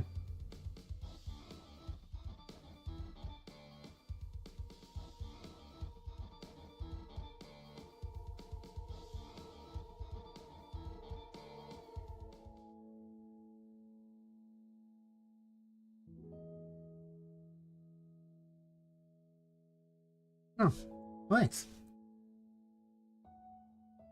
You just have to harness your inner feng shui. Yes, yes.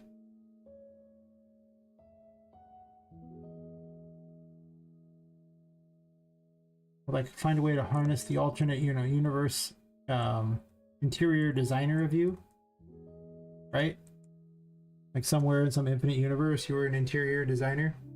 Or like an environmental designer. Harness that. Be one with it. And it will lead to greatness. It just has to be like, you know, that Jet Li movie, The One, or something like that, where, you know, you just discover that the one is, you know, you can be the one, right? Yeah, be the one. You just have to hunt down the environmental designer of you in a different dimension and off them for their power. Perfect. I mean, you could practice to get good at environmental design, but hear me out. That sounds like way more work.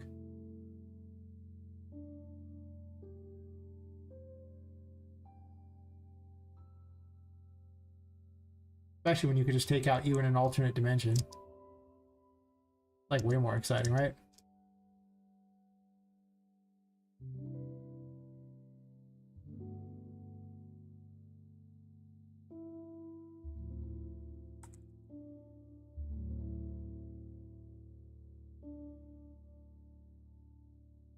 I might still put something up above here. I'm still debating on that.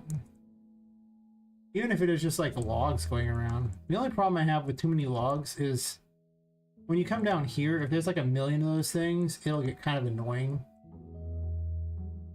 I realize that they would be there and it makes sense. But from a game standpoint, it would not be fun. Would make sense though. Not wrong.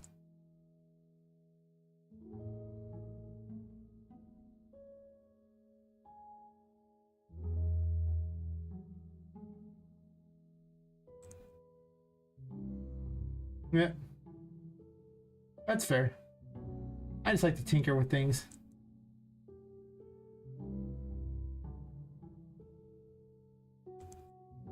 If I have any gift, it's a gift of design. It's not a gift of much else. I was going to use pipes here to shoot steam up. This is an old idea that I might still keep. Yes, the ability to use what's already there to turn it into some sort of design that looks good is pretty much my bread and butter.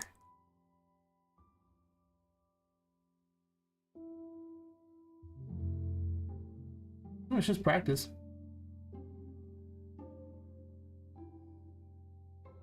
The thing you gotta remember about art is art's not perfect.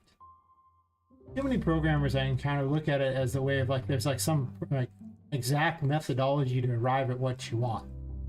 There's really not. It's just kind of a, this seems like it'd be kind of neat, and you just kind of start putting things in places, and it's like, well, this looks pretty good, and you leave it there, or this looks terrible.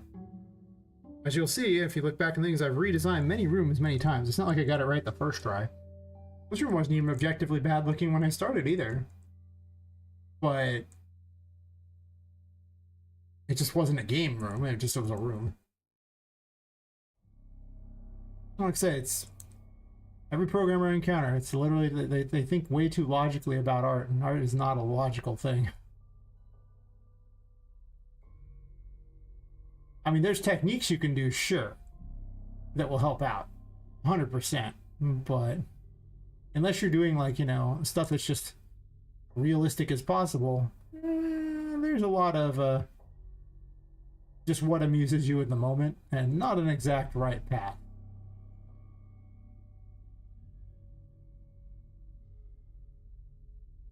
The path to creativity is rarely a straight one. It's bumpy and full of a lot of dumb things along the way. I'm still redesigning the first areas of the game. If you've noticed, I've redesigned the first room plenty of times. Actually, I've replaced the first room multiple times.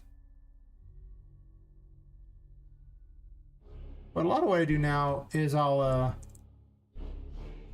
put the character out there, run around on it, and see if I like how the game plays out.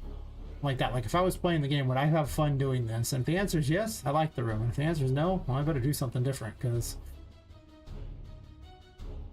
I could also try to provide different experiences in every room, just so you are on your toes a little more.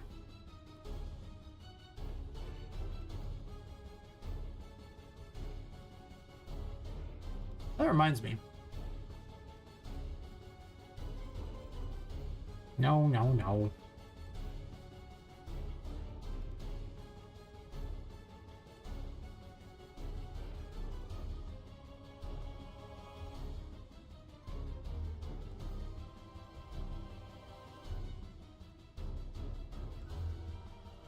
I just have the sets visible, not visible, or just hidden. Oh.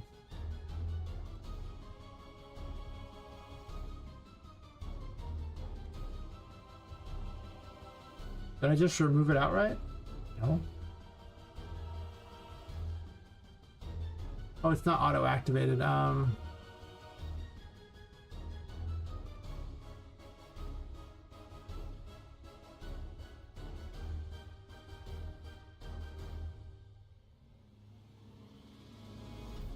Oh, I see. Okay. So I have to put the room that's in the Hidden Grotto. It's not called the Hidden Grotto anymore, and there's also no room tag right here, so I need a room event.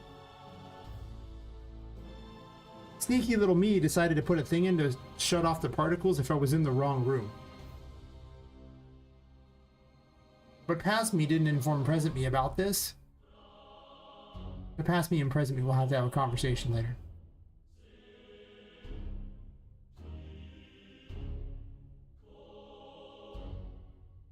It is about time that this had a room info, though.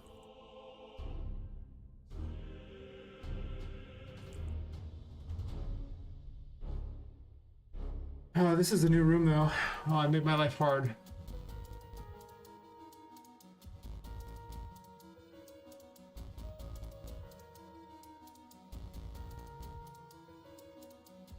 But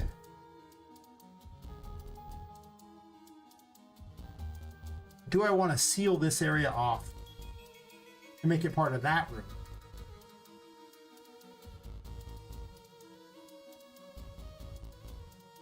And thus push this wall somewhere else, make this room bigger.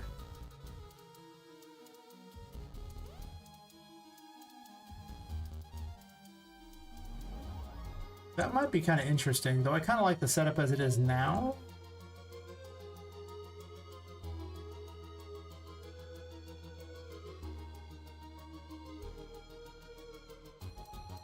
Well, let's say I did that. It would probably be like a room that sticks out maybe like here or something.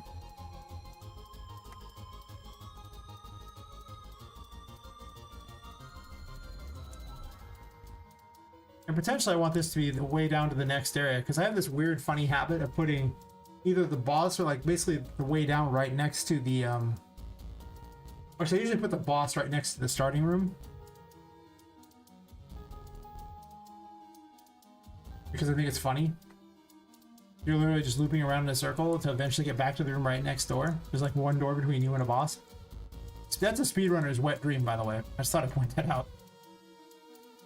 Like, so let me get this straight. You, I only have to beat one door and there's the boss? Nice. So I could move this out here and start like an extra room out here.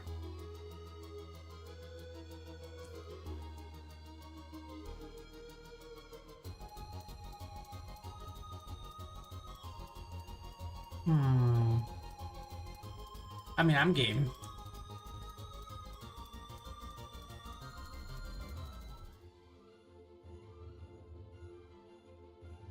The more weird ways to go, the better. That's pretty much my theory of how this game should go. Like, the more you're just wandering through bizarre, strange places that make you feel tiny, the better job I'm doing. If at any point you feel normal sized, there better be a good damn reason why you feel normal sized. Oh, that's right, this floor is lower because of all the wood on top of it. Obviously this is going to get replaced. It's just a placeholder wall because I dragged this one over that was already pre-made, but I believe I like this idea here. I might move this up. Well, not that up. This up. So let's say I move this up here, like so. I could turn this into a little grass area, or I can also just make it bricks too. This connects these two rooms, which I don't hate. And then I can wall off this room here and reserve it for something later. It might still turn into the sunken depths where you fight like the boss, but I don't want the entire room to be that, because it's such a big room. Like, it's just too big. If you have to catch a boss in this big of a room, it will be awful.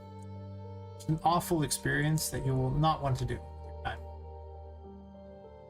Let's just, you know, go out of our way to teleport, apparently, across the thing. That was my original plan, you know, teleport.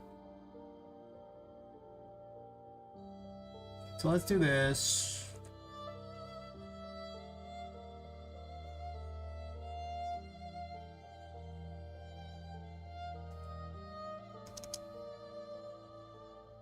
I don't know if I'm going to split this up or not.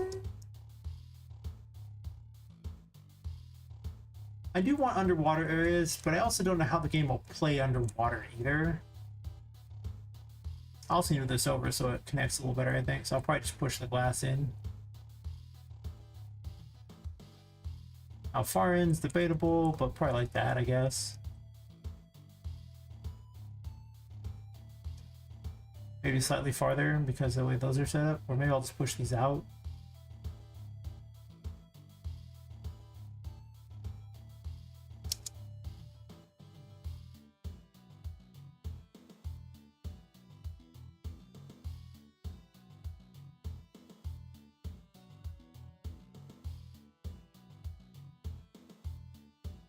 Well, there's no need for this to be as big as it is.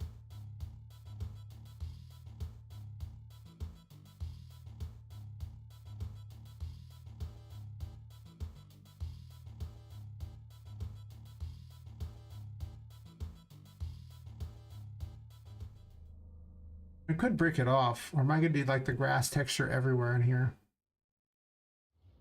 Obviously the door's a little weird, but I don't think I'm designing a brand new door necessarily.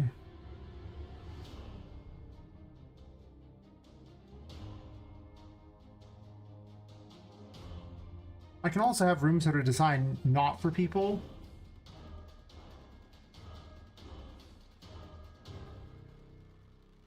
Because not every room needs to follow this here.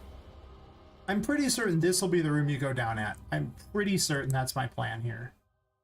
Like the way down to the gearworks, which will be the next area, should be in this area.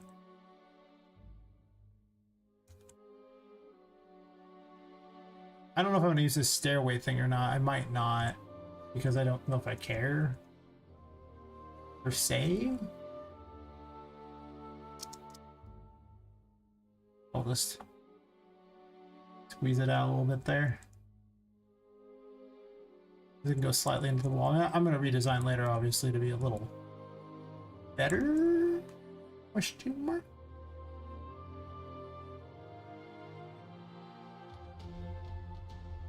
I did do a metal one, a metal green area.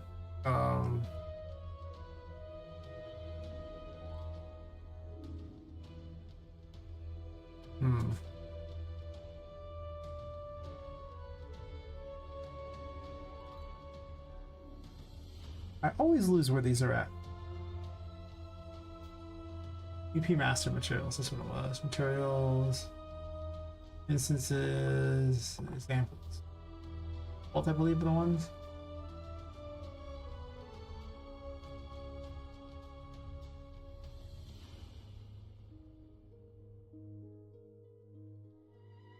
This floor looks much better in the dark than you think it does. And I'm thinking of making areas that are more metal as you go farther down into here. Into what's probably going to be the gearworks area. I am going to cut a hole, but I don't think I'm going to cut it yet. But I'm pretty certain that you'll end here. Well, end is the wrong term, because even in the other one, the way down was actually about midway through the first chapter. So here, it can still be midway. I'm not sure which direction you're going. I'm just kind of building rooms, and then I'm going to kind of work from there. And I might wall this off. This might be a thing that happens where I just grab this whole wall and move it forward. Well, not the whole wall, but like a wall, put it over here, put the door in it, and call it square. What would that look like?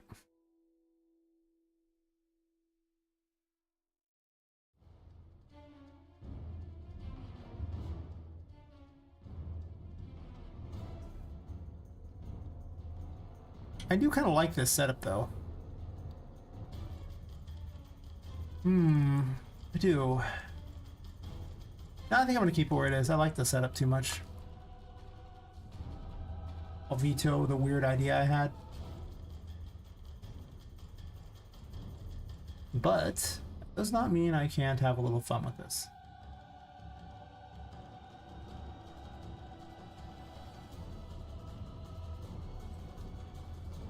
Well, you didn't grab them all? Fair enough. Well, I don't think I need this tiny one. I can probably have a much bigger wall.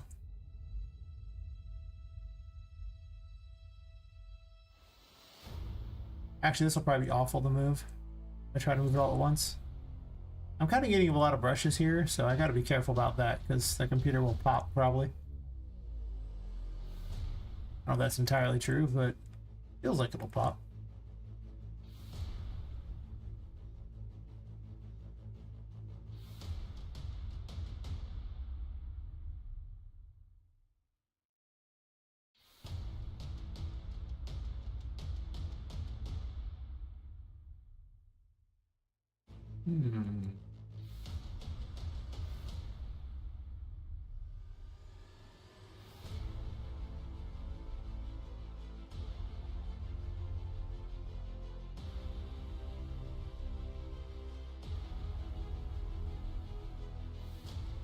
Way too many.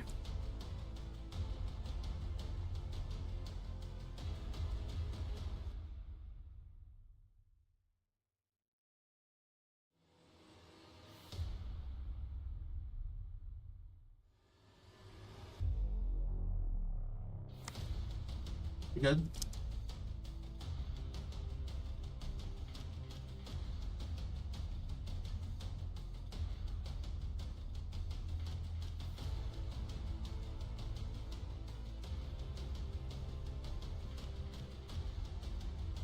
Obviously not very straight.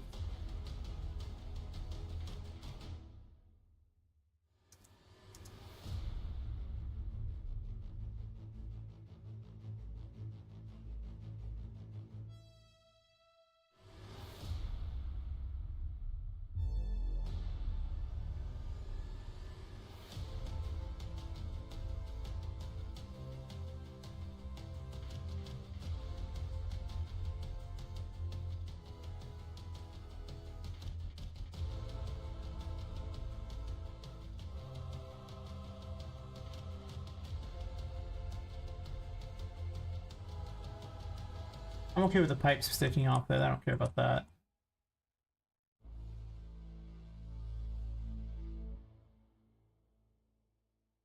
The order of operations is horrible on that. That's interesting. Well, now it works. I have questions. Many of them are bad ones. Mostly all the surfaces aren't there, and instead it has that, so it'd actually just be this and then that. And you can see through it. I'm not 100% certain those are the windows I want, though. It could be interesting. They're a little too modern, so I'll have to find some sort of steampunk replacement. That is true. Obviously, can't stick out in the middle of the world either.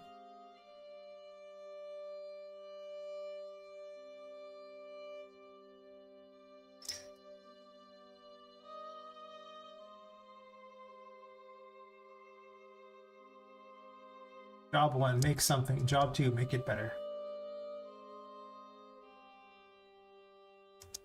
I do so enjoy designing random crap. For those days when my brain's just like, nah, man. Code's for other people today. You didn't sleep. You don't want code. You don't want to do anything but code. Actually, you don't want to do anything but area design, right? Like, well, you're not wrong. So put that there. You can still look out these windows everywhere. And then this area we'll get to. This will probably be where it starts with the city area, I think.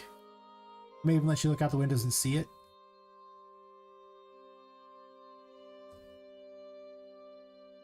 So that is a little dangerous. If I let you look at the next area, that means I have to load an entire room that you don't get to go in until you go to the next map. Which is not free.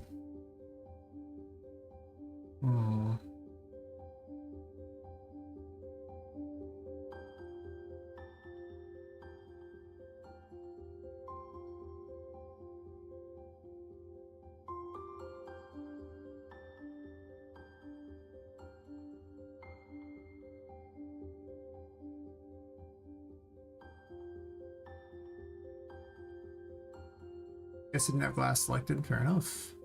I do now.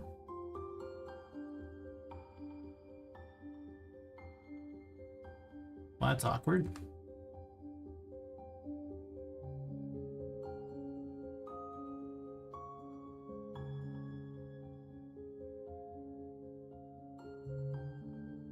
Break it.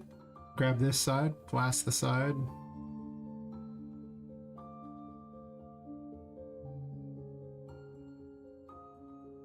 That still does it.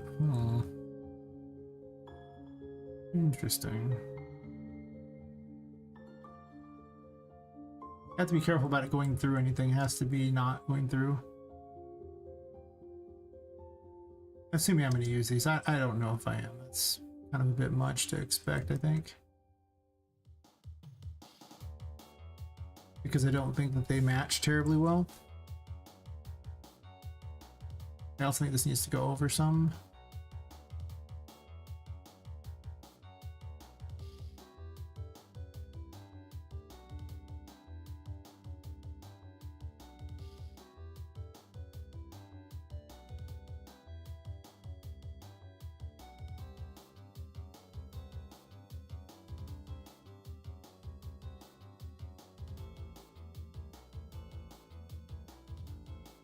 That'll do.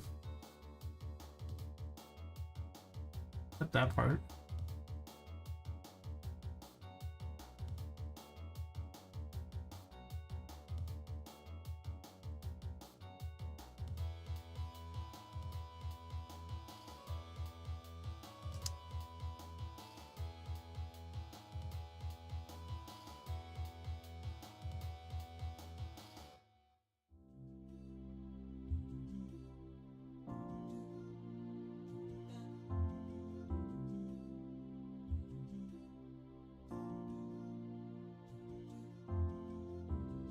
It's getting there. Like I said, I think there's definitely gonna be pipes above.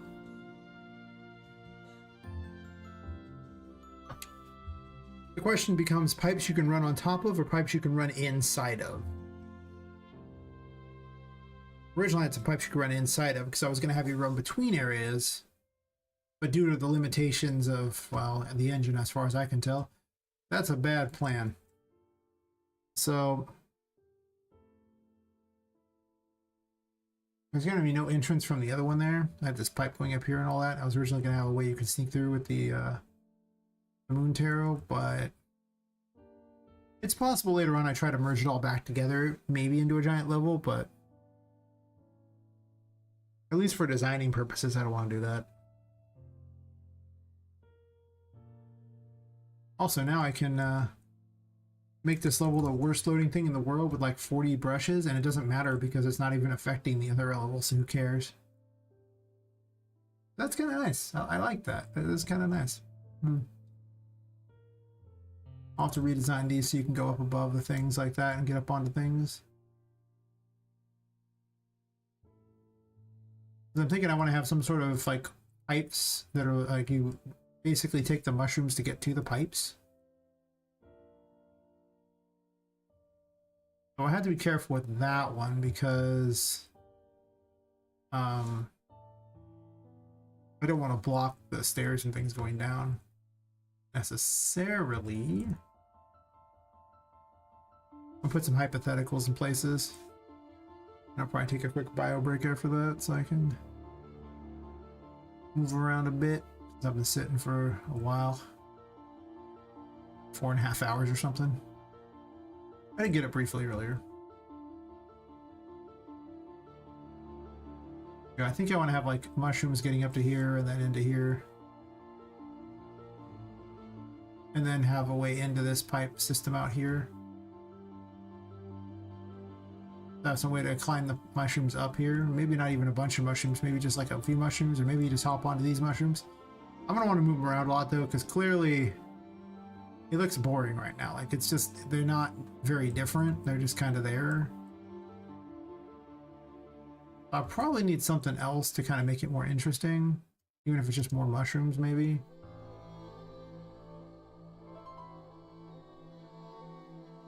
I need the other mushrooms that you can't really jump on top of to kind of make it look a lot better. Kind of like the safari room. The other problem is I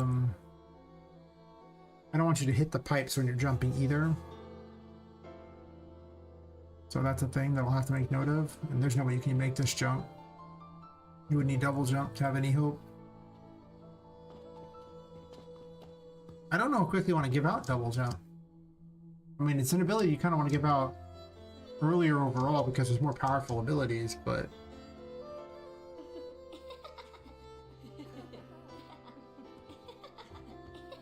yeah, this jump is this could be a double jump puzzle too. Because if it's a double jump puzzle, then you can really change up how things work.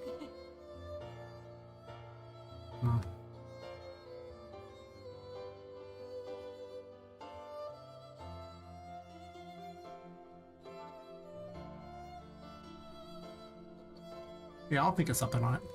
Anyway, I'm gonna take a quick bio break.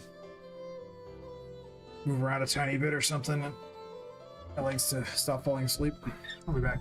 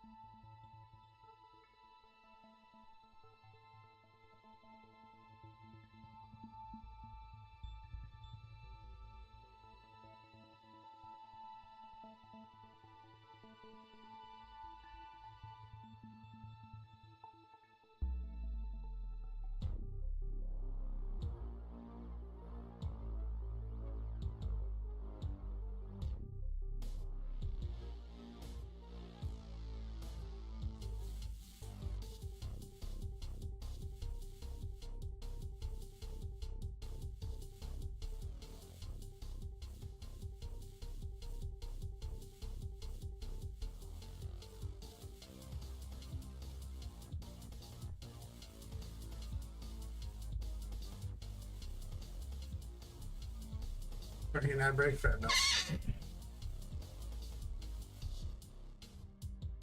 Yeah, maybe a shorter night tonight. I got so little sleep. Having to get up super early for that doctor's appointment. Well, early when you realize that I went to sleep at like 9 a.m. in the stream. Kinda was late. Yeah.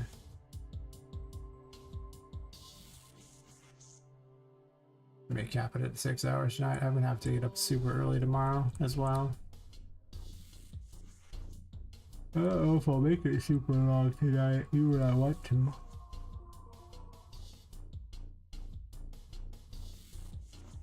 I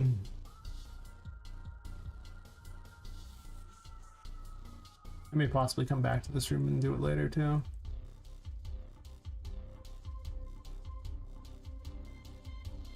I was really excited to work on it, but now I'm getting less excited. Like, it's still fine, but...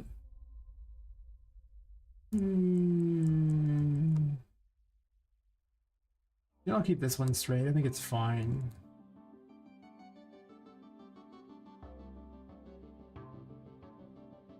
I guess because I'm not gonna have this anymore, I'm just gonna remove it. Because it just doesn't work. Possibly keep the moon door thingy idea, but also work from the other side too. This wall has a hole in it because I made it that way originally, but as you can see, that is not staying.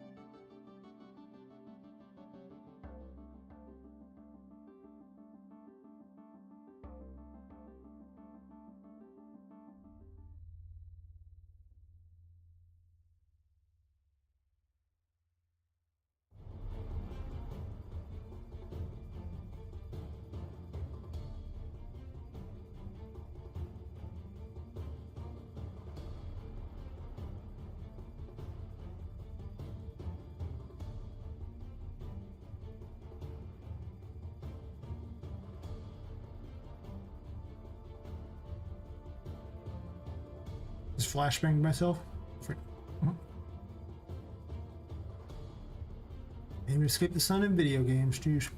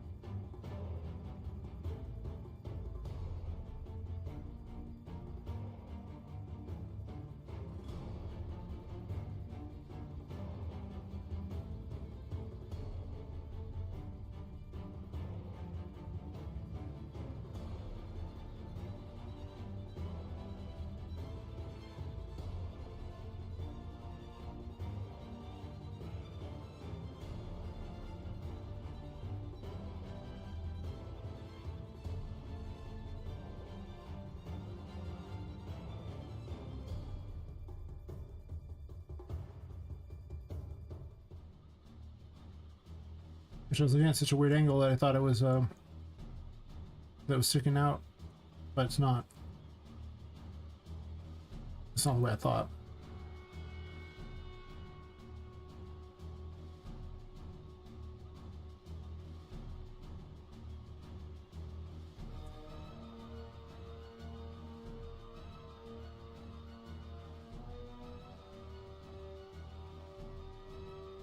The working theory is that they would want to protect you from falling in the water, not necessarily from wandering around amongst the plants.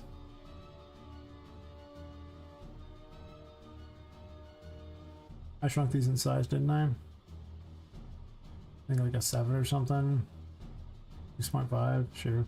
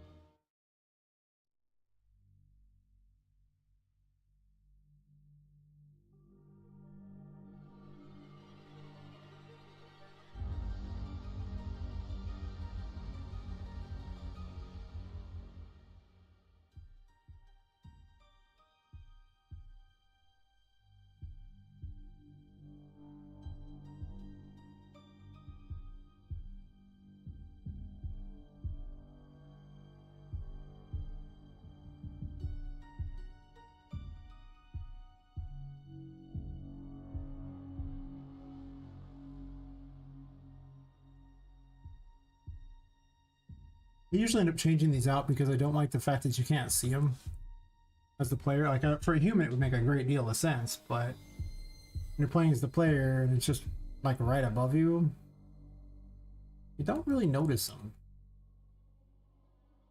The only indicator is the in light thing in the corner.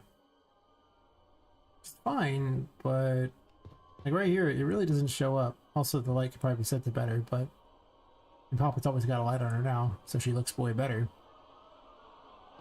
And on her hair, because red hair is so striking that you would just want that.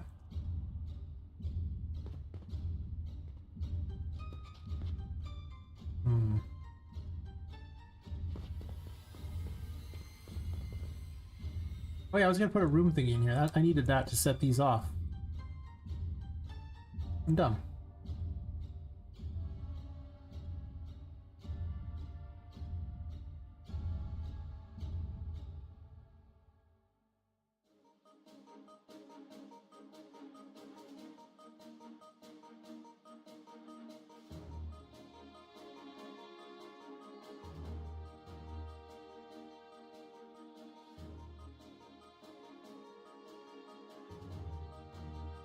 Remember to scale it this way, not the other way, because scaling it the other way will mess up. Means I basically have to have 3 different hidden grottos in order to make this work.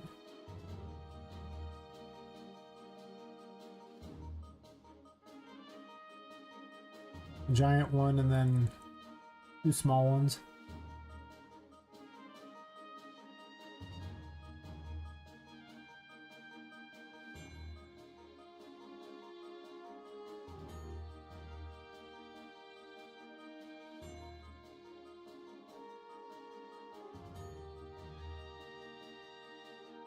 How close are we?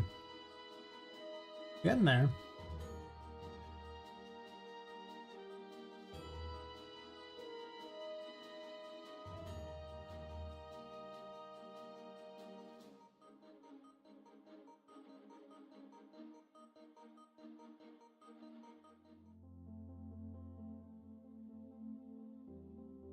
You're going with like 224.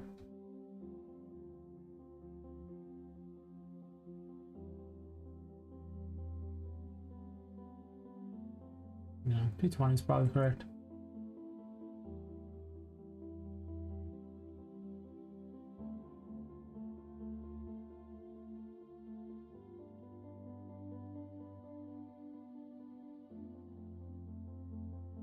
Hmm.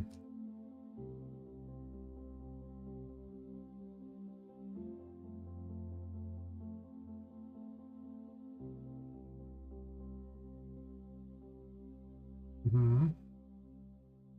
Hmm.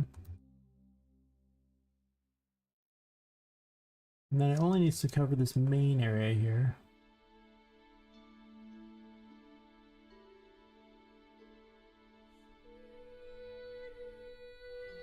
I am starting to learn that I don't want the game to necessarily spawn in every possible enemy all at once, you know? Like maybe, just maybe, it can spawn in a few less, and I don't think that's a bad thing.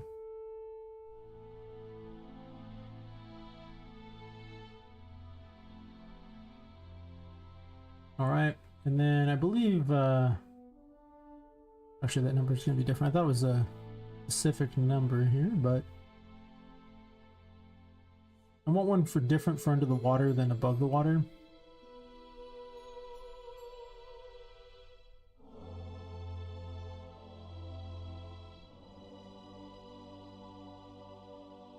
The good news is that the underwater one will be very easy to do because it's the same size as this one, only under the water. Like that. Actually, that's not ideal. Unless I want the underwater one to be... Oh, that's probably fair that the underwater one is smaller. Or it's like, not smaller, but directly underneath? Is that a thing? Would I just take it directly down to the water? I guess take it directly to the water.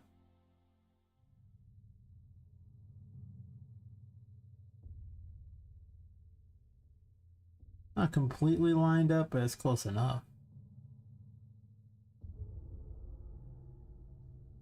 I only care about this line, not the other line.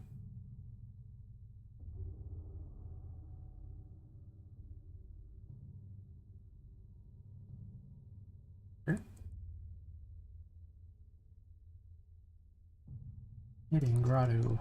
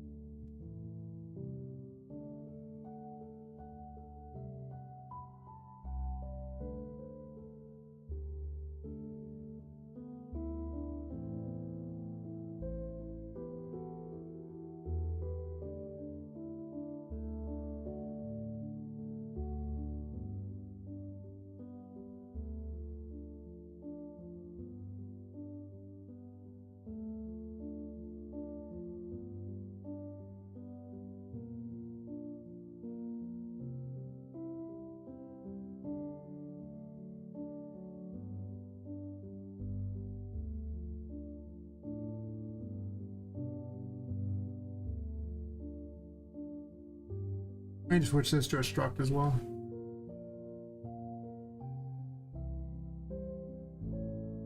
Actually, just a map variable will be fine. Doesn't need to be a struct.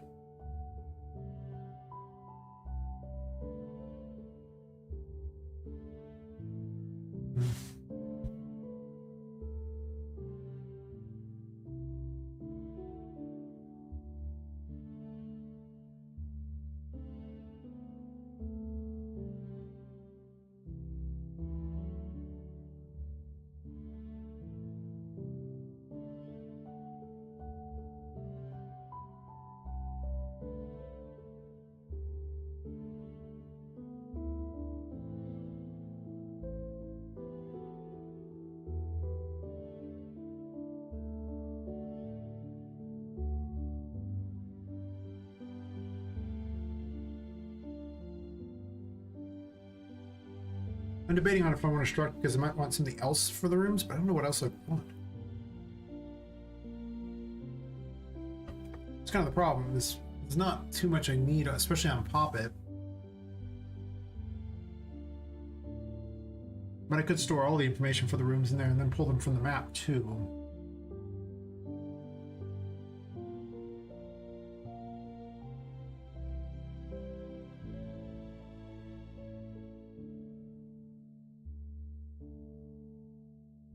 Already has a struct to see if she's got those. She could make a struct just like the tarot one, but I don't know if I gain much out of that.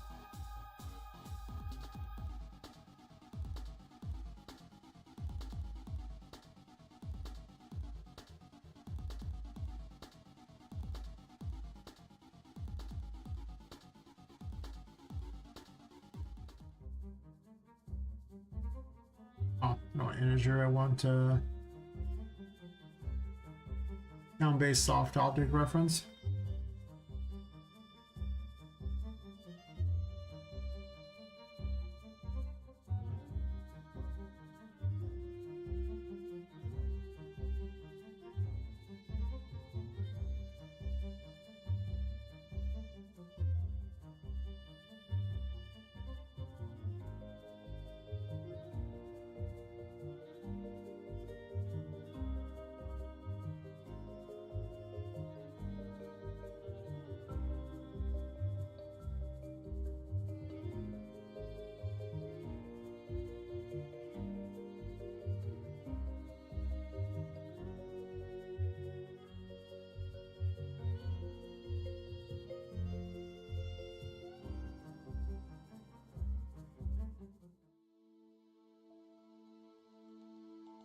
That's still listed as the toy maze, but I think that's wrong.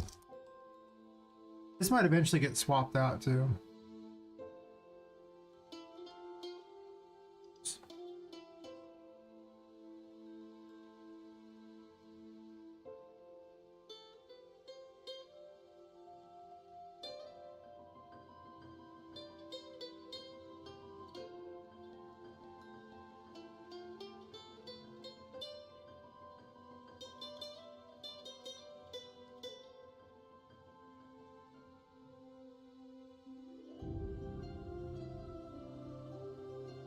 Just for my amusement, I'm going to put them in this order because it bugs me otherwise.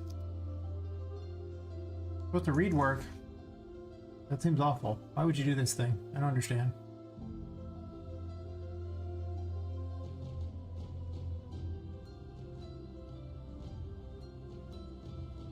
Yeah, that's fair. I too am here being lazy. I don't know if that's true, but I'm definitely doing it. Can't clean this out so I don't have to have this giant mess because it's just awful looking.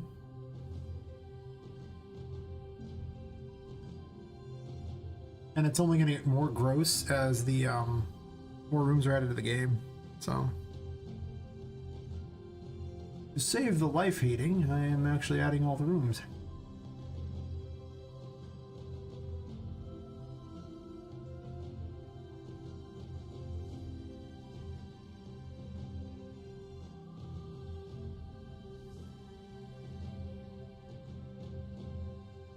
Capitalize it also didn't work there.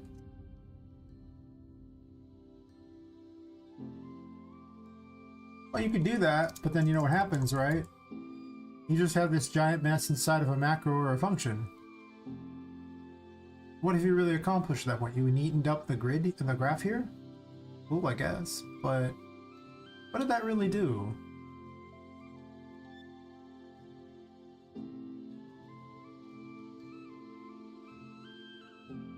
So what I'm doing now is I'm gonna put them all into here, and I'm just gonna run this, you know, cool thing here, and I'm gonna be like, find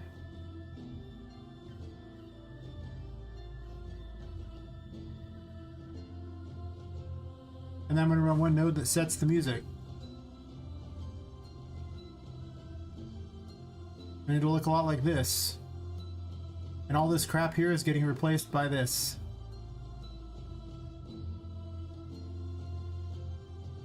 And no matter how many rooms I add, it'll always be this.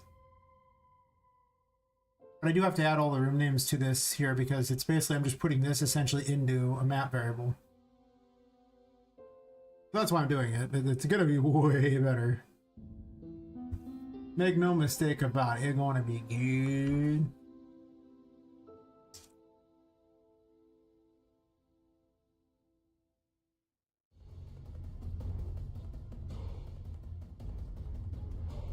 But it's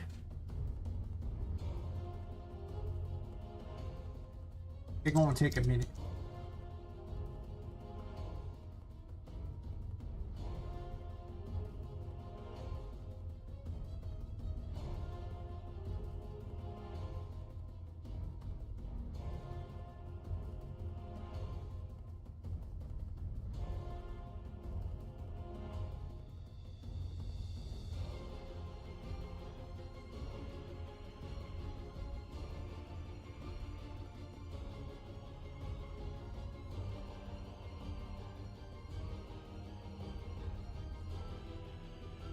Trying to remember which music goes to what is kind of hard, so I'm just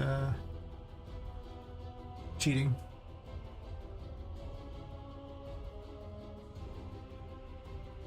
Yeah, I need to do this given that I was going to be adding all new floor. And the new floor is going to require me to add even more things here.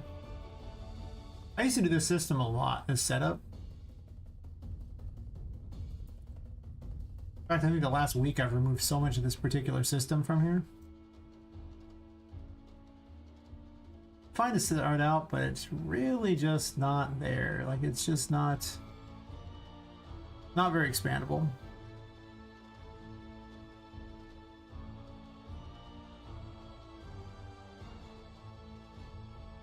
It's possible though I should probably be putting it all into a struct though. That might happen later. As soon as I figure out anything else I want to put in a struct, and I don't know of anything, so.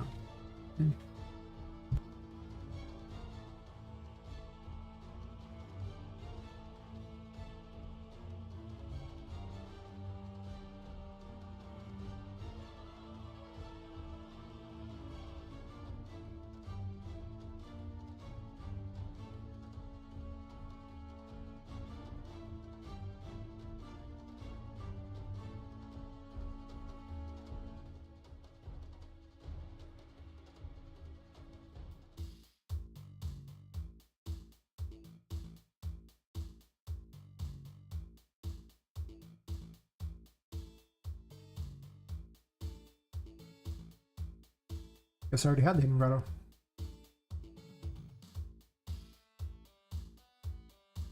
We'll get to it.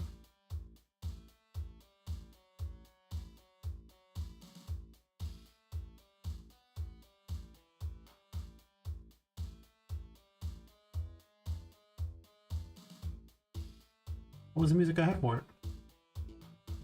Pirate Battle?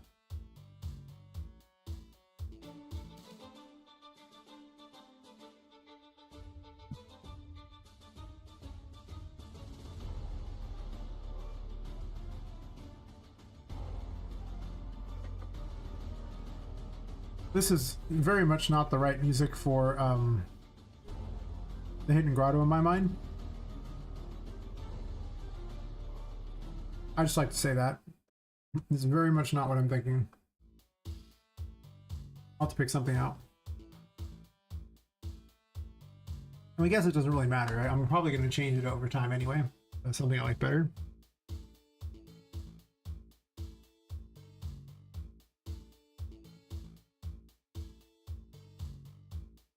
But I guess I'll just put on there, just Hidden Grotto.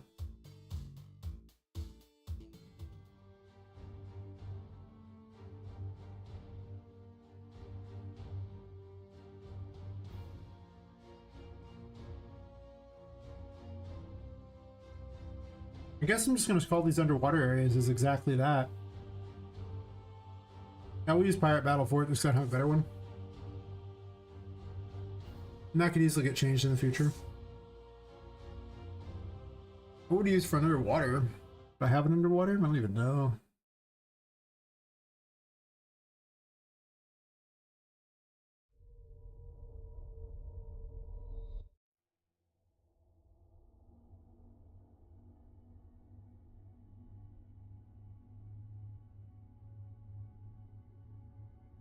Takes so long to start, I don't like it.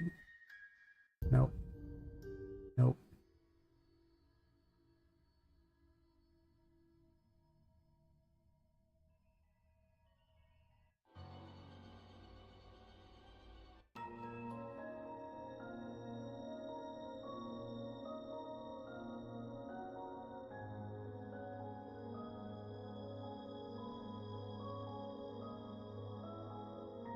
Be a creepy underwater music. Almost sad, really.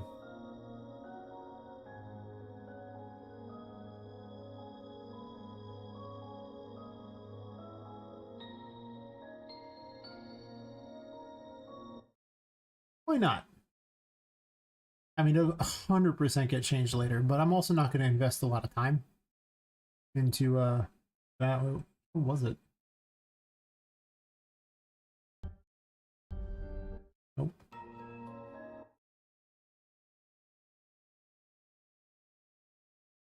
Oh, lullaby? Sure. I don't think it's quite fitting for what I want. But I need to figure out what's even going to be in these rooms before I get too crazy about it, you know?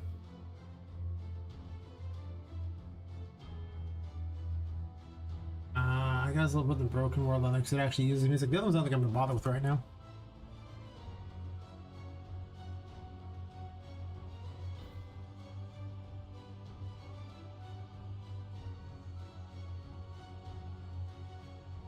I'll keep those ones. The rest of them I kind of don't care.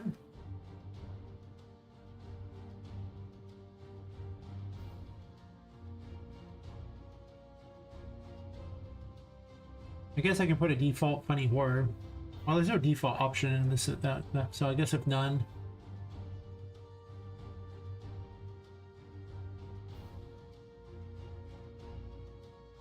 Actually, I can do exactly this. So we'll set this as a default here. We'll branch if you find it, right?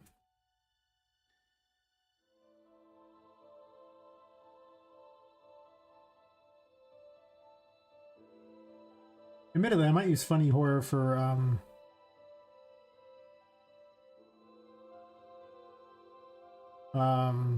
like Annie's on or something. No, I'm not. Not the one I'm thinking at all. Alright, we just delete all this garbage because it's just a mess and I hate it. Thanks, I hate it. I'll probably make another one for bosses or like special events or something. But that's a different time, in a different place, in a different land.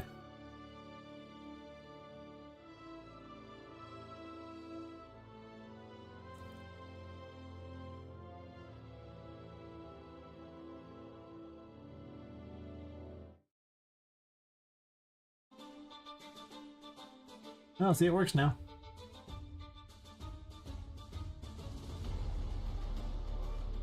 I'm probably gonna use it for a fight. Obviously, I'm not gonna use it for this room, but as a test. Oh, I'm dumb. Of course, that's not gonna switch because I haven't put the other one in yet. Smart.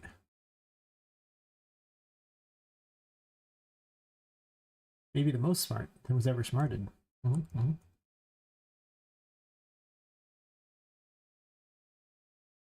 I'll get it to duplicate it. Perfect, perfect, perfect.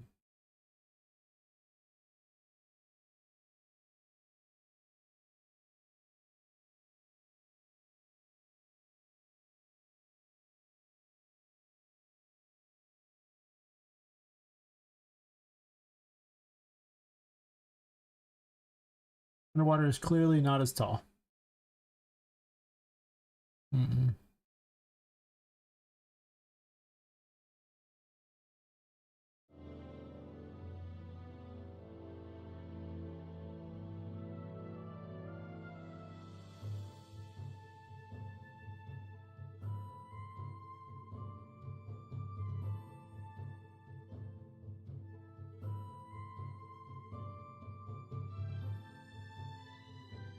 That's too far.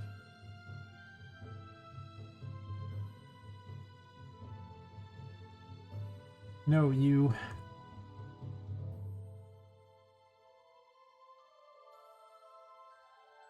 I remember not to use those and instead use this thing here. Yeah, don't know what you're doing, but I don't like it.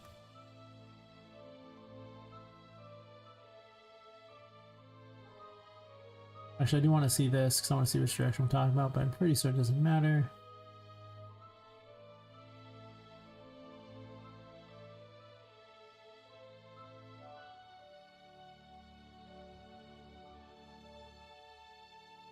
That's pretty close. Actually, way far off. Horribly far off. Oops, don't do that. Never adjust it that way. Problems that will cause are huge. Nothing good will come out of it. Move its location all I want. Never scale it that way.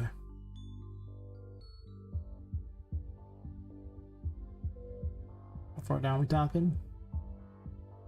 Too far down?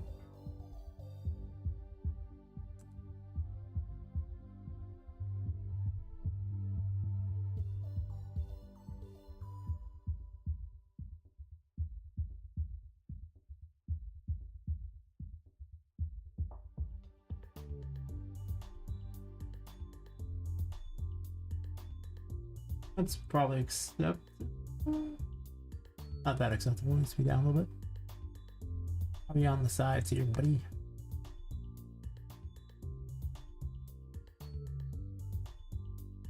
Not very acceptable there, and not a little more acceptable there, which means it's probably just a bit off that direction.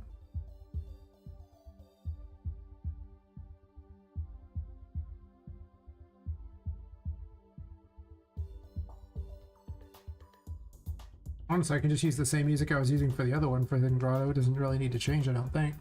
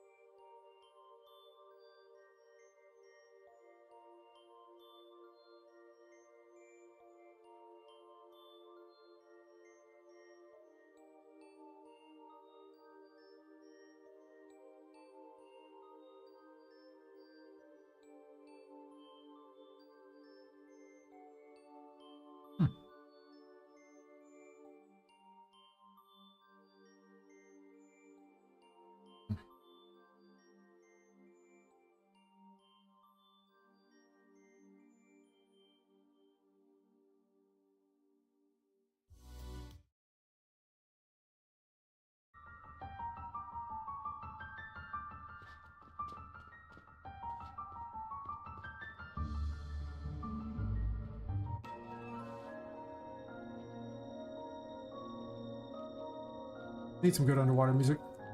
Also, this doesn't come close to hitting the ground, by the way.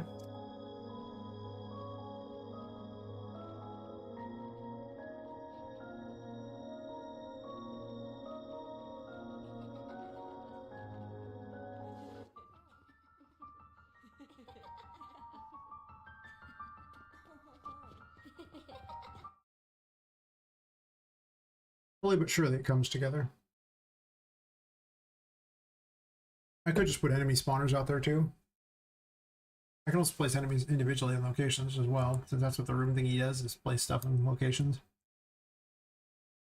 I'll probably need to have, you know, essentially 4 of those room thingies, depending upon which area you're in. Because this one room here messes it up. Otherwise I could have got away with 3. Actually, we total of... yeah, total of 4.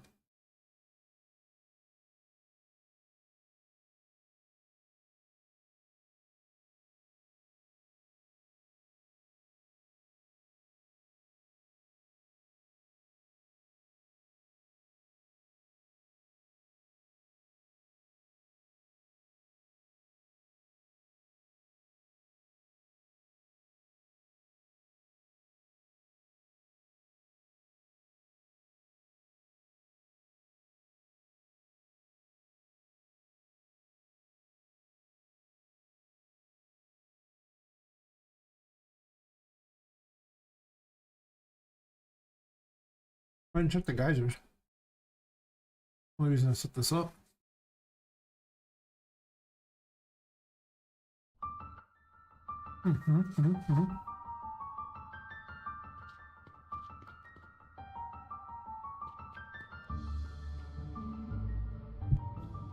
However, me tied this to the room info.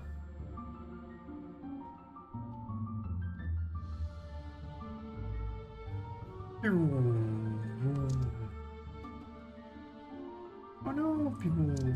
Ah.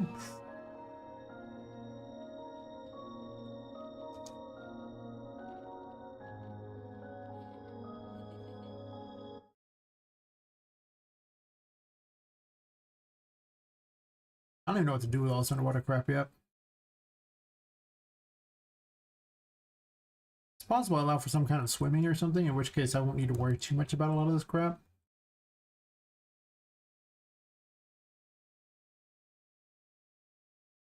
Also, I'm not sure how you're going to get out, because the thing is I don't have any swimming physics in yet. I'll have to look up even how to set that up. Because I have not really messed with that much. I mean, I could reduce gravity or something and have a volume or something you're stuck in. I'll have to think about it. I don't know.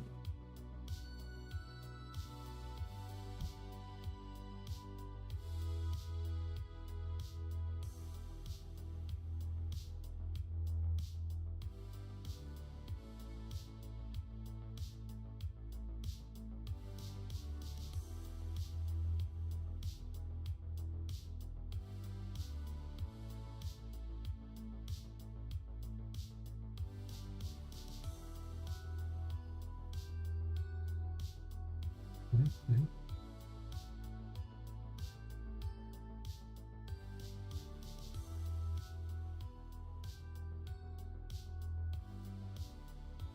I do kind of like the glass here. Mm.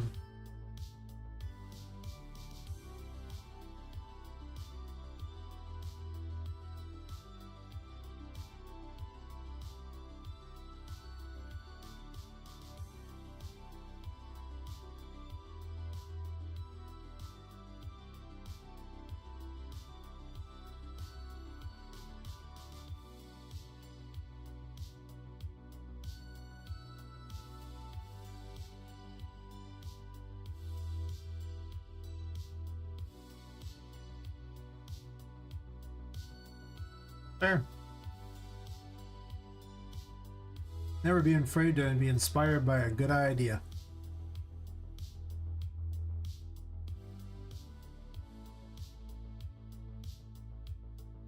Probably have Poppet waiting in a box or something.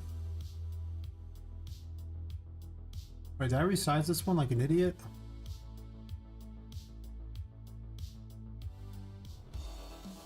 Oh no, I did.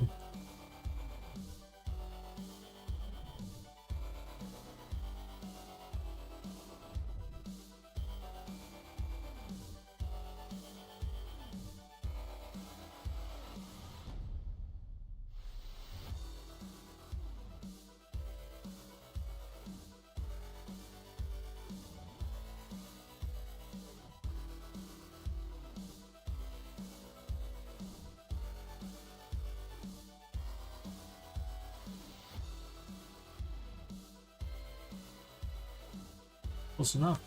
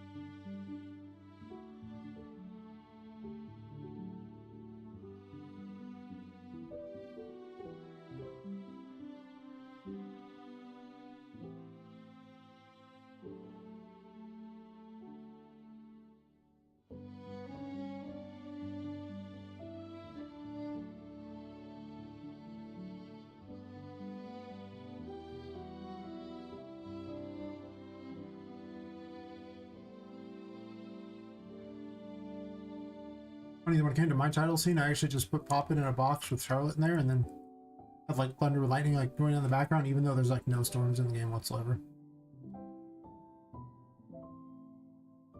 I mean, I might add some storms. It's not out of the realm of possibility per se, but there's just currently no storms in the game. Oops. I forgot. Foolishly, those are set.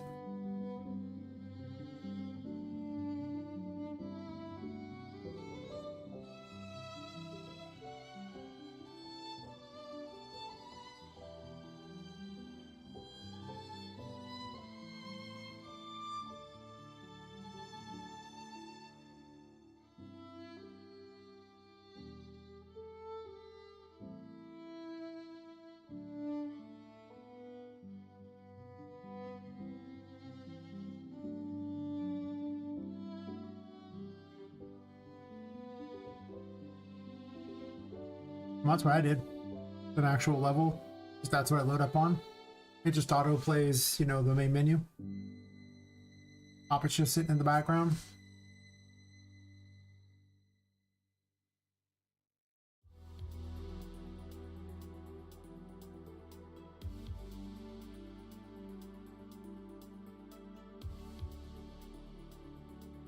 That's all I got going on. Just Charlotte up there. Papa with no hair because she doesn't actually have hair directly attached to her.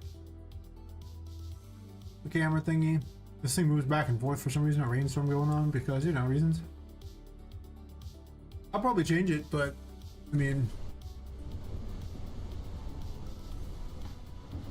and I'm sure I'll do something else with it later, but I don't know what I'm supposed to do with it yet, so it's like, why bother? Also, the options menu is currently broken for some reason.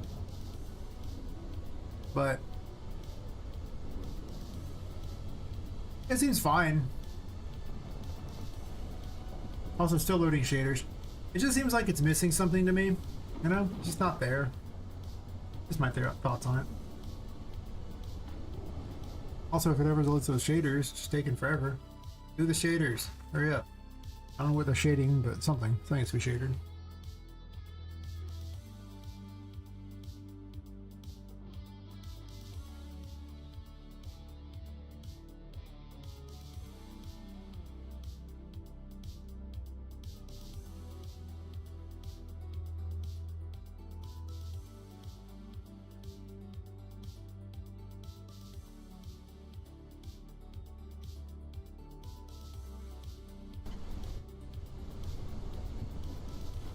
It was the smoke or something, I don't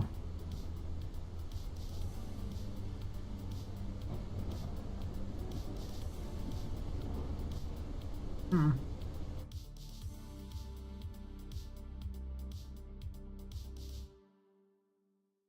Oh, cool. Yeah, Charlotte's come out pretty good. I was surprised how creepy she came out.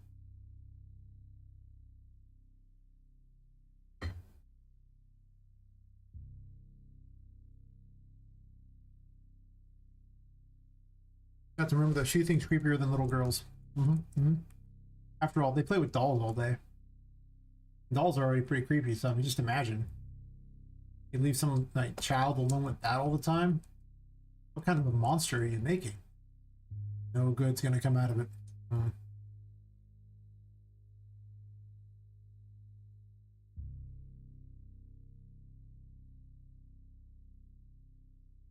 And so every single horror thing's just like, little girls are creepy. No, I agree.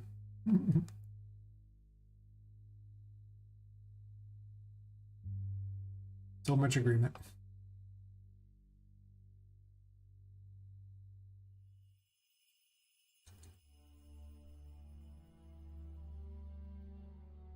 Everything has to be handy capable.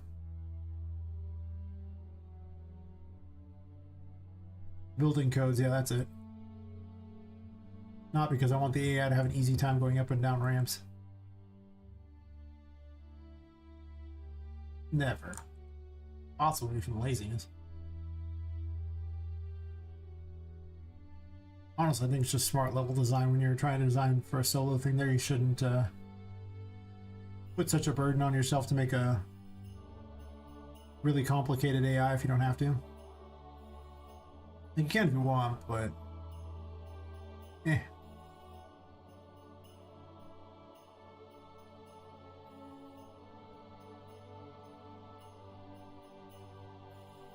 And now little Timothy won't drown in the pool. Probably.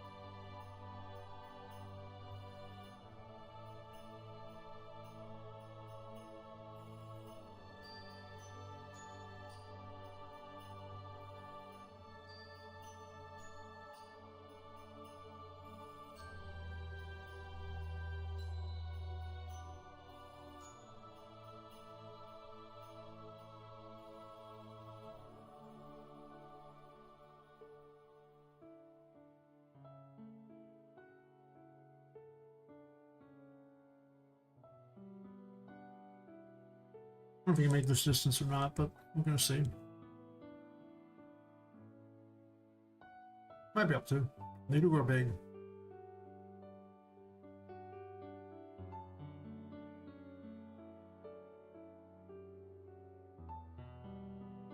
They do kind of want to build around the Empress a little bit.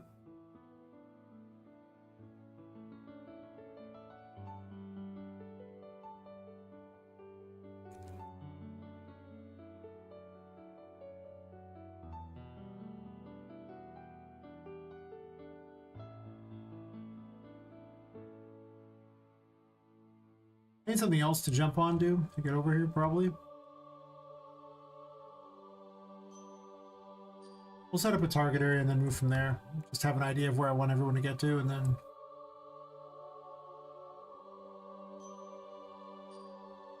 build off that.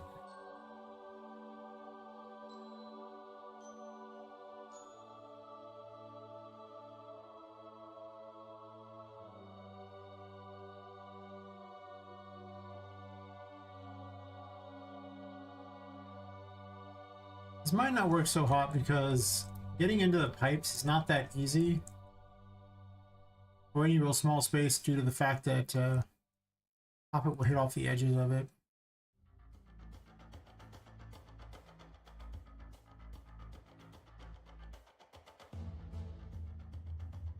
This might take some clever maneuvering.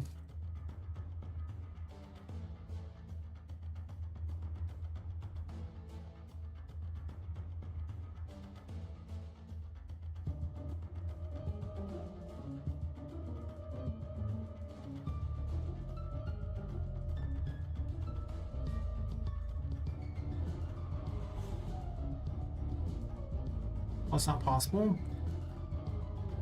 And this is too easy. As is that one. I can definitely spread them apart because they grow huge, so.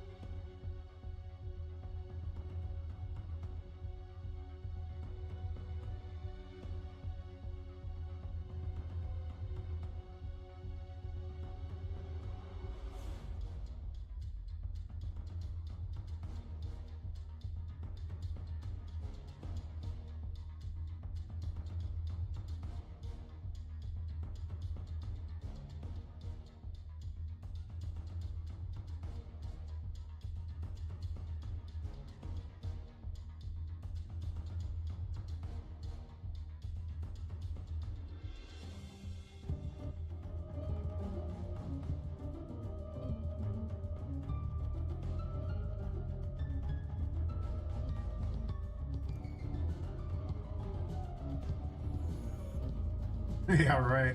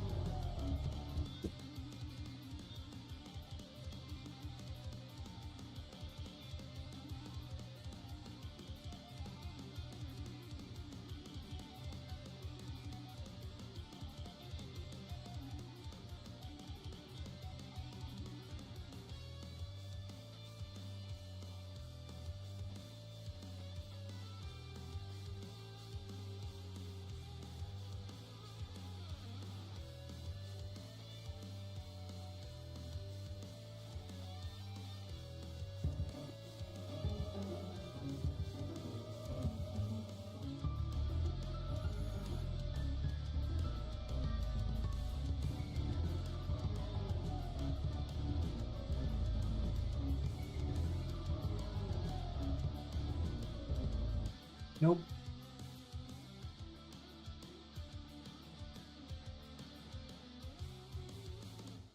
Did you jump on this? I'm curious. Like if I widen this, is that a thing?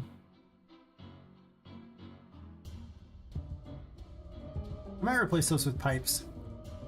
It is steampunk. That was a little weird jump. Maybe I just kind of missed the sides.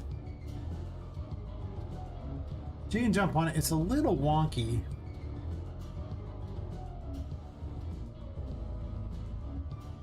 But I don't hate it because it's just an extra way to go. I'll really go back though. But it does act as kind of a bridge, which I think is interesting in its own right.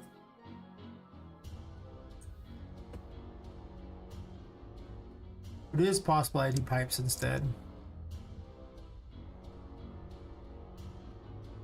It is steampunk after all, right?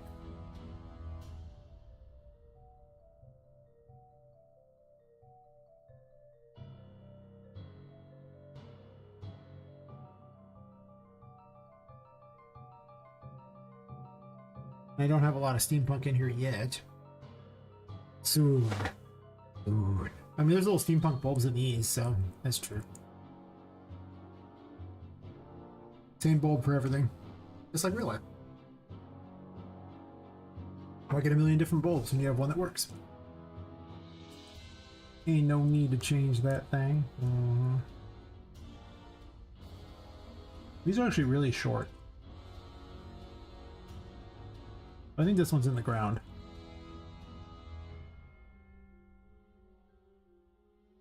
Like when you look at that, things they're really short. All the other ones are 6.5. This one should be 6.5 as well.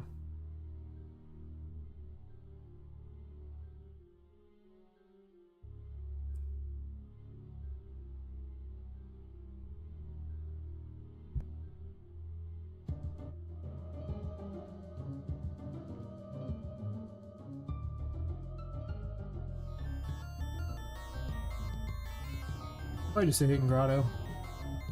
And of course this is impossible.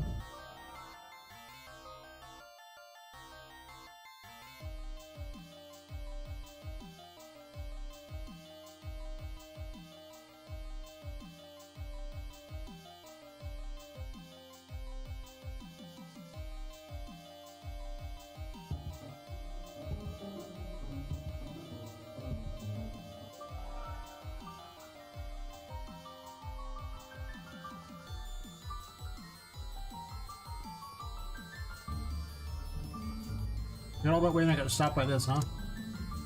How close am I to getting the rest of this is the question. That one's gotta go down clearly. 5 it's set to huge. Oh no!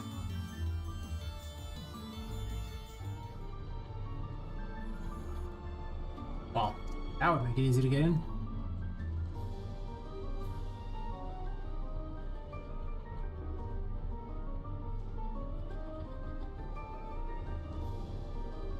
And of course there's my jerk maneuver there where there's like holes you can fall through. I think I was intending these to all be 0.7s and not, you know, huge mungus. Or not 7. I don't want it to be so like, you know, blot out the sun or anything. It would get pretty big.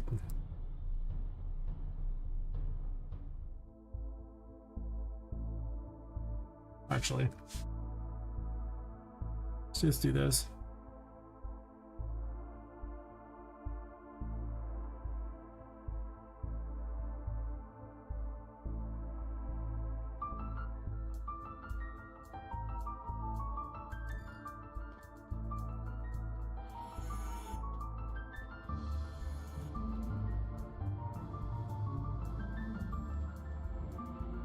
That's easy. Okay. Now there's a path to get you up there, but I gotta make this more interesting than the current path. The current path is kind of lame. You know, it's okay, but it's kind of lame. It needs something different. But job one is to kind of gamify it, and then I'll make it better and better.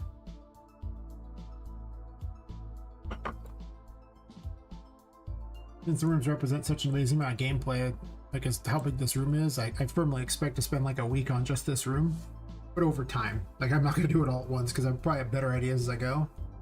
And I've already invested time in this room because the initial concept of how the story was looked came from this room, so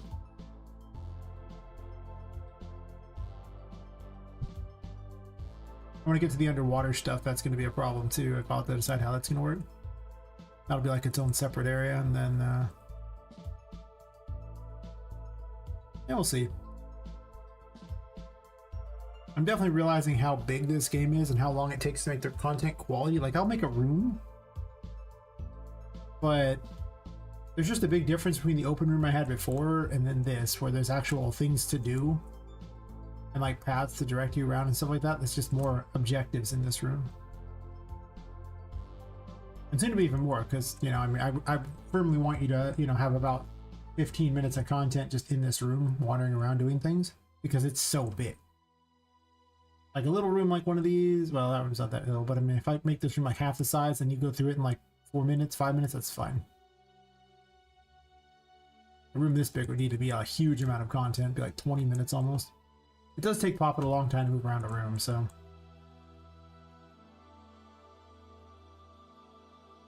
But I might actually have you finish in like the pirate area over here. Have like a pirate battle in here or something. Have you work your way through a pirate city? I'm probably going to change this whole area out. I don't really know why it even exists. It doesn't really do anything I need it to do.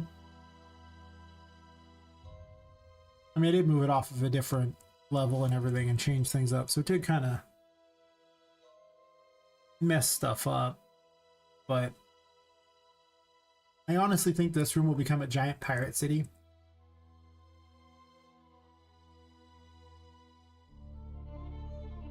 I'd probably get rid of... Well, do I even get rid of these doors? I don't know. I could. But this could just be its own separate little bizarre room over here. I could get rid of these. And then I can flood this whole room if I want. And then I can have the battle against the boss in this room. Thus continuing my bizarre desire of starting you next to the boss room and making you go all the way around in like the worst way imaginable.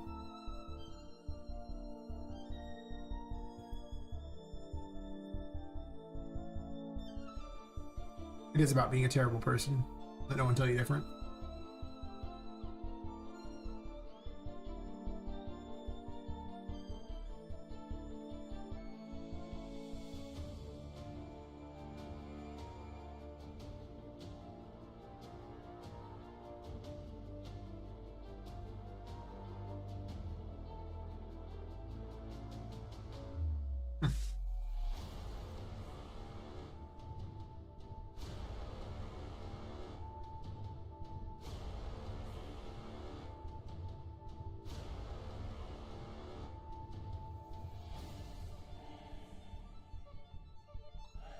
And it may get a shorter night tonight.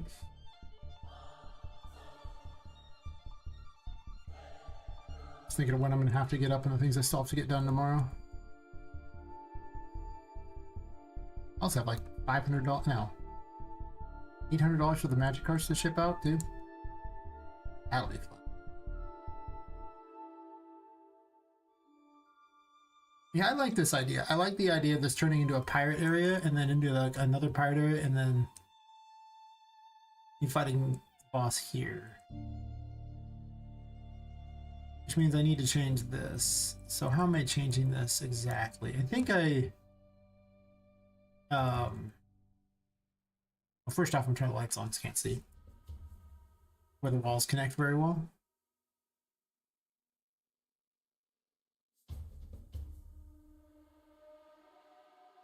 That gives me a much better idea of the way you're going in this, because I needed to pick a way. So let's say I ditch this thing here. And this thing here. And I went to all the trouble to make this a thing, but that's okay. I don't...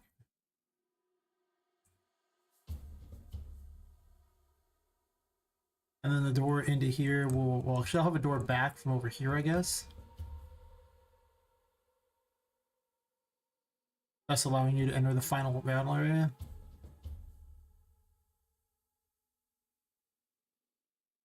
Except for not. I'm a horrible person.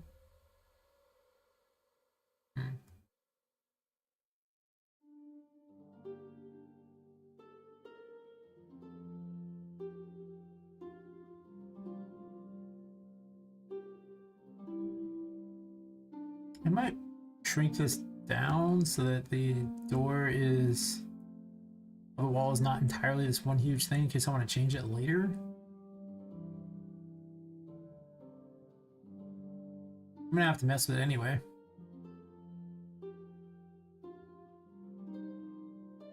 I'm just gonna move all this crap off of here.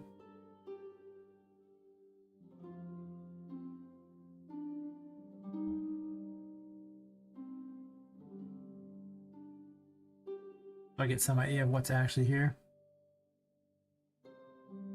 I can make this room bigger.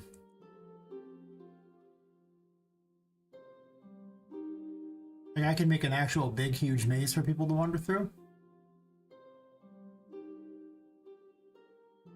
I may yet do that.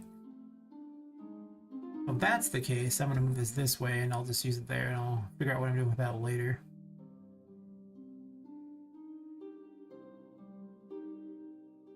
I mean, if you already have an idea for something, you might as well use it, right?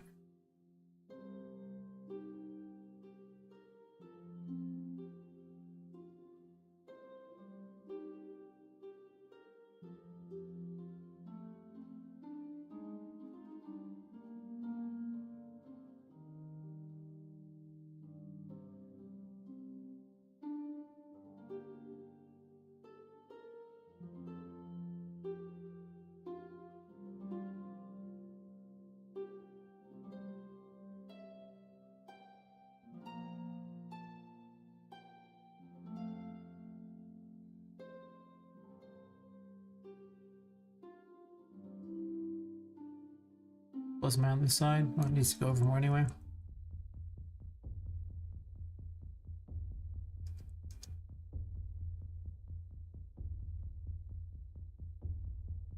I'm actually pretty pleased with how this is going today.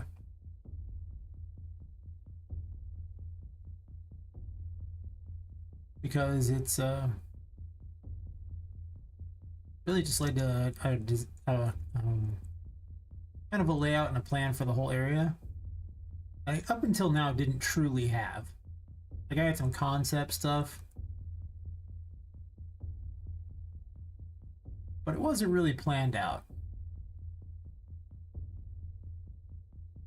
We're not even going to talk about the area below this. I have no idea. It'll look like something. Yes.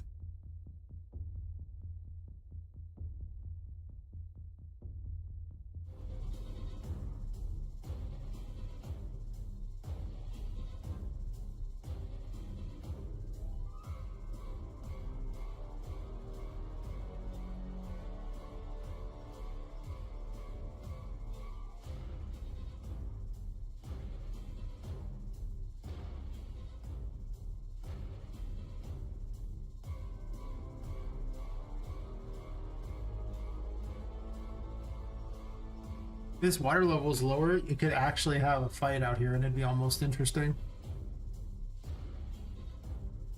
I'd have to lower the water level of every room though. I'm not sure I want to do that because then it makes these underwater areas not really a thing.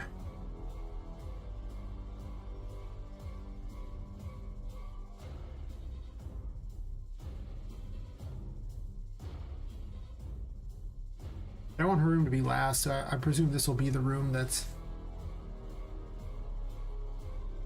where you fight her. Or in here, potentially, if I decide to really reduce the water levels.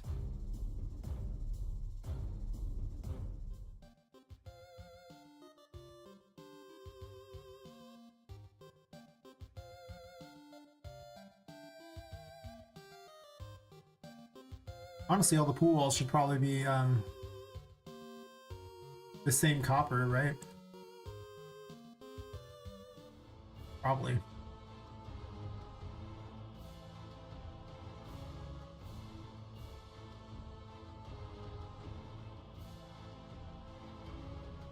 Mostly because it would be pretty fitting for what it is. That's what it was.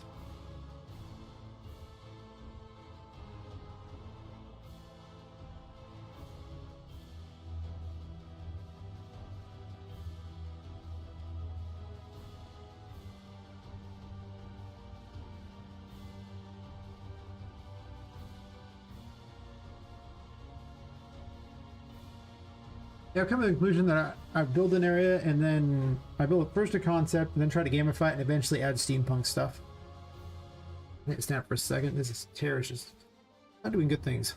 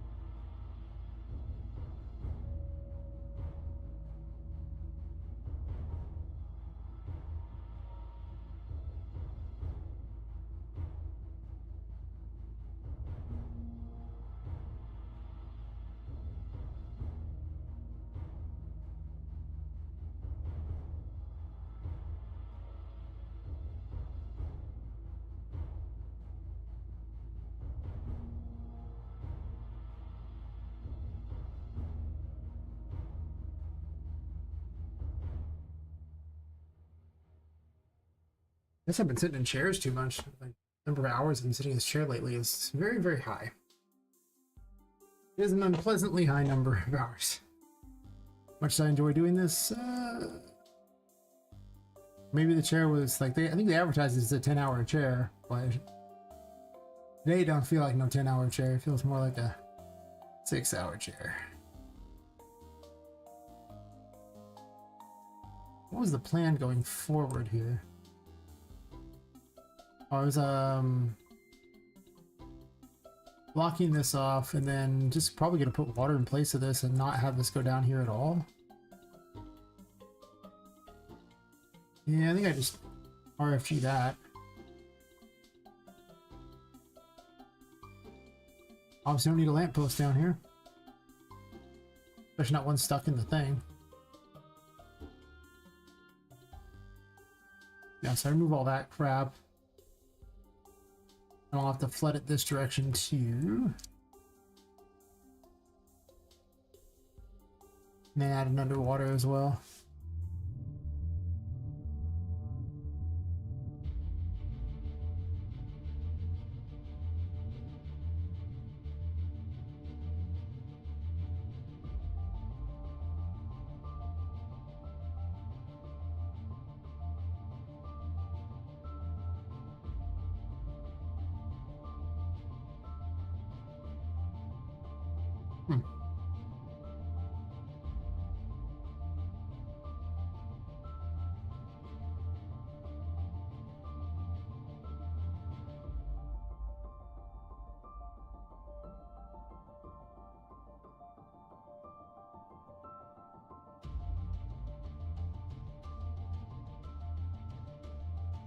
Not a bad track.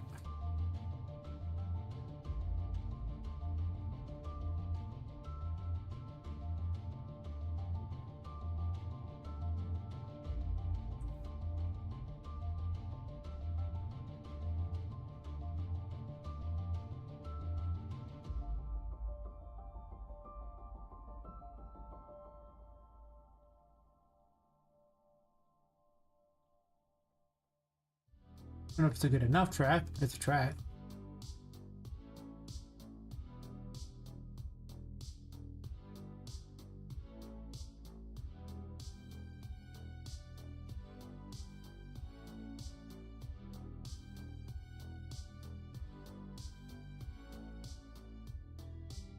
Obviously, that's too much.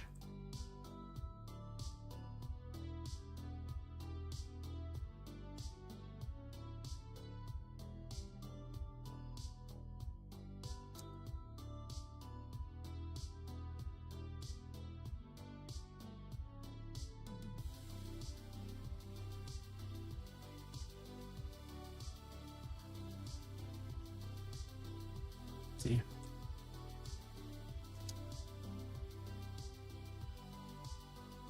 Close enough.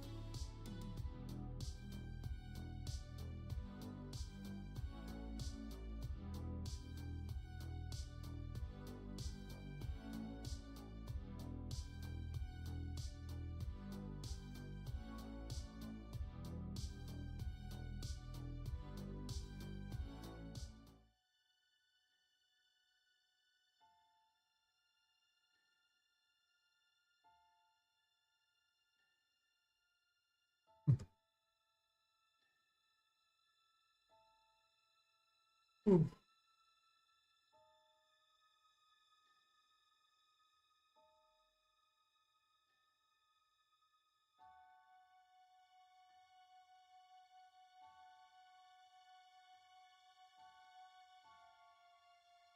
For me, it obliterate a lot of that top area. I did go to all the trouble to put this over here, but I don't know if I want to keep it. Might be going to the Pirate City through here. Fight the boss in this general vicinity.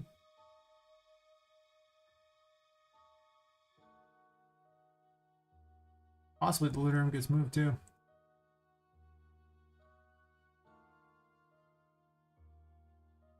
Or you fight the boss over in this general vicinity. Or you fight the boss in here. But if that's the case, then this would be... Well... Would it be pointless? Like, when do I give you the Emperor? That'd make the biggest difference. Maybe she has the Emperor, in which case... It would then make sense that you could backpedal through all these.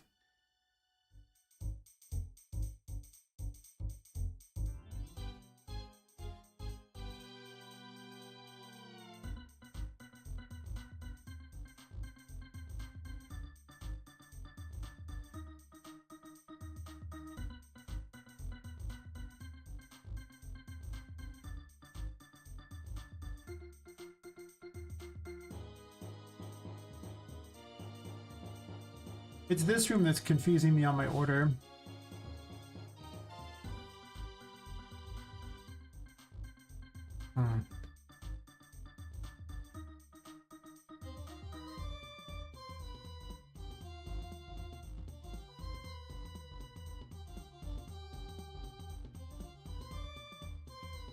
Be a hidden room afterwards.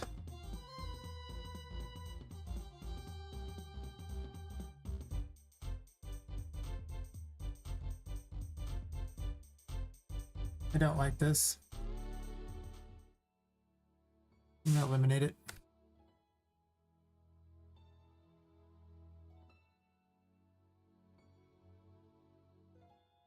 Nope. Like the log.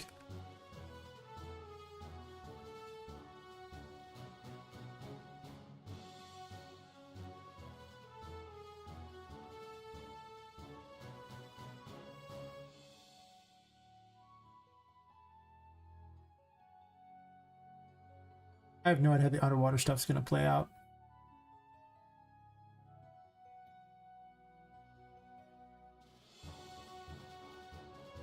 You basically have to have the Emperor always active. It has to have a passive ability, which is weird because none of the other tarot cards work like that. Well, I guess this works. Some of them do. I guess double jump is passive. Or just triggers when you jump in the water. Lets you use other tarot cards at the same time.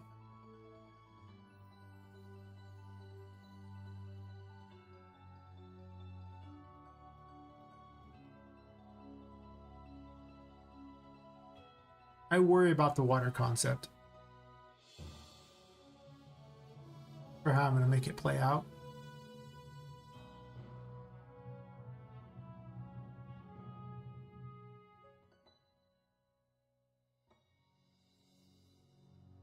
Because where are you really trying to get under the water? There has to be something hidden under the water that's very cool.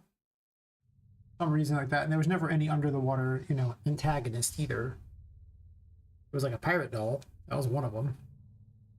But other than her, there was not a whole lot to do with water. The underwater thing is a later edition that seems cool. I like the idea of it.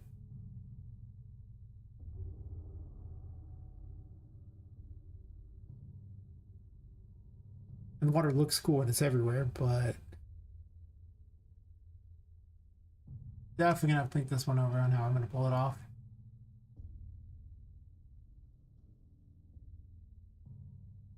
Also, I need to look into some underwater physics, and that will help me decide how I plan on making it work. Because, yeah. Yeah, indeed.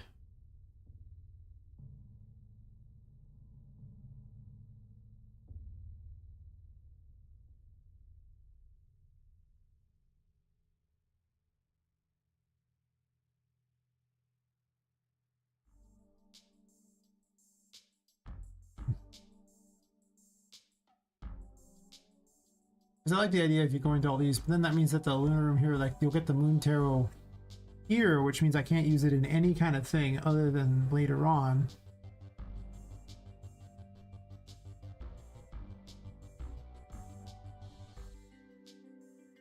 If that's the case, I mean, I'm introducing a handful of mechanics here.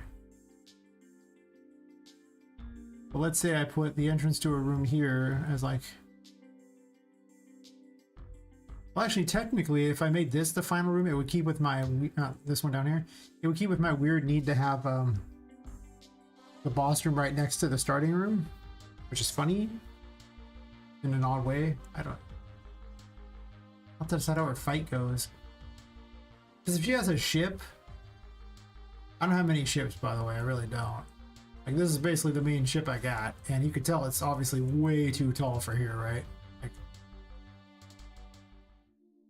So if I wanted to have, like, you know, a ship or something, like, you fight her, like, probably in front of her ship, not on her ship. Maybe there's cannons on her ship, or cannons on a bunch of ships that are shooting at you, and you have to destroy those in the fight. I could see that being a thing. Or maybe sink the ships nearby her and everything like that, because they're spawning minions and helpers and things. Some sort of bizarre setup like that. But I'd have to lower the water everywhere for that to even work, because for that to work, there has to be, like... probably be, like, down here or something like that. And then obviously the boat would work great. It wouldn't even work great at that. Maybe it's too high and tall even then. It would probably look better than it did. Yeah, it's still too tall. So I'd have to give up the entire underwater thing there for this boat to work in this spot. Clearly I don't want to do that.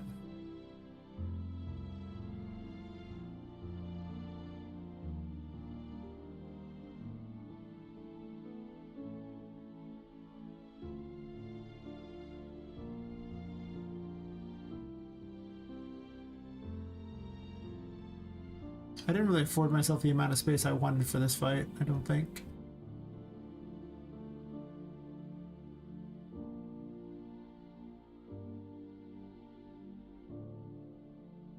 I would need to adjust this whole thing here, make a battle arena out here essentially. With water nearby.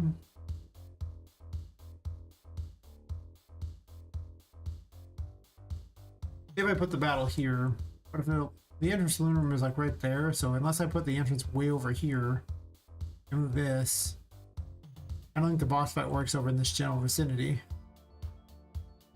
It would give me a lot more space though to play with, that's true.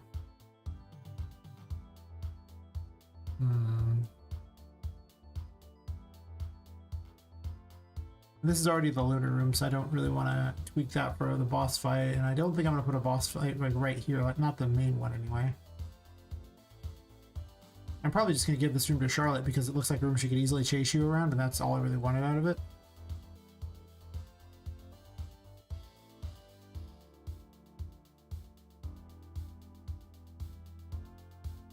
The chances are you would probably go into this room for, well...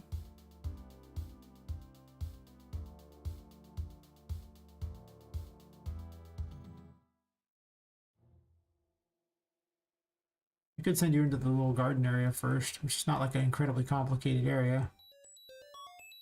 And then if you enter from there, you could actually take this way up and go wander around, so it gives you extra options. I might get rid of some of these doors, though.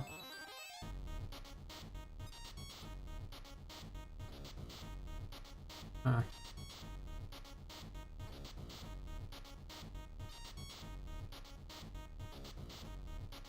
Hmm.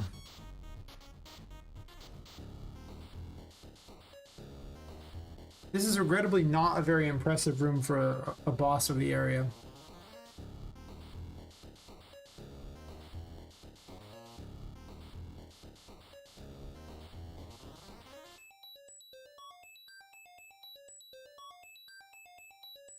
that's kind of my problem with what I'm thinking right now, like how I want to plan this. Like, this is not impressive. I mean, Vu has a room that's just like over the top impressive.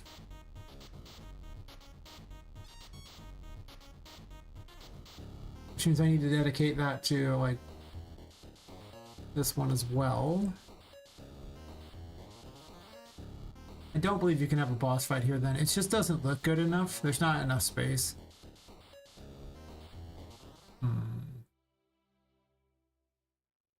Or somebody's potentially devoting back to this area being where the boss fight would be and making it really impressive.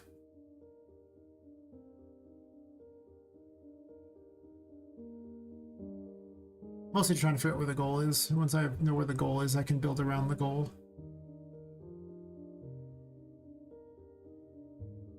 It needs to be an area without underwater.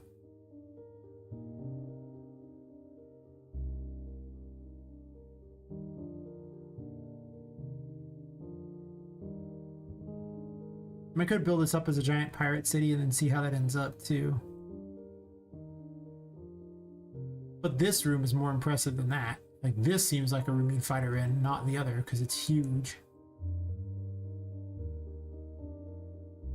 I could move the moon somewhere else.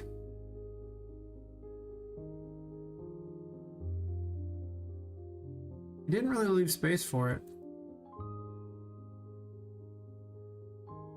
The other option is to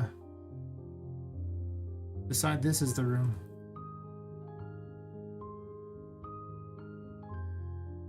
It was originally where I considered the boss to be at. But it's not like unprecedented or anything. It could go there. Be fine.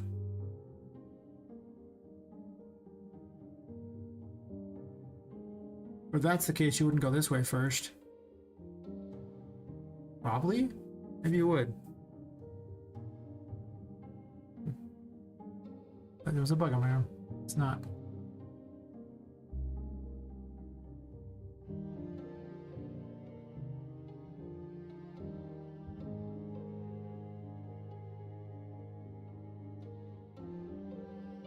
Well, every boss has to be over the top.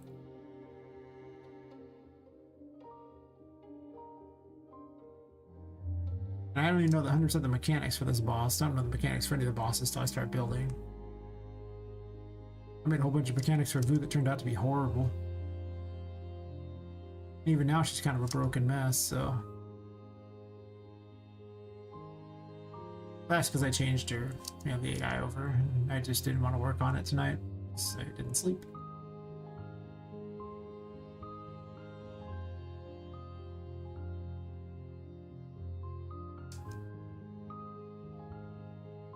Whenever I need something brain dead simple to do, it's usually artwork, level design, some kind of thing like that, where I don't have to really think that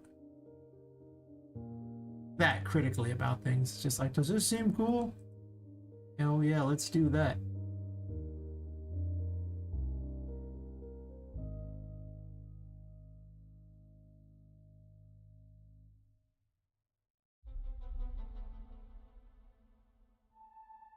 I guess I just stick with having the sunken depths be a thing, and this has enough space for as over the top a battle as I want it to be. Like maybe that's just the thing. Then I have a huge underwater area if I want. I'll have to pick a different area to go down though if I do that.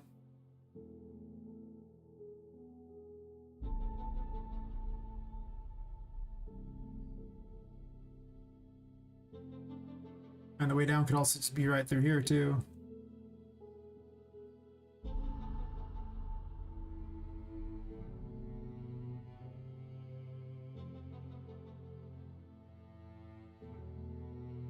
Hmm.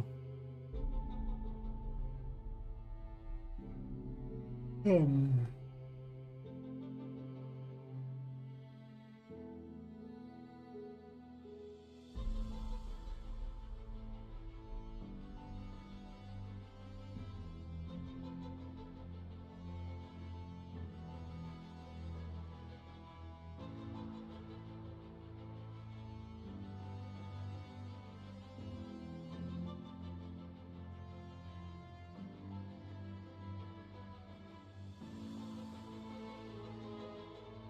Hmm.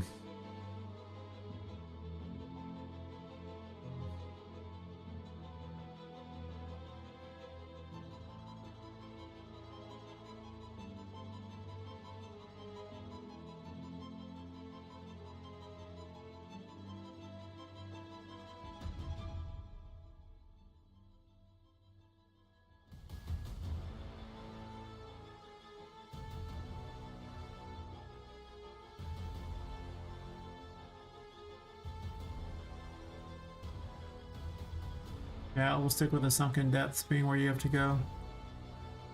Yeah, we'll stick with the sunken depths being where you have to go. We have echo there. Nice. I just need a place that's huge to run the battle. I can't see how I'm gonna do it in one of these other places and make it look, you know, amazing. Like I want it to be. I mean, it's just like when you walk into Vu's room, it looks amazing. Like we're not gonna, like it looks definitely like it's, you know, stepped out of a better game than this, I'm sure. Just get rid of that, I don't need it. Make a new one. I always do. That's when this is like a giant pirate city thingy.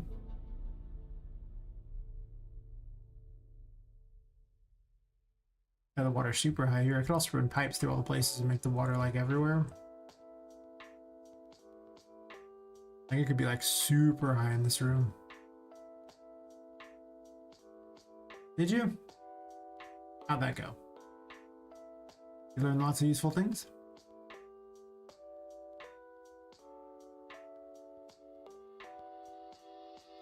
That sounded weirdly condescending. I don't mean it to be like the way it was. Just actually.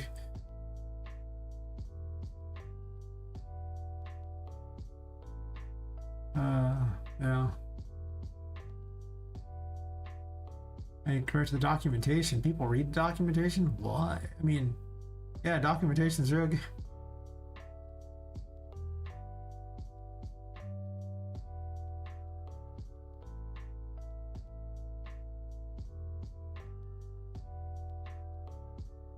Seems fair.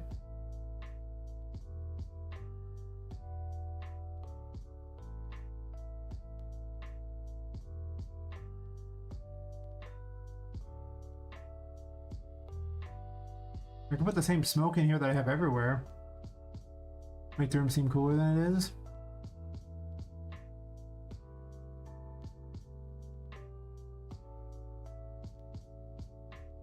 I see. It's fair.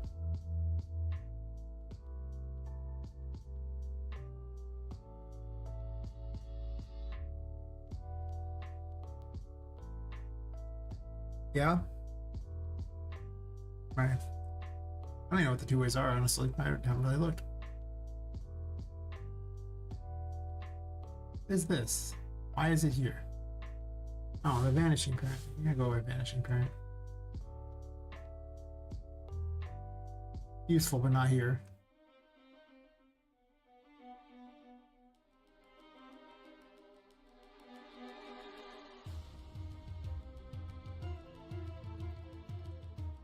Room info?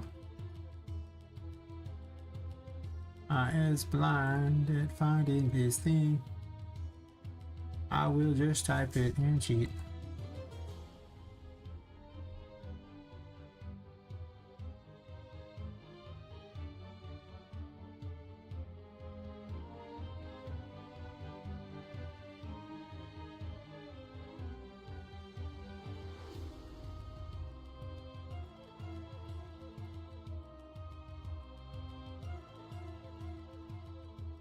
Job 1. Make the end. Job 2. Make stuff that wasn't the end. Is based entirely upon science. What the science that I'm basing it on is, but I'm sure it's good science, and you should listen to it. Unless it's bad science, but we won't know that until after you listen to it, so it'll be too late anyway.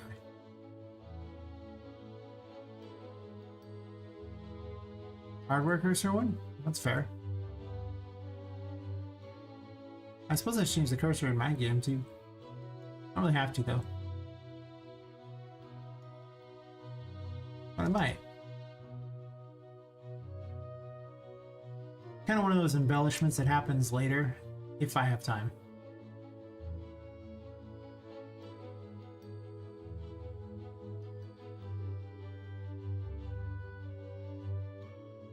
Probably. Maybe.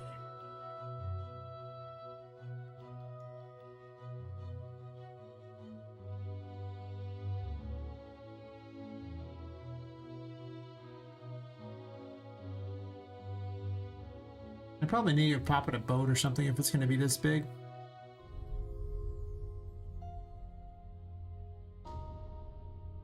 It could be a massive pirate city.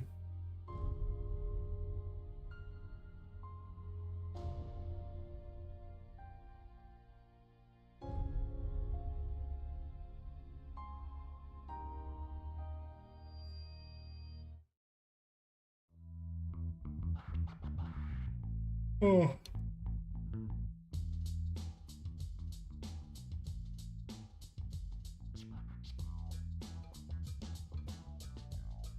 I guess I need to decide if you're gonna fight on ships or not. But if you fought her on ships, you probably still have to fight her some other place too.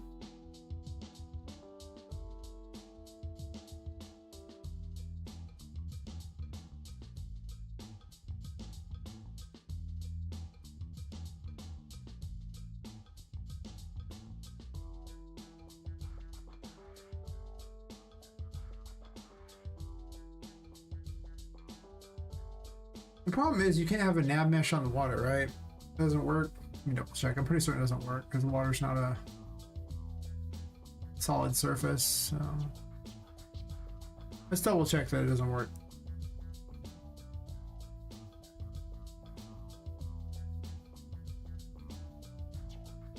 All right, so because we know now that because we know now that it doesn't work in the water, I need to have flying AIs essentially. If I have a boat battle,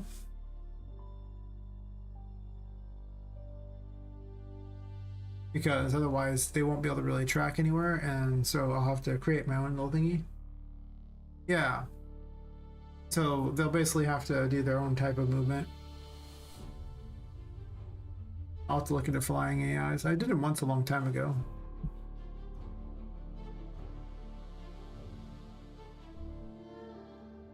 It'll mostly just be creating some new specialized movements for him in the BPM PC.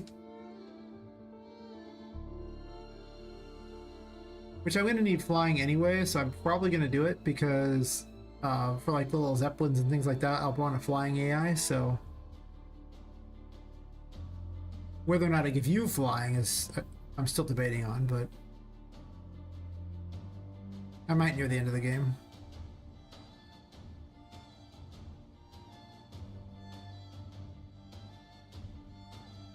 Yeah, I'd have to go to BPM PC and include some flying movement in here.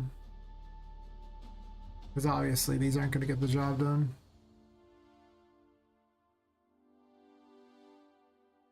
So I have to replace this with whatever is used for AI flying. Oh, it's not even AI anymore. It won't have the pathing or anything, the smart movement. That's its own thing.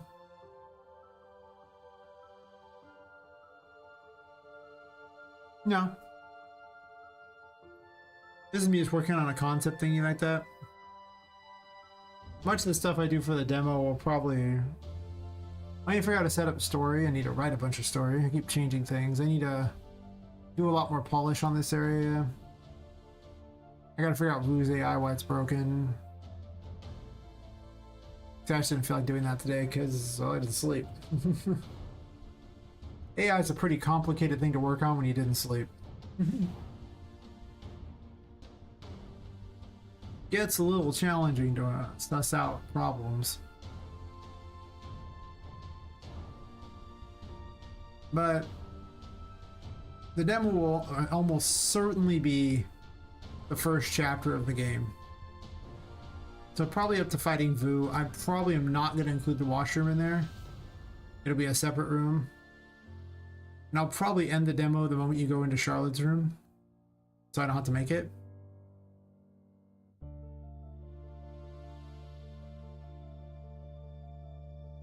Or the demo will just end by killing Boo herself. That's also a thing.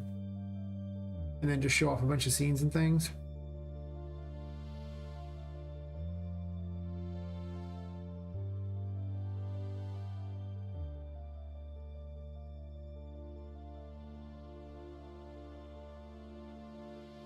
But honestly, I probably shouldn't be working on the next area so much as this. I was just trying to figure out what I want the next area to be like as far as conceptually, but realistically, if I want a demo and funding, I should probably just shelve that entire map for the moment.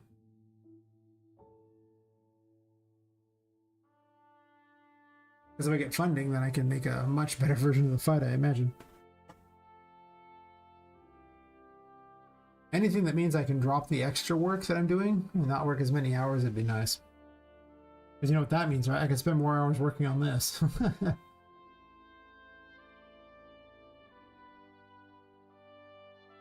Yeah, I should go through and make a list of every single thing I want to do to finish this demo. Cap the demo at beating probably Vu. I don't think I'm going to do any of the cutscenes afterwards yet because...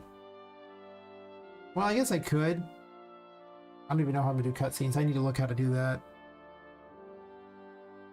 It'd be nice.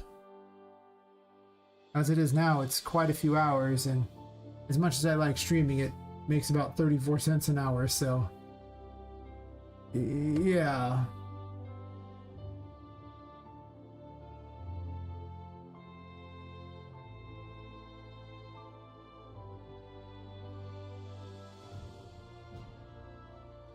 I believe I made something like $50-something this month on it, so it's not like I'm getting paid a lot.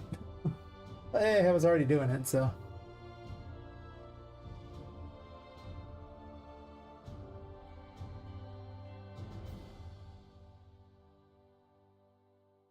Might as well get a little money out of it.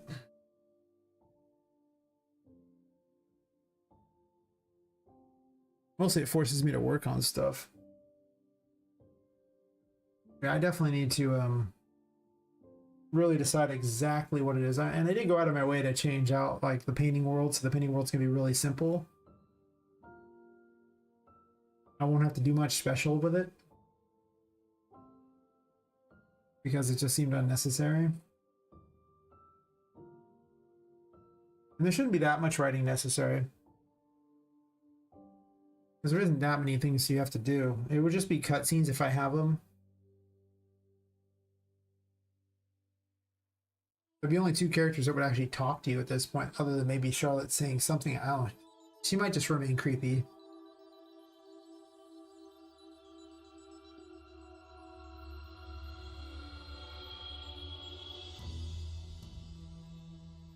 Because, you know, why not? If the bad guy talks to you, they're not very creepy anymore.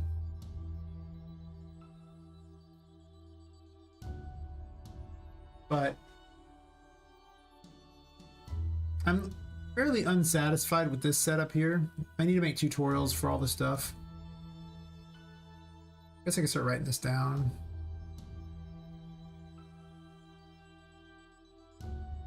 As I talk it over. Finish the demo. And just make a full list of everything that I want to put in the demo. Because, yeah.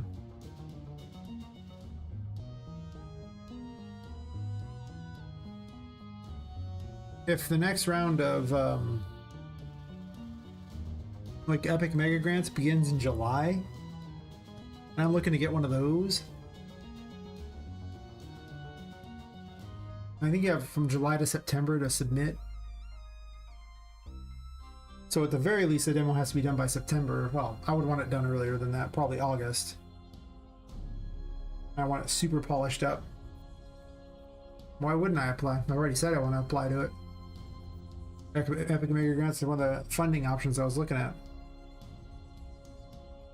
That, Kickstarter, maybe a publisher if I could find one. But as soon as I have a demo that's, you know, awesome, that should be enough to hopefully win them over. I mean, if the demo isn't good enough to win anybody over, well, then I'm probably not continuing with the rest of the game, right? If the demo sucks that bad, right? Well, yeah, the current round just closed, so like I said, July is when it starts, and it ends sometime in September. So I want to have it, you know, would want to have it ready within that range so I could drop it in there and see if I can get some sweet Epic Mega Grant money. If I can do that, then I can just quit my day job. Yeah, I got a bunch of things I gotta do. But I'll get to all that. So job 1 is get the demo finished. I probably should just bar myself from working on the other later areas until I do finish the demo, if I want to get technical. And then just spend the next, you know, 4 months polishing the crap out of it until the demo is awesome. And do nothing else, like not worry about anything extra beyond that.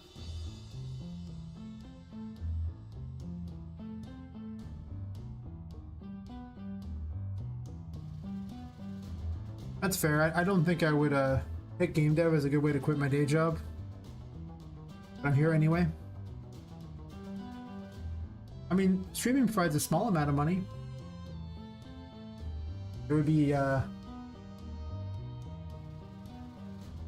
enough to pay for food for the month, let alone anything else, but it does pay a little.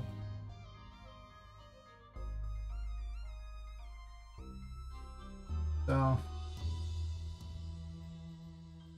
let's see, I need a intro cutscene. I've gotta have some kind of intro cutscene. Intro dialogue. I think we'll say a painting world.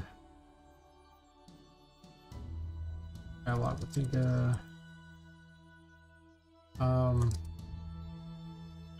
I'm relatively satisfied with this room. I don't really think I need to make any particular changes to it, with the exception of I kind of want to improve this a little bit. But otherwise, I'm pretty satisfied with what this room is. I don't think it needs to be changed particularly.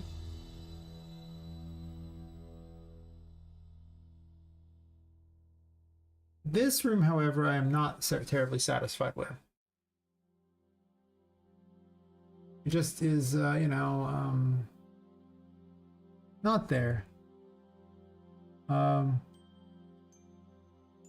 better for Strength Tarot.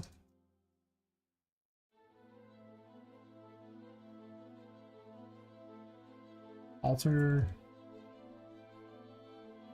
And then improve first section of the front of room.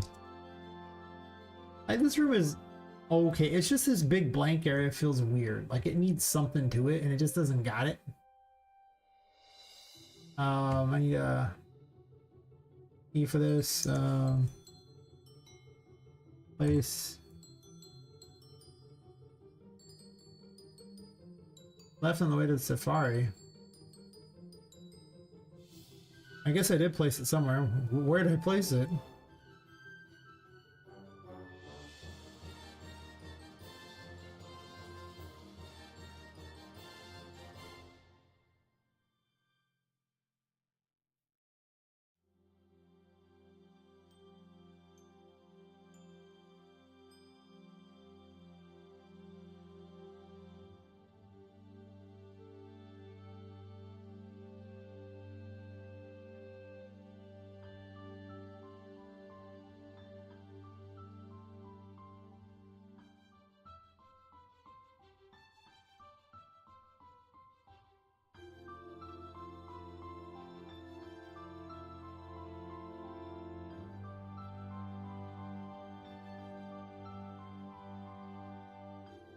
Oops, tricky here.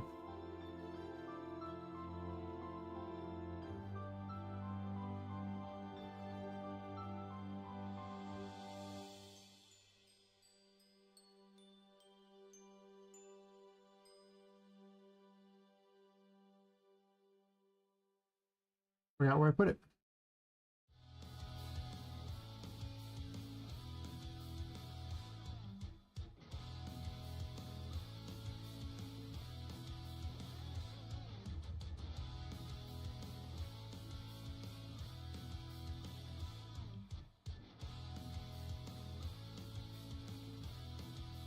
What's in the library, huh?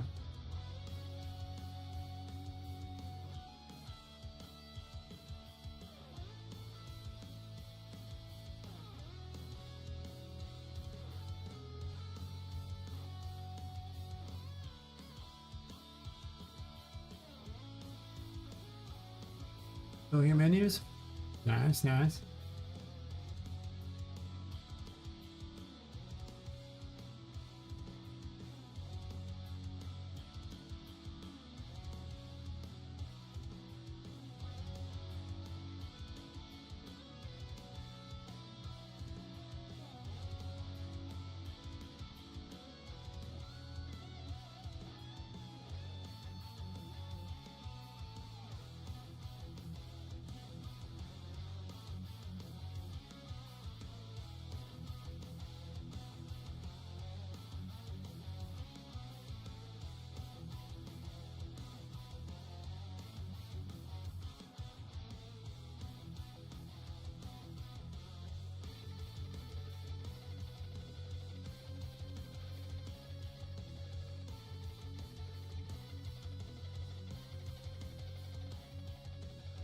At least I have a space for it. I don't really like the message much, but I might change it later. How happy am I with the magician room? Relatively so, I believe. Add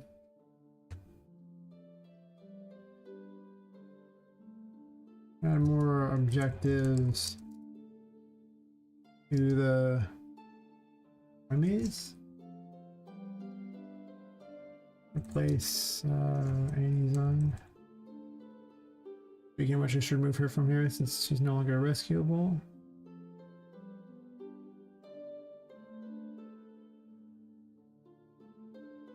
Not in the spawner rate anyway. Good. Okay, so I need to work on that. How happy am I with this room? I'm not unhappy with this room. I think it's fine. I'm relatively happy with this room as well. The only thing the safari room truly needs right here is something for the deck.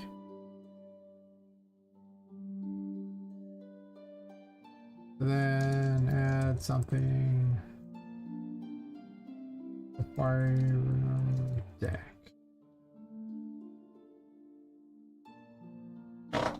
It's possible I just put this out as like an early access with the demo as well. That's the thing that could happen as well.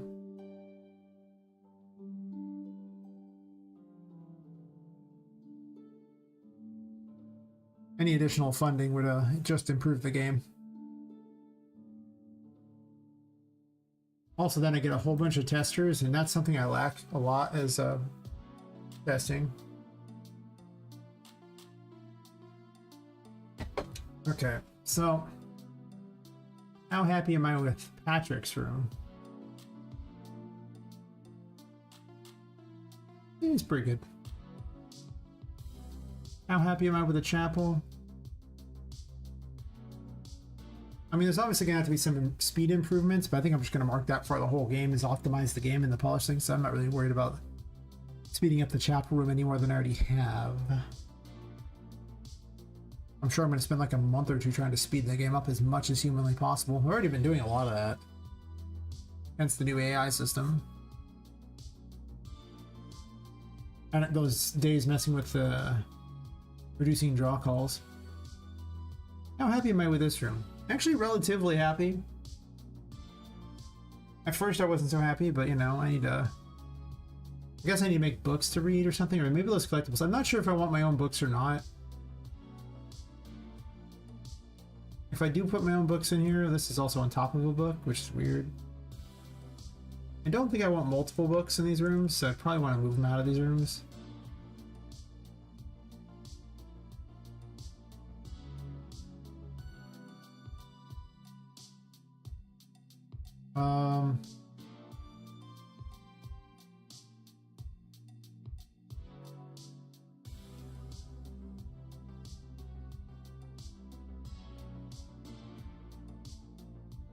Take note of things here.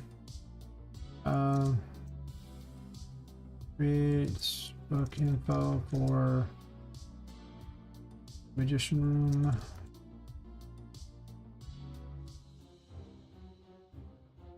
Book info for the Hall of Records.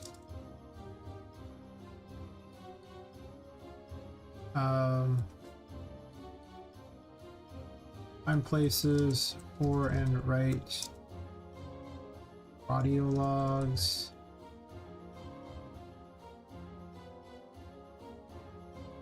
I'm just writing a list here, but just going around there. Write that there, and then I'm just going through and checking to see what else I want to do.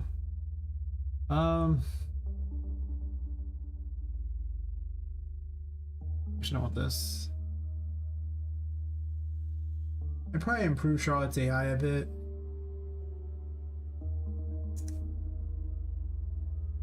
Improve Charlotte's AI.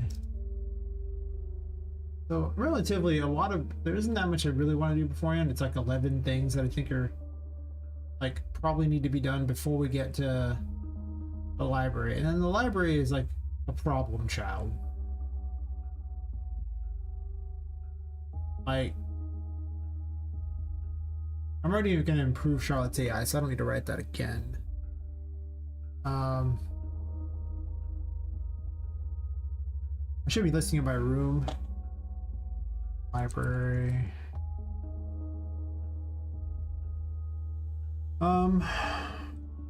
Make the, I guess what I was calling pipe dolls, able to be killed. Make them smarter. I have to improve the pipe maze above this because this pipe maze is basically a mess. Doesn't really go where it wants, so I need to do that.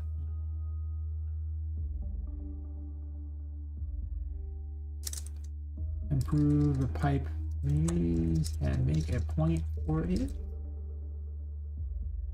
Add a music puzzle question mark to. We do have this piano. It's just fun to jump around on. I believe that there's just 3 things I really want to do with this room, honestly. Like, I don't hate this room as is. It plays out okay. But not amazingly. Just okay.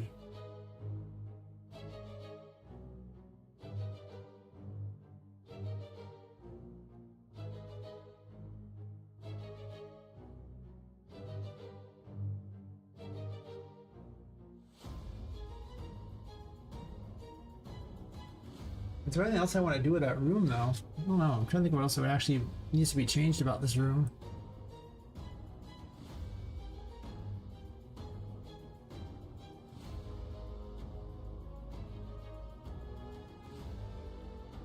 But overall, I think I need to... Oh. Well, that's part of the thing here, so I'll probably just make this part of the maze goals. That's fine.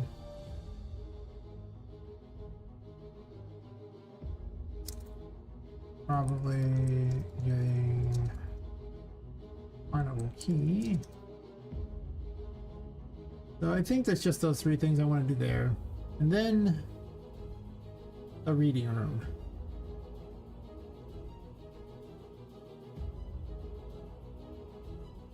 Yeah, I think the bulk of the improvements are going to need to be in these last few rooms, which, because that's pretty much just how it's been so far, is these last rooms just aren't that great. Reading room. And I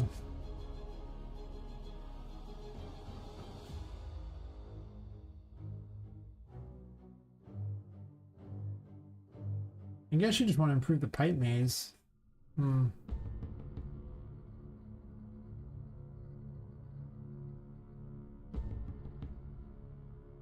The pipe maze.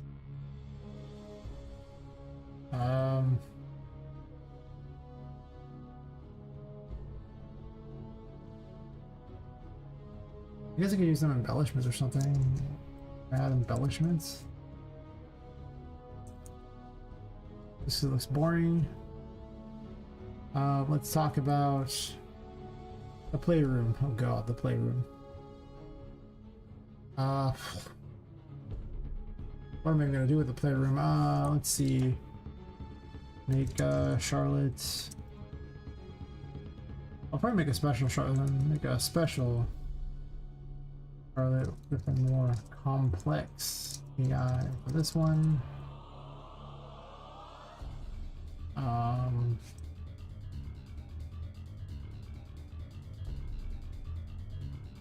mean, to be honest, it's probably like 90% what I want this room to be, is just her chasing you around here. But this time with you having to deal with the maze instead.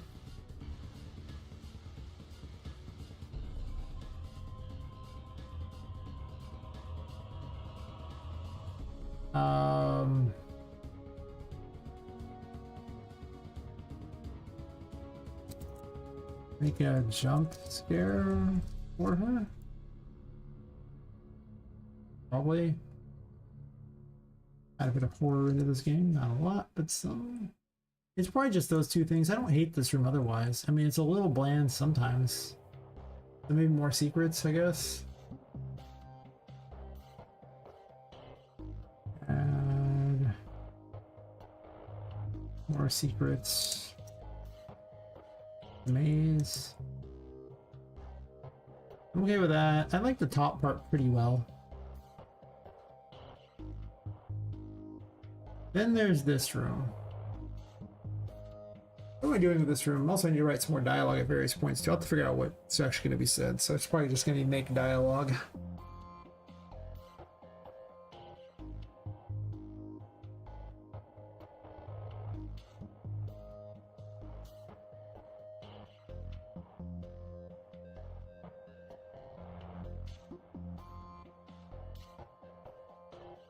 I guess I just kind of want to embellish this room, to be honest. The It'll be like forbidden hallway. Yeah, I'm just writing it. It's just embellishments. Let's do there, and then I'm not gonna put the washroom in there. Don't know if I'm putting Charlotte's room in there. And then right here, as far as this room goes, just a Forbidden Toys room.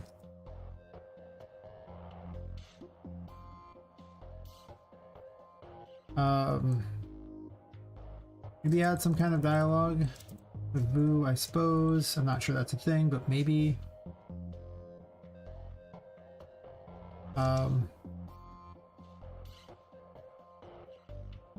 Fix Voodoo's AI. I need to add sound effects and more VFX for everyone too. Fanfare for beating her.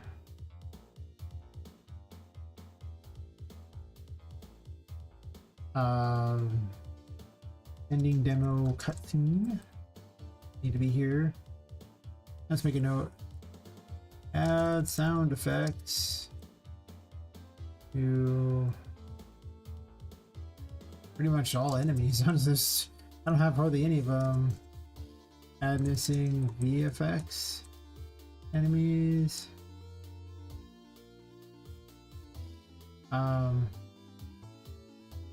For items, liaisons.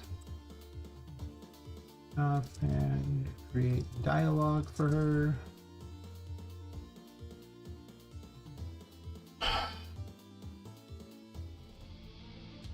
Well, yeah, but there's lots of things like you can't just like people think the game's like finished, but if you start looking at like the cracks in the armor here, there's lots of things that are just missing that I guess people aren't noticing. Like most of the enemies don't have sound effects. Like at all. Like the only one that really does is the little like little bitey thing that goes that growls at you and then launches. So if I added that one in specifically, but otherwise,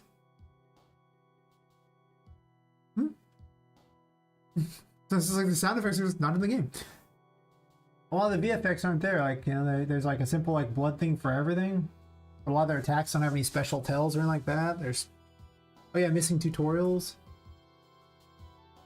Like there's a lot that goes into things there. Missing tutorials. Explanations how to play the game. But there's a lot, way more than you think. That's why I started realizing how much I need to cut out of the game to truly make the game even possible. Because just making the initial stuff's great, but the polish takes forever. It really does. Ooh, I'll probably end in 17 minutes. I want to get some sleep before I get up early. Even if it's not a huge amount, just any.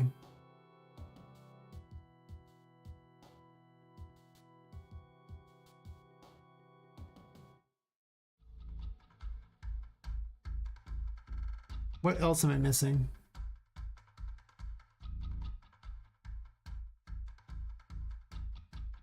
I think what else I'm missing here.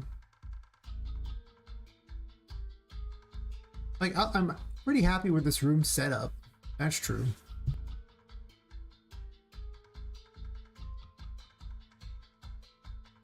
I'm happy with the room setup. Yeah, there's just lots of little things that are missing. You'd be surprised how many things that you just don't take into account when you play a game, and what makes a lot of indie games seem really bad and unfinished. It's the polish that's missing. It's lots of little things. Like I could release it now, but it would be missing a bunch of random things that would seem real awkward. What? I could release the demo now and it would be like you could play it, but I don't know. It's definitely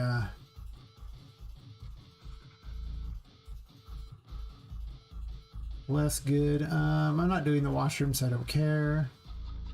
I'm pretty certain I end the thing with Vu dying, so I don't have to worry about the additional anything. Cutscenes are going to be hard. They take forever. I don't know exactly what I'm gonna do for them, because I mean they just, if I have to make like any amount of minutes of, you know, video or something, that'll take forever. Especially because I have zero skill with making them, because I don't even know how yet. I have to look it up. So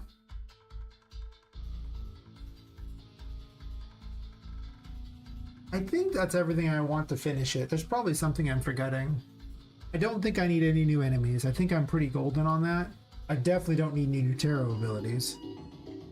I have more than enough of those. I was going to give out temperance early on, so I might need to balance temperance, or mess with temperance a bit. So I guess by that thing I need to refine temperance, since it's apparently in the game now.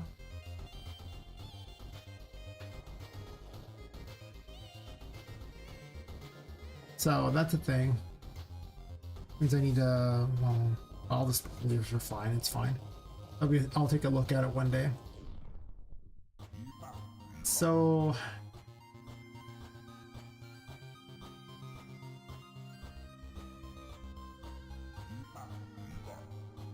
I mean, in all honesty, if I was being like as smart as possible about this, building this game, I would keep the entire game's look for this type of look, have only specific rooms that look like this, like specialized rooms that look, you know, really unique, but otherwise keep it very much like this type of building, the whole building, and then make use of this kind of stuff and everything to help out, to, you know, build little things like that, and just have you go all the way down there to the bottom of it and keep it real short. Like, if I really was being smart about it.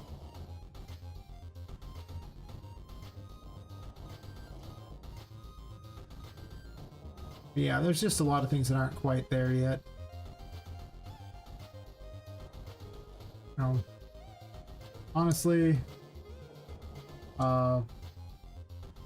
finish the control panels. In reality, this might actually just get yanked out, just blocked off, and you can't see inside them until I have time to really make them cool.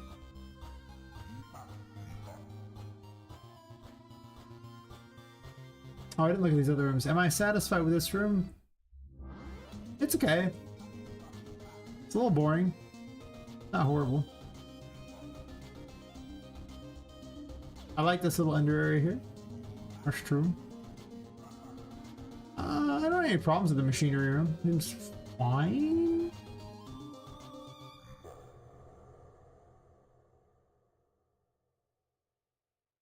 Yeah, I think I'm okay with pretty much all of these rooms. Except for this one spot here that's obviously missing something. Yeah.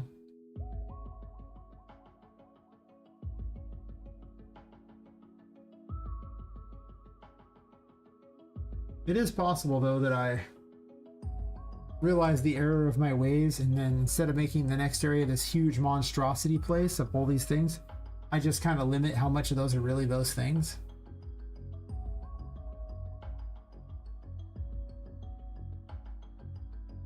Well, populated doesn't mean crap. It has to be, like, you know, done well. Like, you know, you can put stuff in there, but if it has no purpose, like, remember, the levels are the gameplay. It's not like this isn't like an RPG where it's all fighting. Wandering around through the places does make all the difference in the world for whether or not it's fun. So there's definitely polish that needs to be there, like, especially with the first, you know, chapter. The first chapter needs to be like just straight up fire, because that'll be the one everybody plays, right? Like, if chapter 2 isn't as good as chapter 1, so what? By the time you're into chapter 2, you're already invested and don't care. But obviously, if chapter 1 sucks, ain't no one getting to chapter 2, right?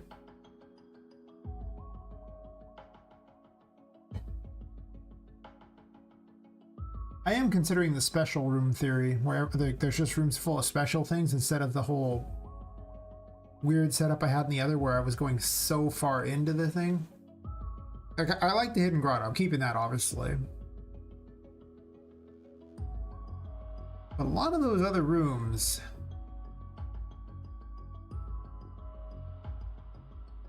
Yeah. I'll think about it. I'm not sure what the second area is going to be like, truly. I mean, like, there's probably going to be a lot of changes. I'm definitely keeping the Hidden Grotto room itself, because I like that room so far. But I really do question if I should make the game more like just the building in general, and then just have special rooms. Like, the chapel here is a special room, and what makes the chapel exciting is this other stuff that wasn't as exciting as the chapel, right? Because it's so different. Then you go back to these other rooms there, and it's more like what you would expect in this building. So if I go that route, instead of like whole different biomes, then I can make each room interesting like that. But then I also kind of run out of ideas for what I could have for these rooms too. So it's like, I don't know.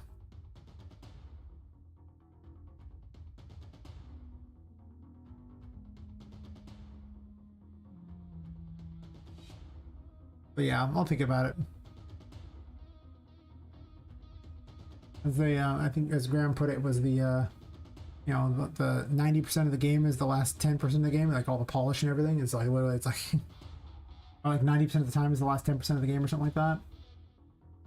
Because just making it, like making the content itself isn't that hard. Well, making it good can be hard, but just polishing it to where it's actually a great experience is rough.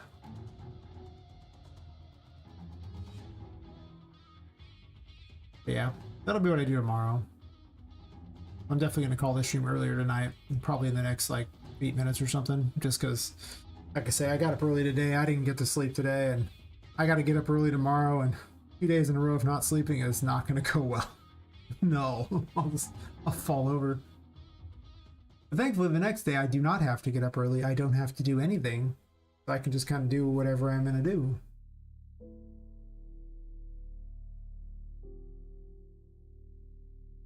And besides, viewership's a bit lower today in general anyway, so it's like,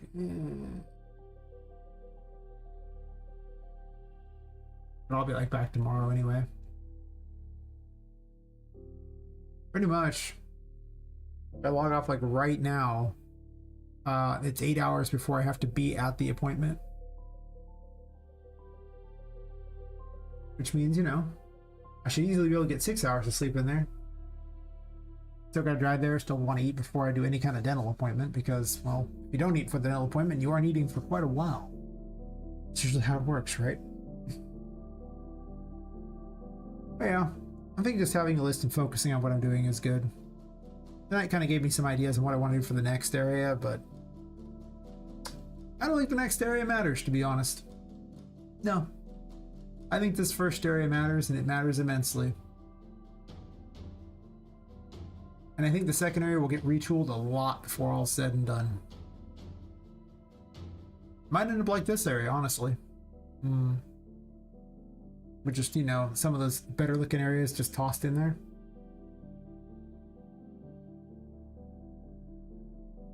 I definitely, yeah, I don't know, I need to really just, it took forever to come up with the layout for this area too, where it was fun. Really a long time. I have to see how long it takes to polish this out quality-wise. And then for cutscene thingies, which I'm assuming are probably going to be comic book style, I just can't see any world that I'm going to be able to make full video anything in any reasonable time frame, especially with my lack of skill in it to start with. And the fact that I have a job as well.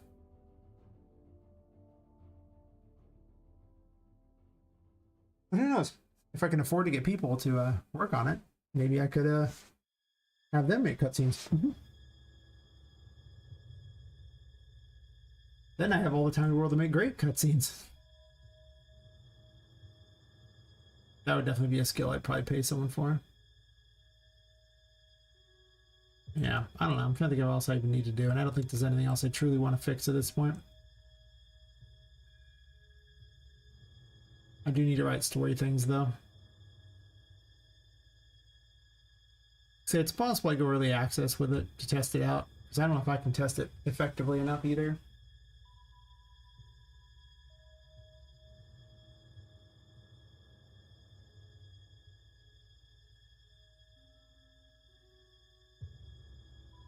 I'll think about it. Like I say, it'll come down to how quickly this gets polished.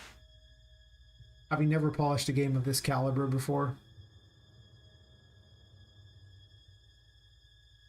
Yeah. But I'm definitely aiming for that epic mega grant, so I think I'll try to have it polished up and just the first chapter completely finished by July.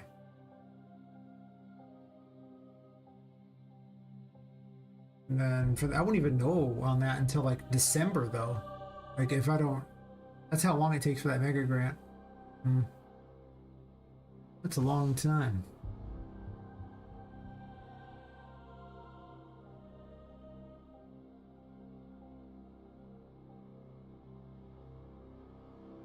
Yeah, I'm getting there.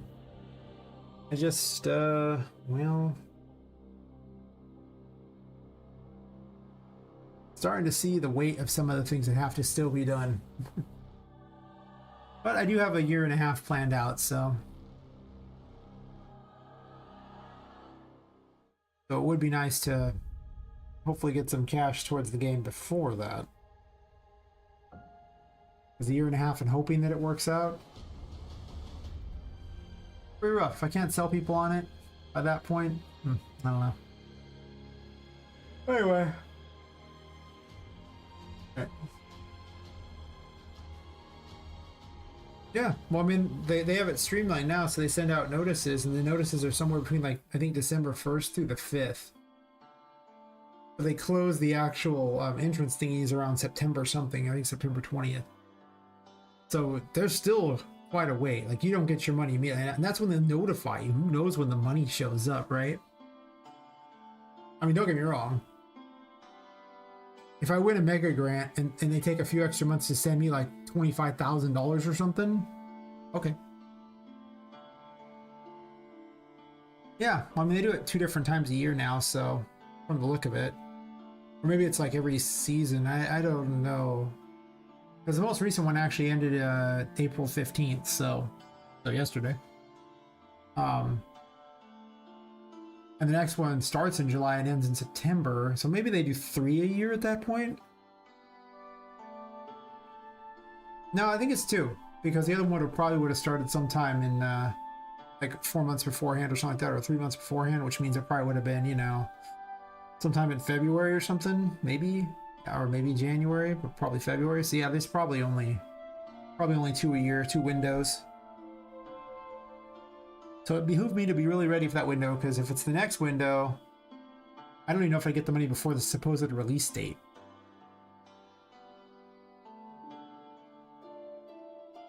Yeah, it seems like a solid plan to me. Jed's still streaming?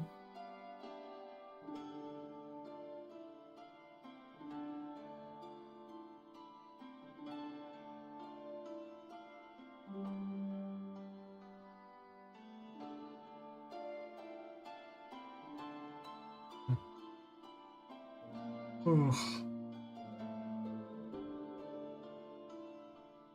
Yeah, I guess I should find someone to raid and all that. As much as I want to keep going all night, I can't do another night. I'm not sleeping. So, I'll wave goodbye to YouTube. I'll be back tomorrow night, probably about 7 hours before this. Or I don't have to worry about stopping at any point because of an appointment the next day. Again. So, if you're interested, I'll be here. And if you're not, well, thanks for dropping by.